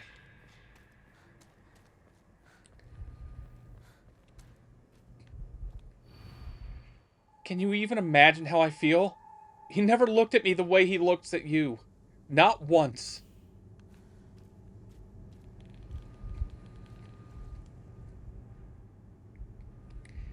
Everyone's getting looked at but you. So maybe you're the one. Shu also loves you oh so very much. He said he's so in love with you. Every other girl to him is just a parasite that doesn't deserve to live. I wonder if he's going to kill me too. Hinako, if you leave Shu behind, he's going to kill the rest of us girls. Please, Hinako, save us. I love you. I love you. I love you. I'm assuming this is all very bitter sarcasm on her part. Because again, as the note section states, it looks like Rinko's handwriting writing these. the one thing you get from subsequent playthroughs especially is Rinko's kind of a fucking asshole. Like, a major goddamn asshole. With a massive superiority complex and an inferiority complex, dueling her for basically the control of how her psyche. Yep. Oh yeah, you haven't seen you have not seen the max of it from just that first run, trust me. Can you even imagine how I feel? You've always been such an eyesore. Yeah, this one always fucking tricks me. This is the one where I'm going to end up getting scarecrowed.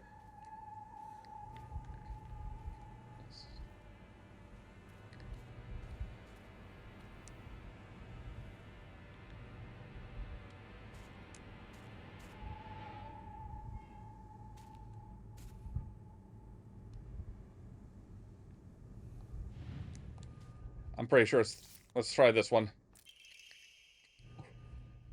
I've gotten on your nerves at least one time, right? I'm sorry. I'm so sorry. Is that the reason you don't want to stay with us anymore? What can I do to make you forgive me? What can I do to make you love Shu? Okay, this one actually might be a little desperate on her part. The girl is not well. The patriarchy has fucked with her head.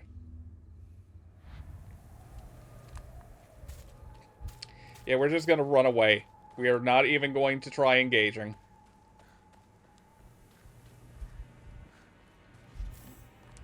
Hey, we got some Ramune.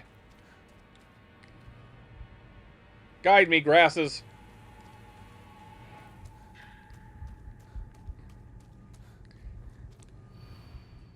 Can you even imagine how I feel? You've hurt me, and even hurt him, too. Do you know how it feels to force a smile when I'm staring at that disgusting face of yours?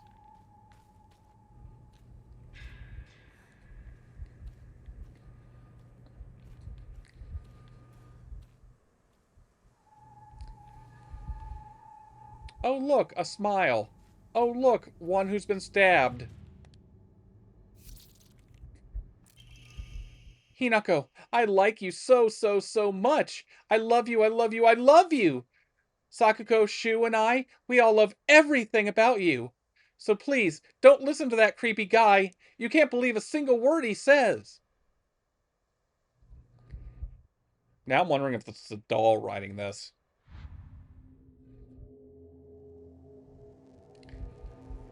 Miles, I fed you twice now. No, you're not getting a third one. No. Not time. That's definitely overfeeding. Oh, dear.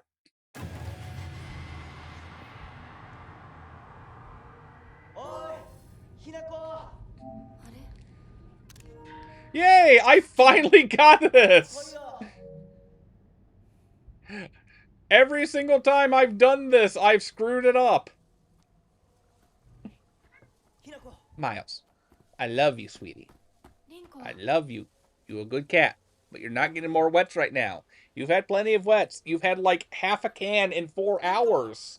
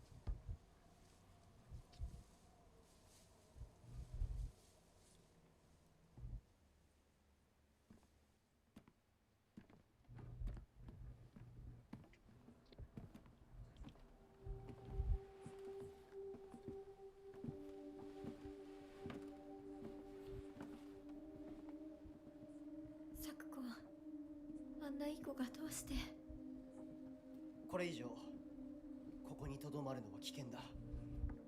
町を出た方がいい。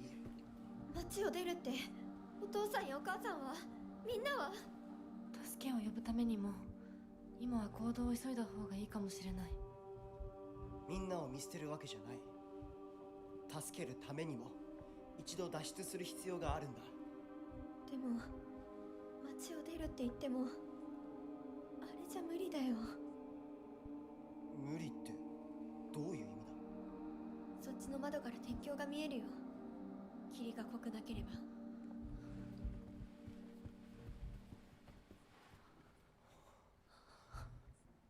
嘘だろ。鉄橋が。どうしよう。東の鉄橋がダメなら西の県道を目指そう。柊の家の裏山を抜けるのか？あの山越えられるの？わさび田への道がある。うちだけの抜け道だ。リンコ、念のため薬や絆創膏を持っていきたい。台所に救急箱あるよ。取ってくるね。あ、私も一緒に行こう。手伝う。相棒が一緒なら安心だ。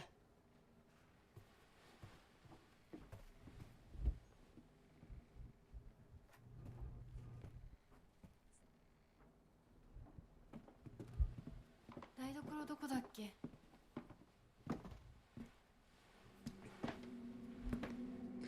？Oh, that's not a good face.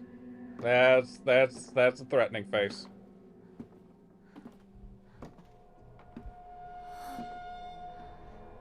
And thank you again, Firehair. I forget if I said thank you before.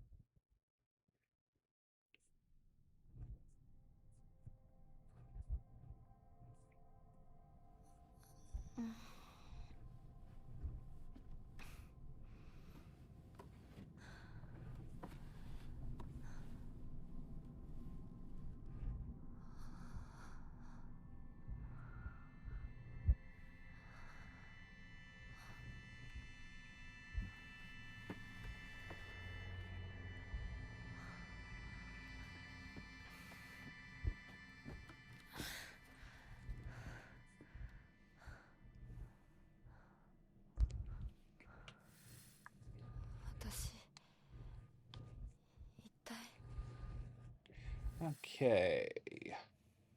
We are now in corridors. So let's see. Tattered paper.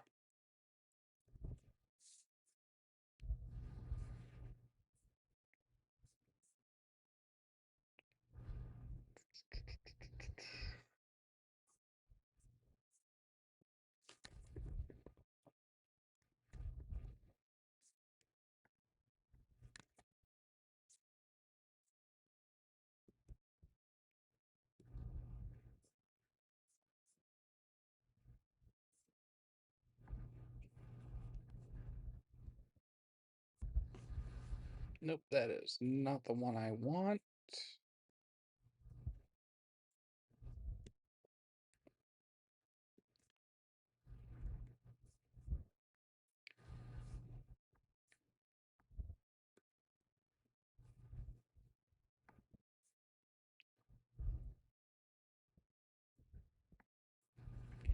All right, tattered paper is up here, apparently.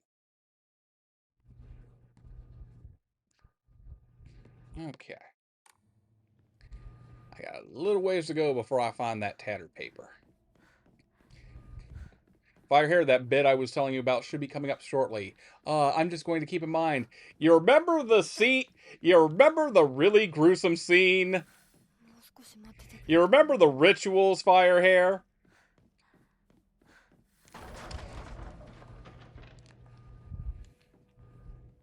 Just keep that in mind, going forward.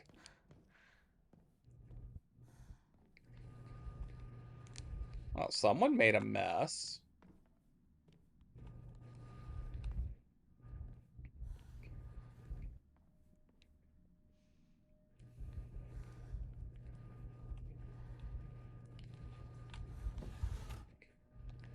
Okay, divine water.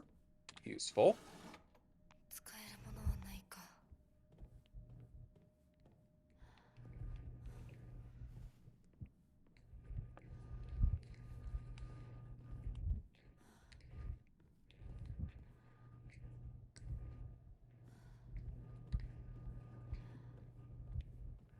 早く行かなきゃ。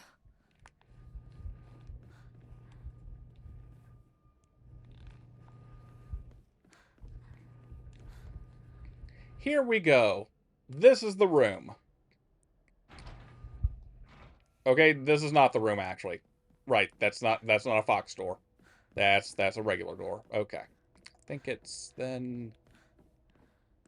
Ah, here we go. Okay, here we go. Here's the fox door. So again, folks, true ending run, spoilers abound. So when you play through new game, you will not get it in subsequent runs. But when you go through new game, there is a ritual that Hinako goes through where she has to cut off her own goddamned arm and gets it replaced with a fox arm. She then has to endure getting branded with a giant iron that emblazons the family crest of the kudzu leaf on her back. And then lastly, she has the upper portion of her face carved off and replaced with this mask. This gives you Fox Vision. The previous one allows for Beast Mode, and the first one gives you the Fox Arm, which allows you to perform a finishing blow called Soul something. I forget what it's called now, but it allows you to permanently remove enemies from the Dark Shrine. Because in the Dark Shrine, the spirits here regenerate. So we'll pick up this Agashi. But the thing especially interesting about this room, aside from foreshadowing of things to come, and also the fact that all of this is bloody, that's an interesting trait that I'm still picking apart what exactly that means. Because all of this is in waiting still. Look at all of these boxes. This is a lot of boxes. A lot of fucking boxes. And we can investigate the boxes. I wonder what's inside the box. What's in the box? What's in the box?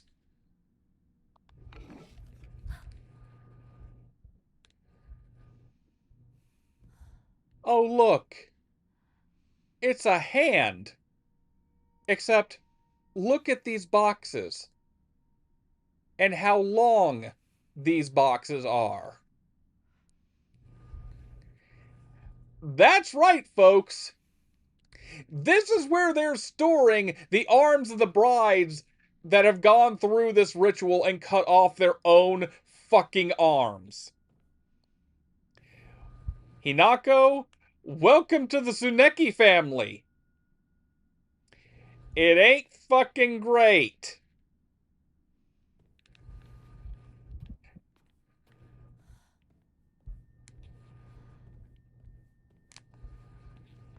Folks, never marry into a noble family. Nothing good will come of it. You don't want to be nobility. There's fucked up shit in the nobility. Okay, we'll carry on with this as normal. Can't open this. Gotta find the storeroom key. Nothing that way.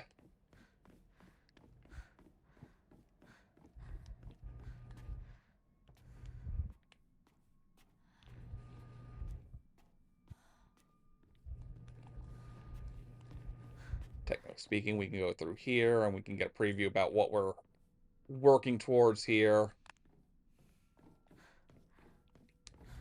あれは何？ We can save here because we're gonna want. We haven't done it in a while, so we definitely want to now.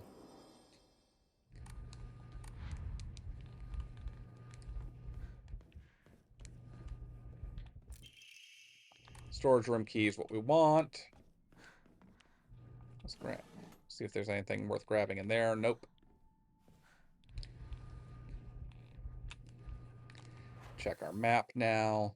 So somewhere up around this area apparently is the document I'm missing. So we'll try and get that this time.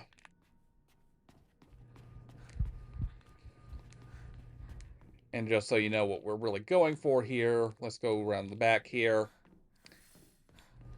We've got a strange object here. It's just a simple puzzle. Find the object. Find the specialized key that goes in the specialized keyhole, as it were. And get a Yokon while we're here. And yes, all of those fucking arms. So real farewell to arms in the Tsuneki family shrine, ain't it?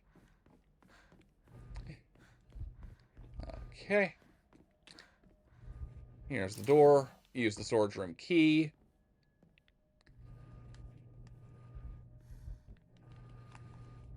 Actually, I'm stocked full of items. I don't really need to worry about gathering faith now.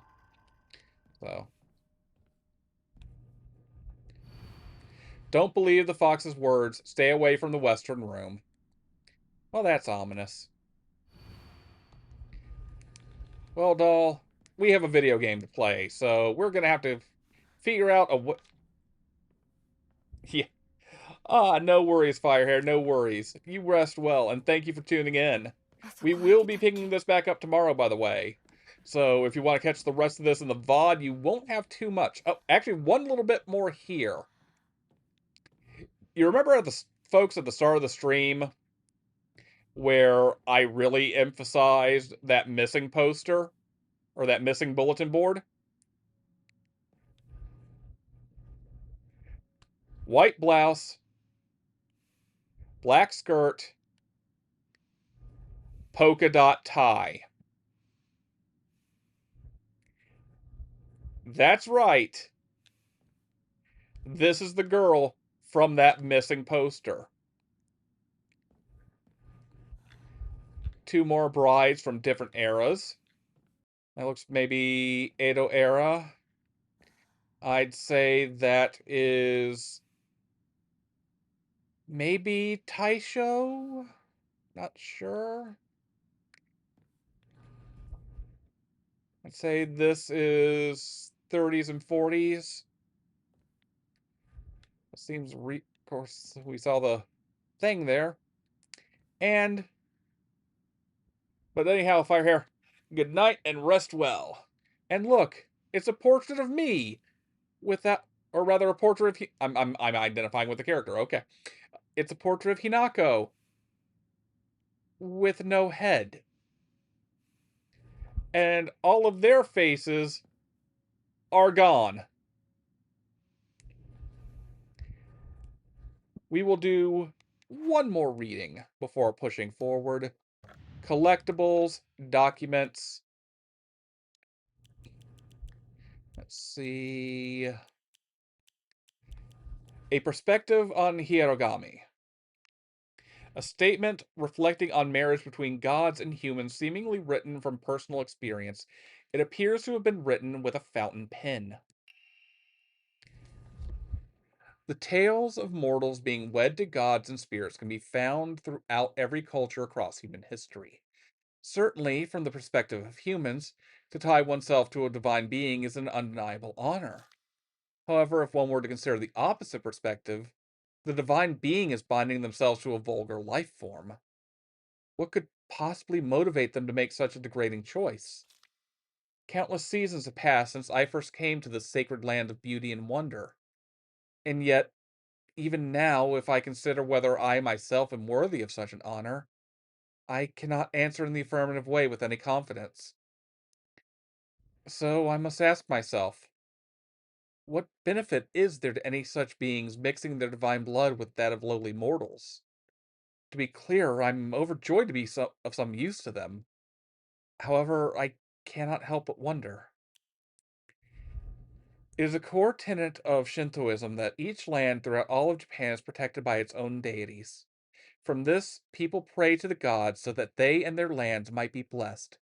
In turn, their belief strengthens the gods and gives them the ability to better protect the land in a beneficial cycle of reciprocation. Thus, the bond between humans and gods is vital to the prosperity of both. If the underlying strength of this bond can indeed be explained through mortal blood, then the reason for the gods joining themselves in sacred matrimony to mortals who call their land home becomes evident. Perhaps it is through the addition of their blood that the bond between mortal and god is strengthened. And if this is true, then I should think that frequently upholding such forms of unification would be best for all involved. However, in practice, marital bonds between mortal and deity are vanishingly rare. It's a mystery why this is so, or perhaps I find the greater mystery to be why was I chosen? Other day, my honorable father-in-law told me that fate had smiled upon me, that my blood had been blessed by the stars. If I attempt to interpret his words, I can only understand them to mean that he believes that an intervention of good fortune or coincidence allowed me to be so connected with this house. However, I do not believe he meant to humble me with his words. Instead, I think his words should be taken more literally. My very blood was favored by fate. In the world of mortals, there exist rare individuals who possess non-ABO blood types. So maybe having blood that was blessed by the stars simply means I was born with a rare mutation. After all, there are many variations, some of our which are as uncommon as 100,000 people. Perhaps when a human child who possesses that contains the power to deepen the bond between mortals and gods is born into a village, they are selected as a candidate for a heterogamous marriage. If such is the case, it would explain why such partnerships are so infrequent. I wonder who shall be next to be welcomed into this world. If it's another child beloved by fate, then I would like to do all in my power to help their transition into a new life. Mayumi. And if memory serves, I will have to check again later. I think it was Mayumi who made that one of those distressing scrawls on the rocks. So, if I had to guess, the earlier note describing this as paradise, maybe Mayumi earlier. Then she's writing this as she's thinking through all the things going on here, and then she realizes the horrors that are to come.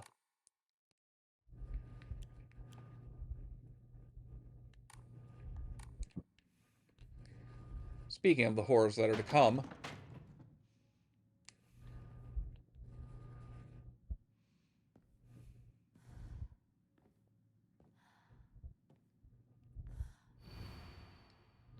oh,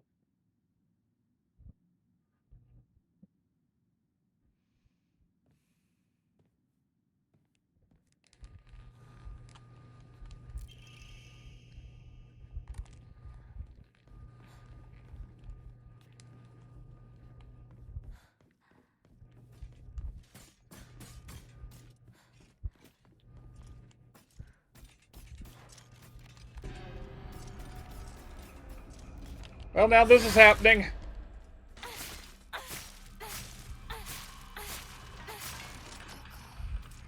Now remember, folks, what I said before. You can't kill them at this stage of the game. You cannot kill them. They will come back, so we are running. We are running big.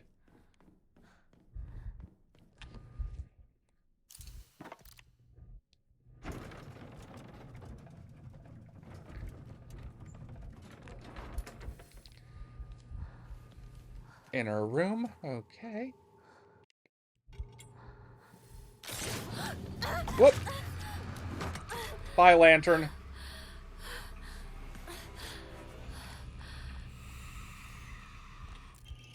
New weapon!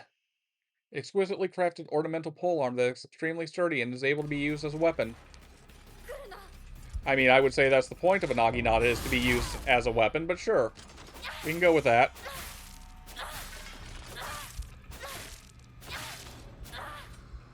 Okay.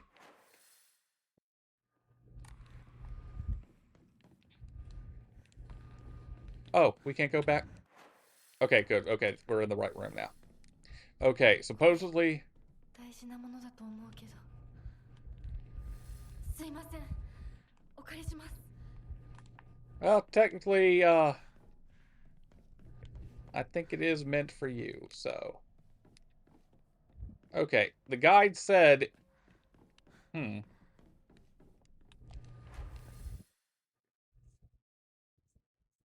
Okay, we're going over to the guide again. Okay. Tattered paper.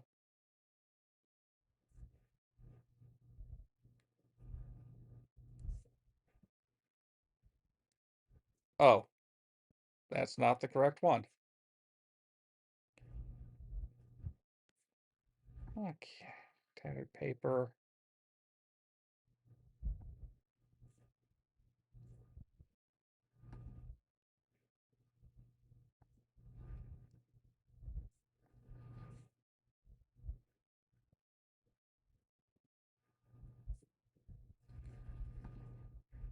Okay, hold on a second, folks.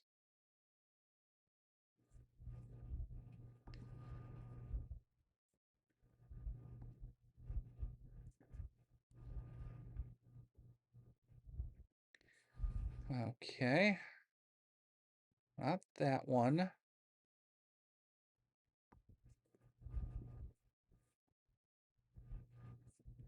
Hmm.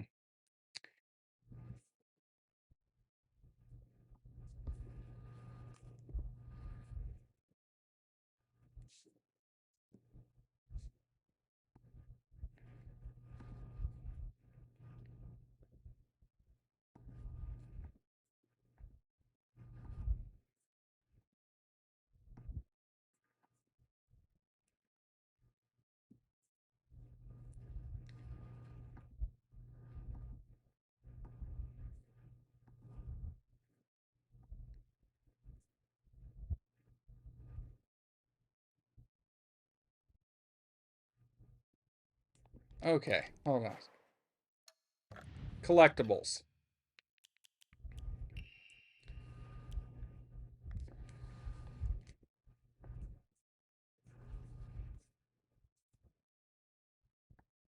So I've got two of these things.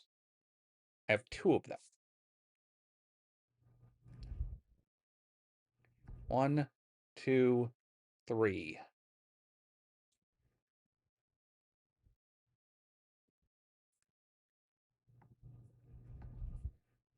Okay, go to 2. Okay, 2 is actually the first one I have.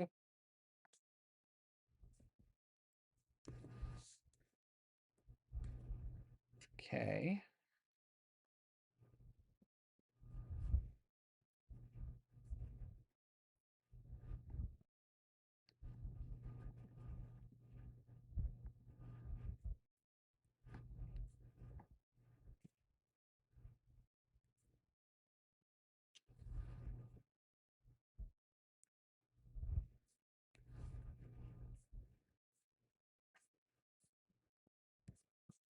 Okay, hold on a second. Tattered paper.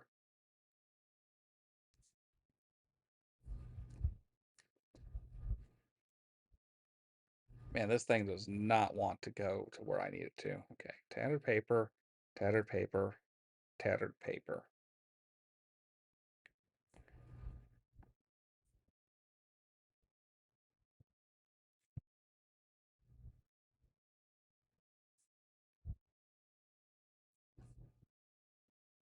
NG++.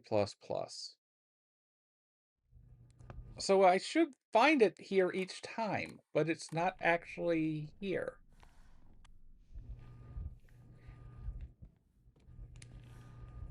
That is immensely frustrating then.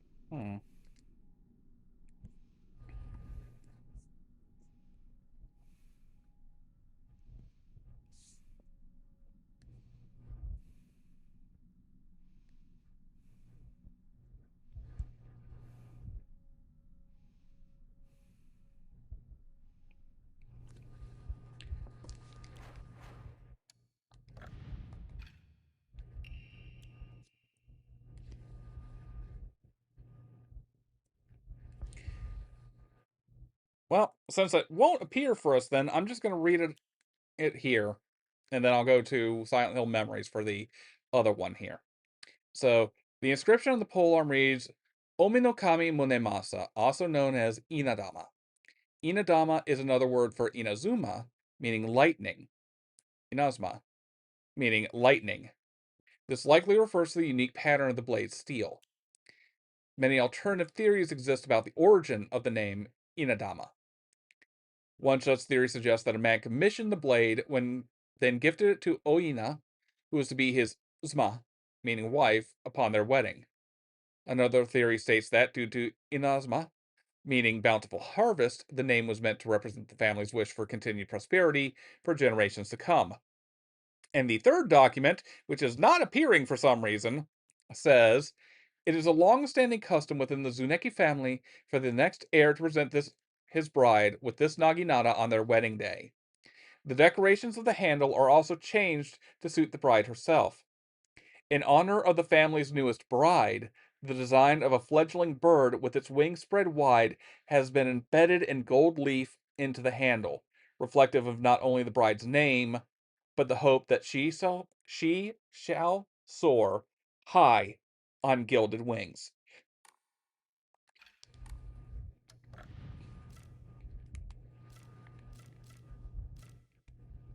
Unfortunately, we cannot get a good look at it in that instance.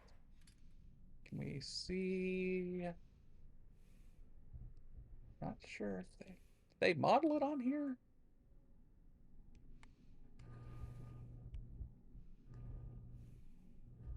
Well, we haven't really modeled it on there, or textured it on there, from what I can tell. There's the wrapping. I don't see the bird.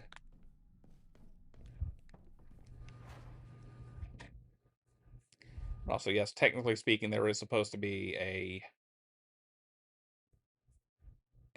document here. So we will probably have to use Silent Hill Memories in order to get all of these in properly. I don't know why I'm trying this a third time. It's not like it's going to magically appear. So some stuff may just, if you miss it on that run, you may just miss it. So that's the way things be, folks. やっと着いた。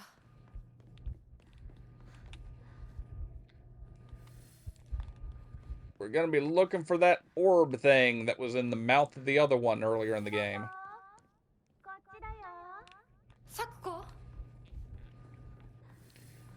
Oh, listen, it's our good friend Sakuko. Oh, listen, it's our not friend at all, the horrifying doll lady.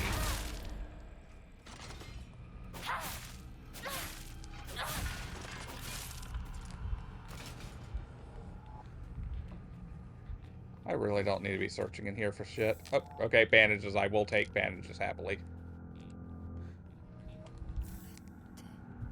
And a carcass. I don't even need faith anymore.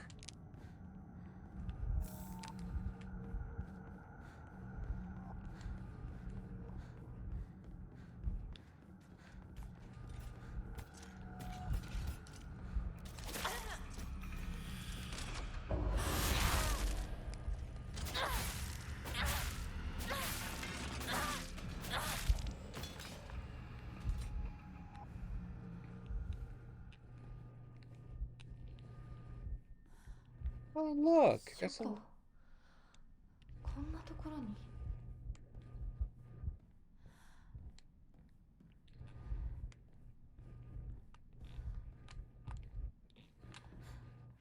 All secret arts, medicines to come to us, spirit and flesh.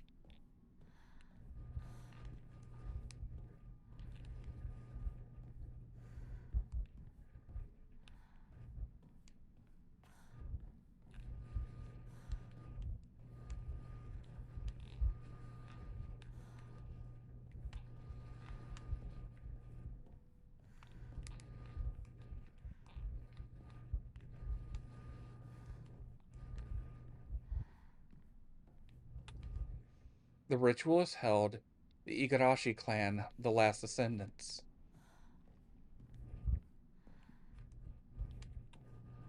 Not enough.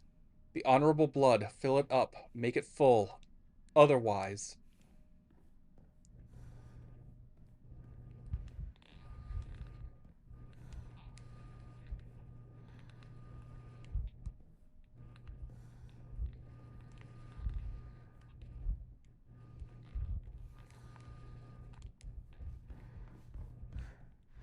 Just double checking. Rituals held the Igarashi clan last descendants.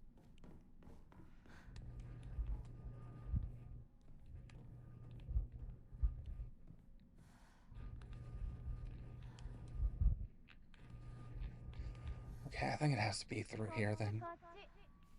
こっちだよ、ひなこ。サクコ？サクコなの？どこ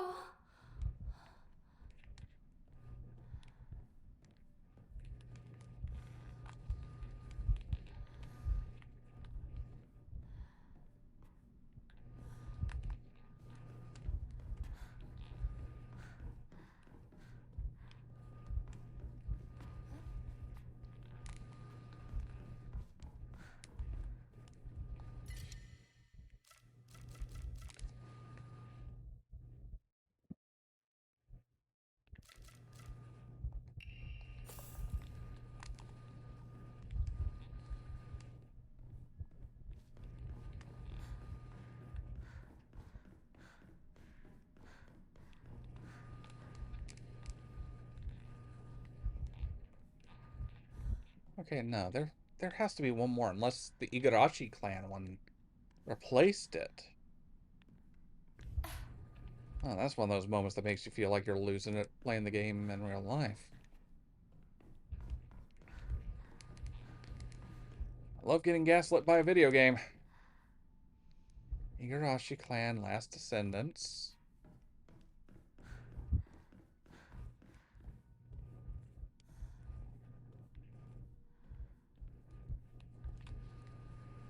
Here we go. The crimson spring gushing from the wound deep within is the Shimizu family. これうちのこと？ Rituals held the Igarashi clan last descendants. Just check something here real quick.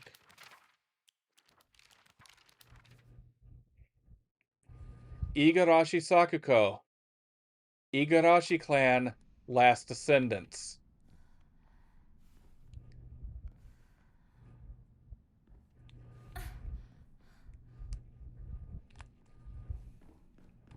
Now, there's a thing that happened here that we did not catch on the camera.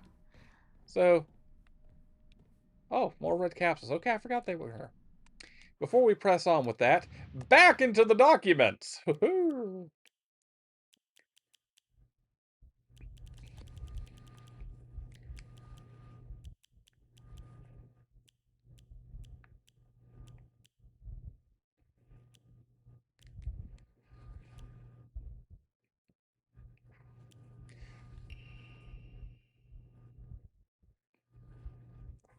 Solemn letter.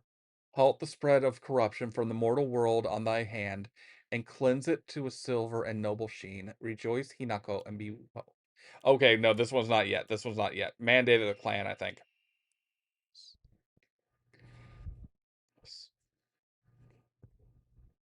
Actually, I think first, before this one was... All right, we forgot to read the autopsy report, by the way. Going back earlier, let's just read this now. Autopsy report. The body was astonishingly malnourished, and the calvarium had split open like it had burst from the inside. The cranial bones had been hollowed out and filled with insect eggs, later identified as belonging to various species, including locusts, grasshoppers, and crickets. No evidence suggests they were put there by human hand. Seem to be planted by insects naturally, highly unusual behavior considering the current harsh winter temperatures. Yet another corpse to come through with an inexplicable cause of death. At least this one was easier to stomach than case 08. All the bodies with unexplainable causes of death are kept secret and swiftly handed over to the police department. In turn, the police department immediately disposes of such bodies without so much as a customary glance. Additional notes: the man was suspected of blaspheming against religious doctrine. He seemed to have he seemed to bear some kind of grudge against the Inari faith. It's always the same with these strange corpses. After all, there can only be one outcome for not paying reverence to Oinari-san.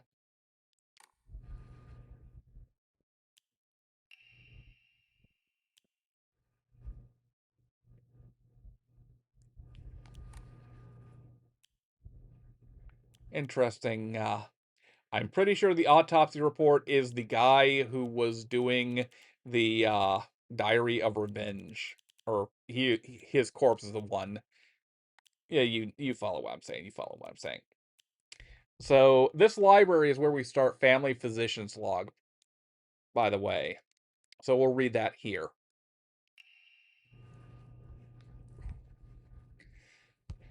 February 1st. Symptoms are at onset are as follows. And my analog stick is going screwy. Headache, fever, vertigo, chills, vomiting, diarrhea. At first, I believe signs pointed to a seasonal cold. However, after prescribing medicine, symptoms did not improve. In fact, they worsened. February 8th. The patient's conditions are declining suddenly and rapidly.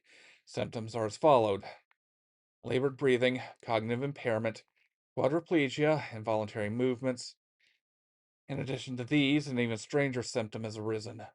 The patient's facial features appear to be deforming. The patient's faces remain stuck in expressions of constant strain, their teeth bared, their eyes narrowed in a menacing glare. February 10th. I have received reports that the patients will sometimes make strange sounds, then try to get on all fours and crawl around. Housemaids who served the family for many years whispered to themselves, speaking of so-called fox possession. I've scolded them for spreading such unscientific, superstitious rumors. Today, I was ordered to keep silent about this matter by the head of the house. The families denied my request to transport them to a hospital. I wonder if it's out of fear that talk of the supernatural will tarnish the family's reputation. However, I don't expect the patient's conditions to improve with in-home treatment alone. February 13th, dawn. Mr. Hidetoshi and his wife have passed away, one after the other. At the time of death, the skin all over their bodies was covered in sores and had begun sloughing off. The smell was indescribably awful. I could not bear to take a closer look. The head of the house did not give permission to perform autopsies on the bodies. There will be no funeral, and they will be sent to be cremated immediately. February 14th, midnight. The eldest son has passed away. Again, there will be no funeral, and the body will be sent away for cremation. The eldest and second-born daughters are also experiencing symptoms that are worsening by the hour. I believe they will be in critical condition by tomorrow at the latest. February 16th. It's a miracle. How could this be? The two daughters' symptoms have improved dramatically. Both patients have February 18th. Both patients have made a full recovery. I don't understand it one bit. Could this be a phenomenon that can't be explained through scientific means? There exists no record in any literature of a disease or toxin that could lead to such a cruel illness. Such a dramatic recovery as the two daughters experienced has likewise never been documented. Now the housemaids are whispering about a supposed curse. And I can no longer chide them and insist science can prove all. Speaking of housemaids,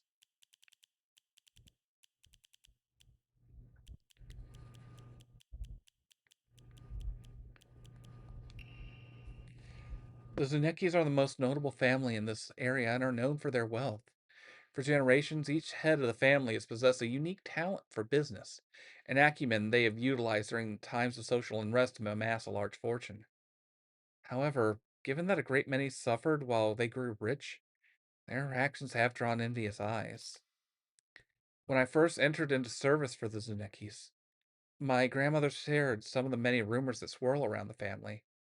Each time the world falls to pieces, the Zuneki's treasury only grows larger. The Zunekis are happily waiting for misfortune to strike so they can line their pockets. Shortly after I became their maid, there was talk of an arranged marriage for the young heir to a noblewoman. This led to the heir unceremoniously ending all his scandalous relationships with women, including one with a young housemaid named Sachie. Sachie came from a family of poor farmers, but her beauty shone brighter than the sun, something that caught the young heir's eye. By the time his marriage was being arranged, she already had a life growing inside her, and the two had made vows to run away and start a new life together.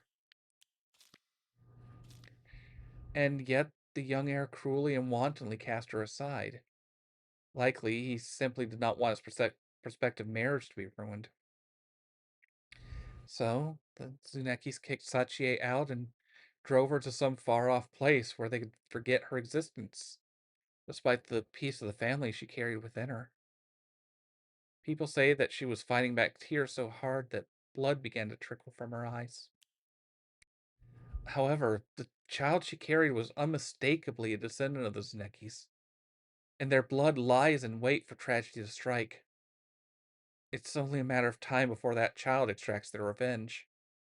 I believe that the next time there's turmoil within the Zuneki family, that child will make their move. February 15th.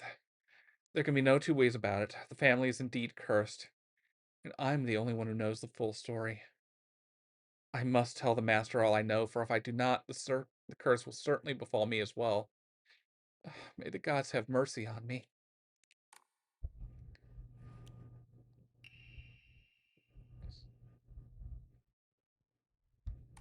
About that. This dovetails in with Strict Mother's letter. Good morning, my handsome boy. You're different from those delinquents who run around town. You have noble blood running through your veins. Of course, every child must play in order to grow, but I simply ask that you choose wisely who you play with. You must think of me as awfully overbearing, but please respect my wishes while you're still young, for when you are grown up, you will be free to do so as you please. Good morning, my handsome boy. Even if you find yourself poor of pocket, you must never let yourself become poor of heart. You mustn't forget that you have inherited your father's noble blood. You must study hard and learn to be a gentleman. Do not think of yourself as a little boy, for you are simply a tiny adult waiting to grow. There will come a day when your father shall require your help. Mark my words. Good morning, my handsome boy. Your real last name is Zuneki. It is told that those of the Zuneki lineage are destined to bring good fortune when the world is in disorder. In fact, that's how your father earned succession to the Zuneki lineage. And you, who have inherited your father's noble blood, are sure to be next in line. To make your name, I took one character from your father's name, and one character from mine. That way, when anyone from the Zuneki family hears your name, they will immediately know you are our child. Good morning, my handsome boy. I have good news. Indeed, good news to a Zuneki is always accompanied by the news of someone else's death. Your father and that woman he kept as a pet have both gotten sick and died. And now your grandfather, the head of the house, has invited you to the Zuneki residence to make you successor. It's a pity that I couldn't reacquaint you with your father, but at least I was able to make you successor to the Zuneki lineage. Good morning, my handsome boy. I know it's a little sudden, but we shall be moving tomorrow. I've already notified your teachers, so just make sure to say goodbye to all of your friends. I shall tell you everything at home. There was another page here. Let me bring this up so I can find it in here more readily.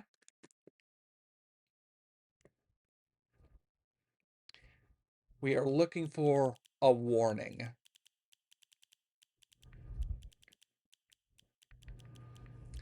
I know I've picked it up, but did it keep, I wonder?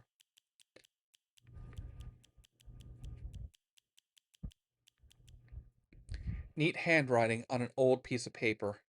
Reading it sends a shiver down my spine. Hinako is mine.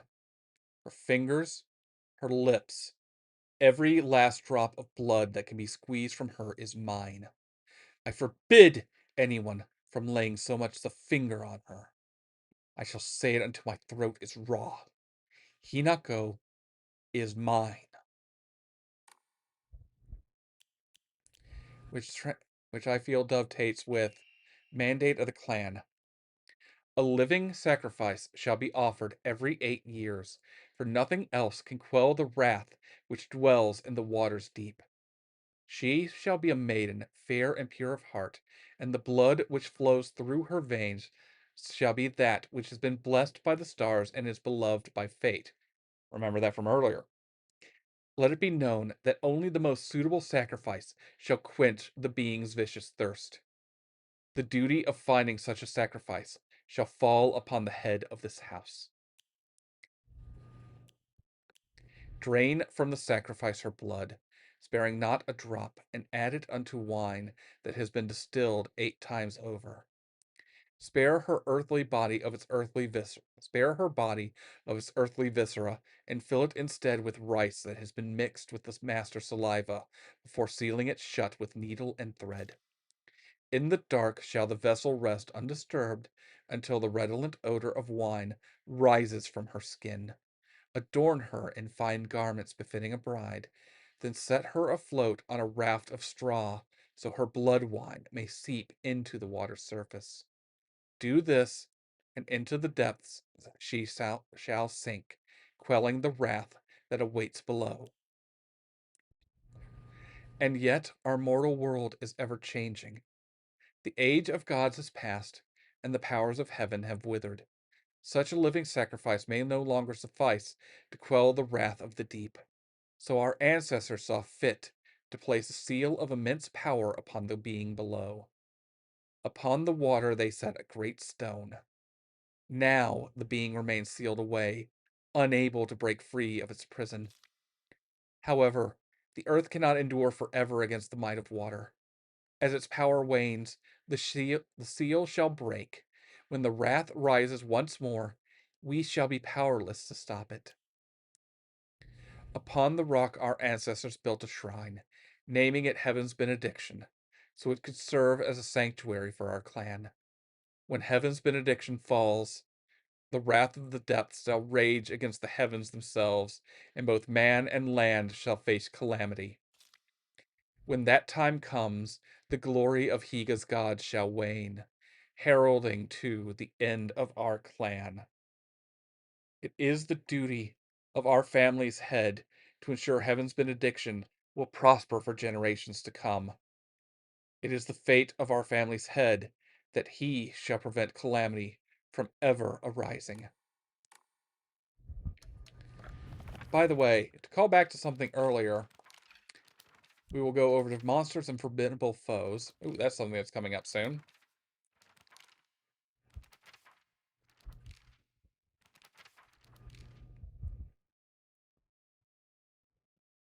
The Zukogami. A large monster that is like the statue of an Ashura.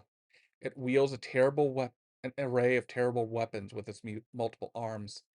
Its body has been pieced together with heaps of junk and entwined with old tree branches and roots, giving a sense of divinity often found in old objects. Keep that in mind, folks.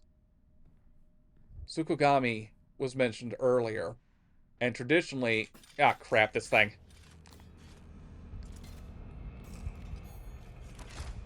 Traditionally,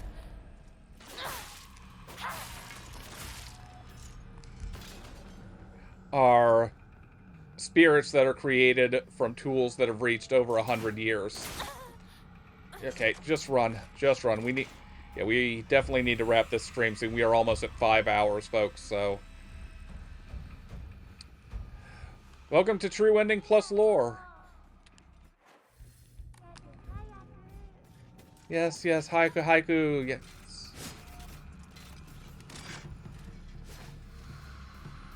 Haiku. Also, God, speaking of throat's being raw. My throat is definitely getting that way.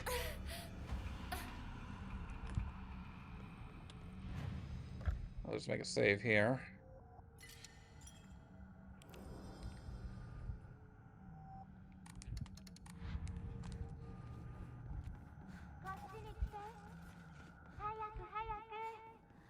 Sakuko? そっちにいるの?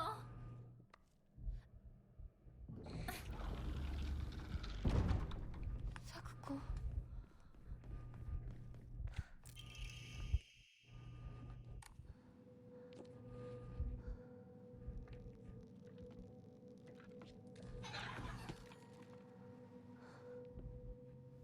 Ah, crap, it's this thing.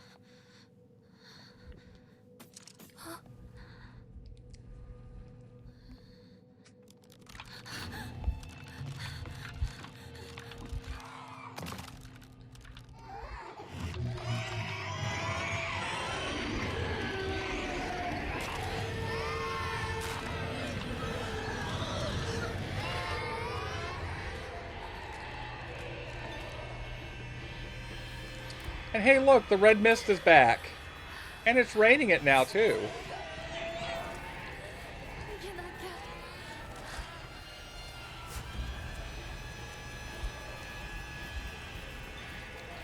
Can't go through there.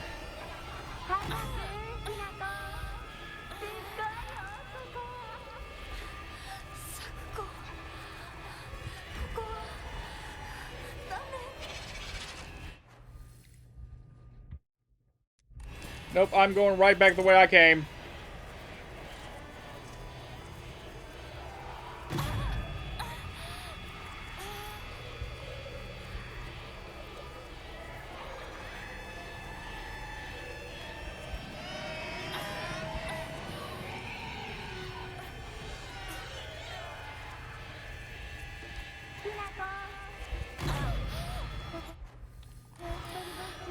We're going the right way now, at least. I should offer those birds.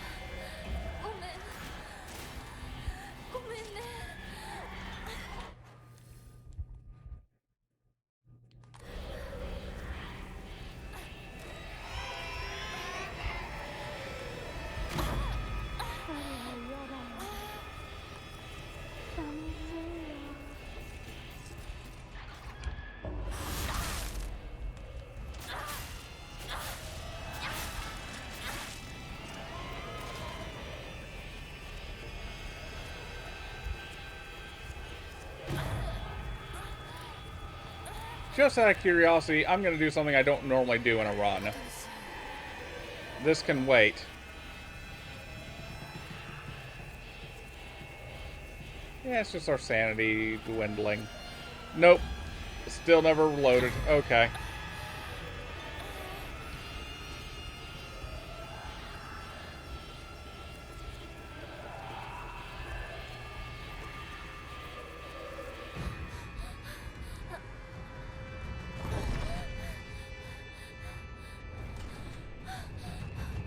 Thank you, God Doggy.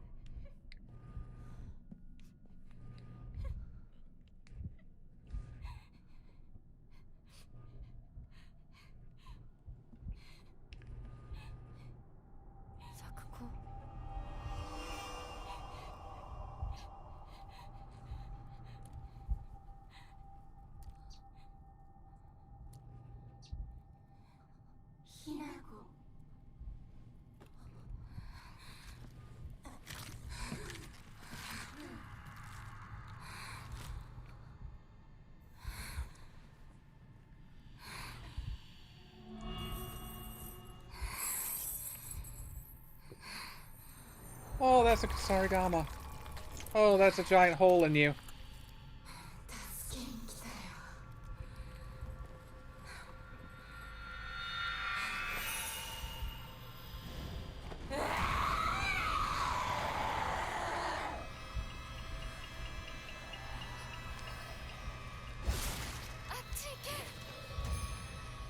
Oh, that's the first time that's hit me when I've tried to dodge it. サクコどうして裏切り者一体何なの自分に嘘をつかないで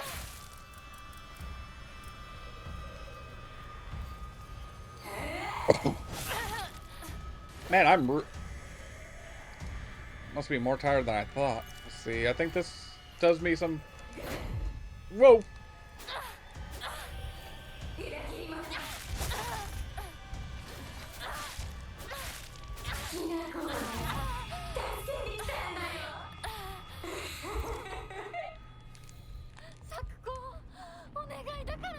Oh crap, don't let her do it, don't let her do it!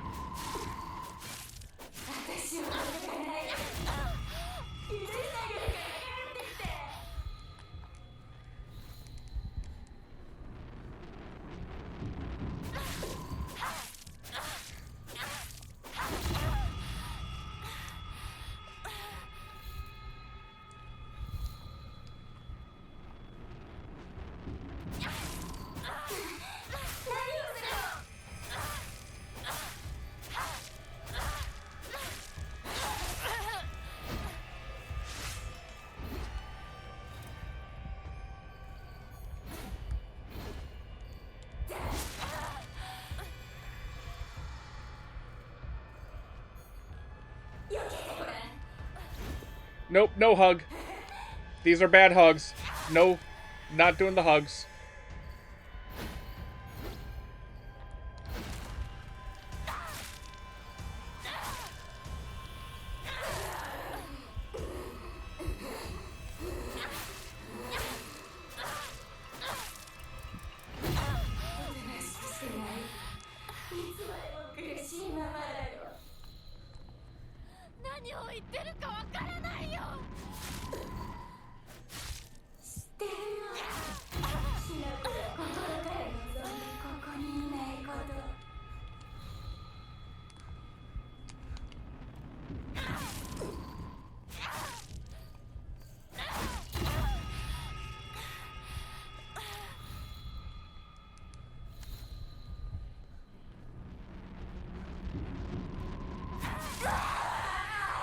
There we go.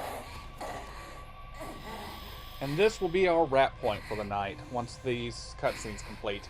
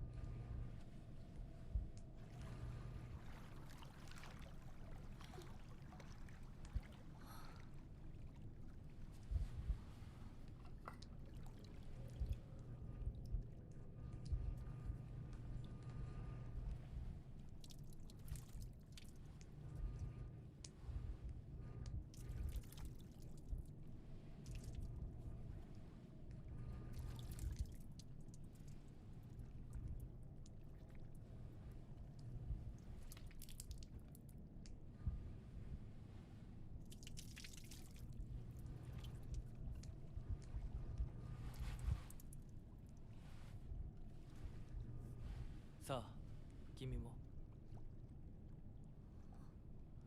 はい。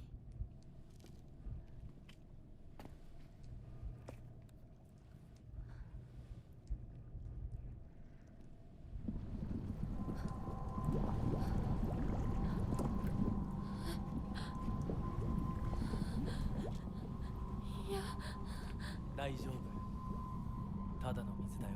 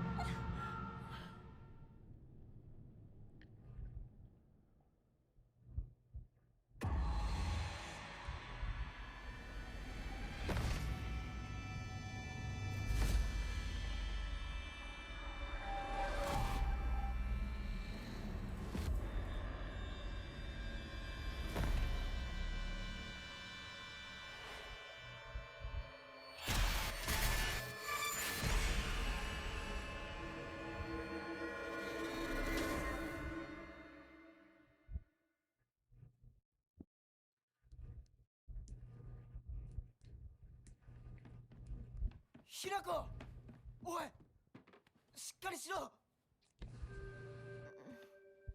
ドジだね。あんた階段から落ちたんだよ。腕どうした？あれ、引っ掛けて破いちゃったのかな。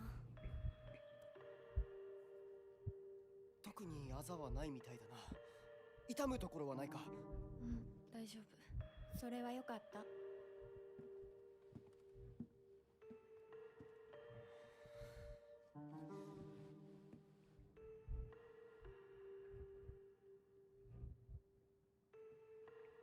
どうした？行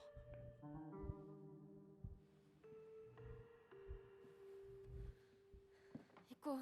時間を無駄にした。よし、行こう。私をちゃんと守ってよ。私ひな子みたいに強くないんだから。分かってる。俺から離れるな。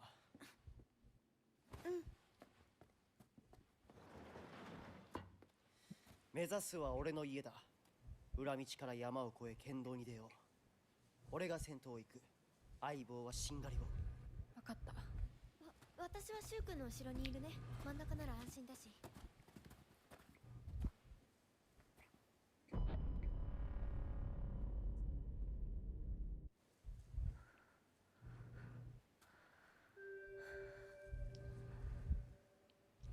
しんがりは引き受けた。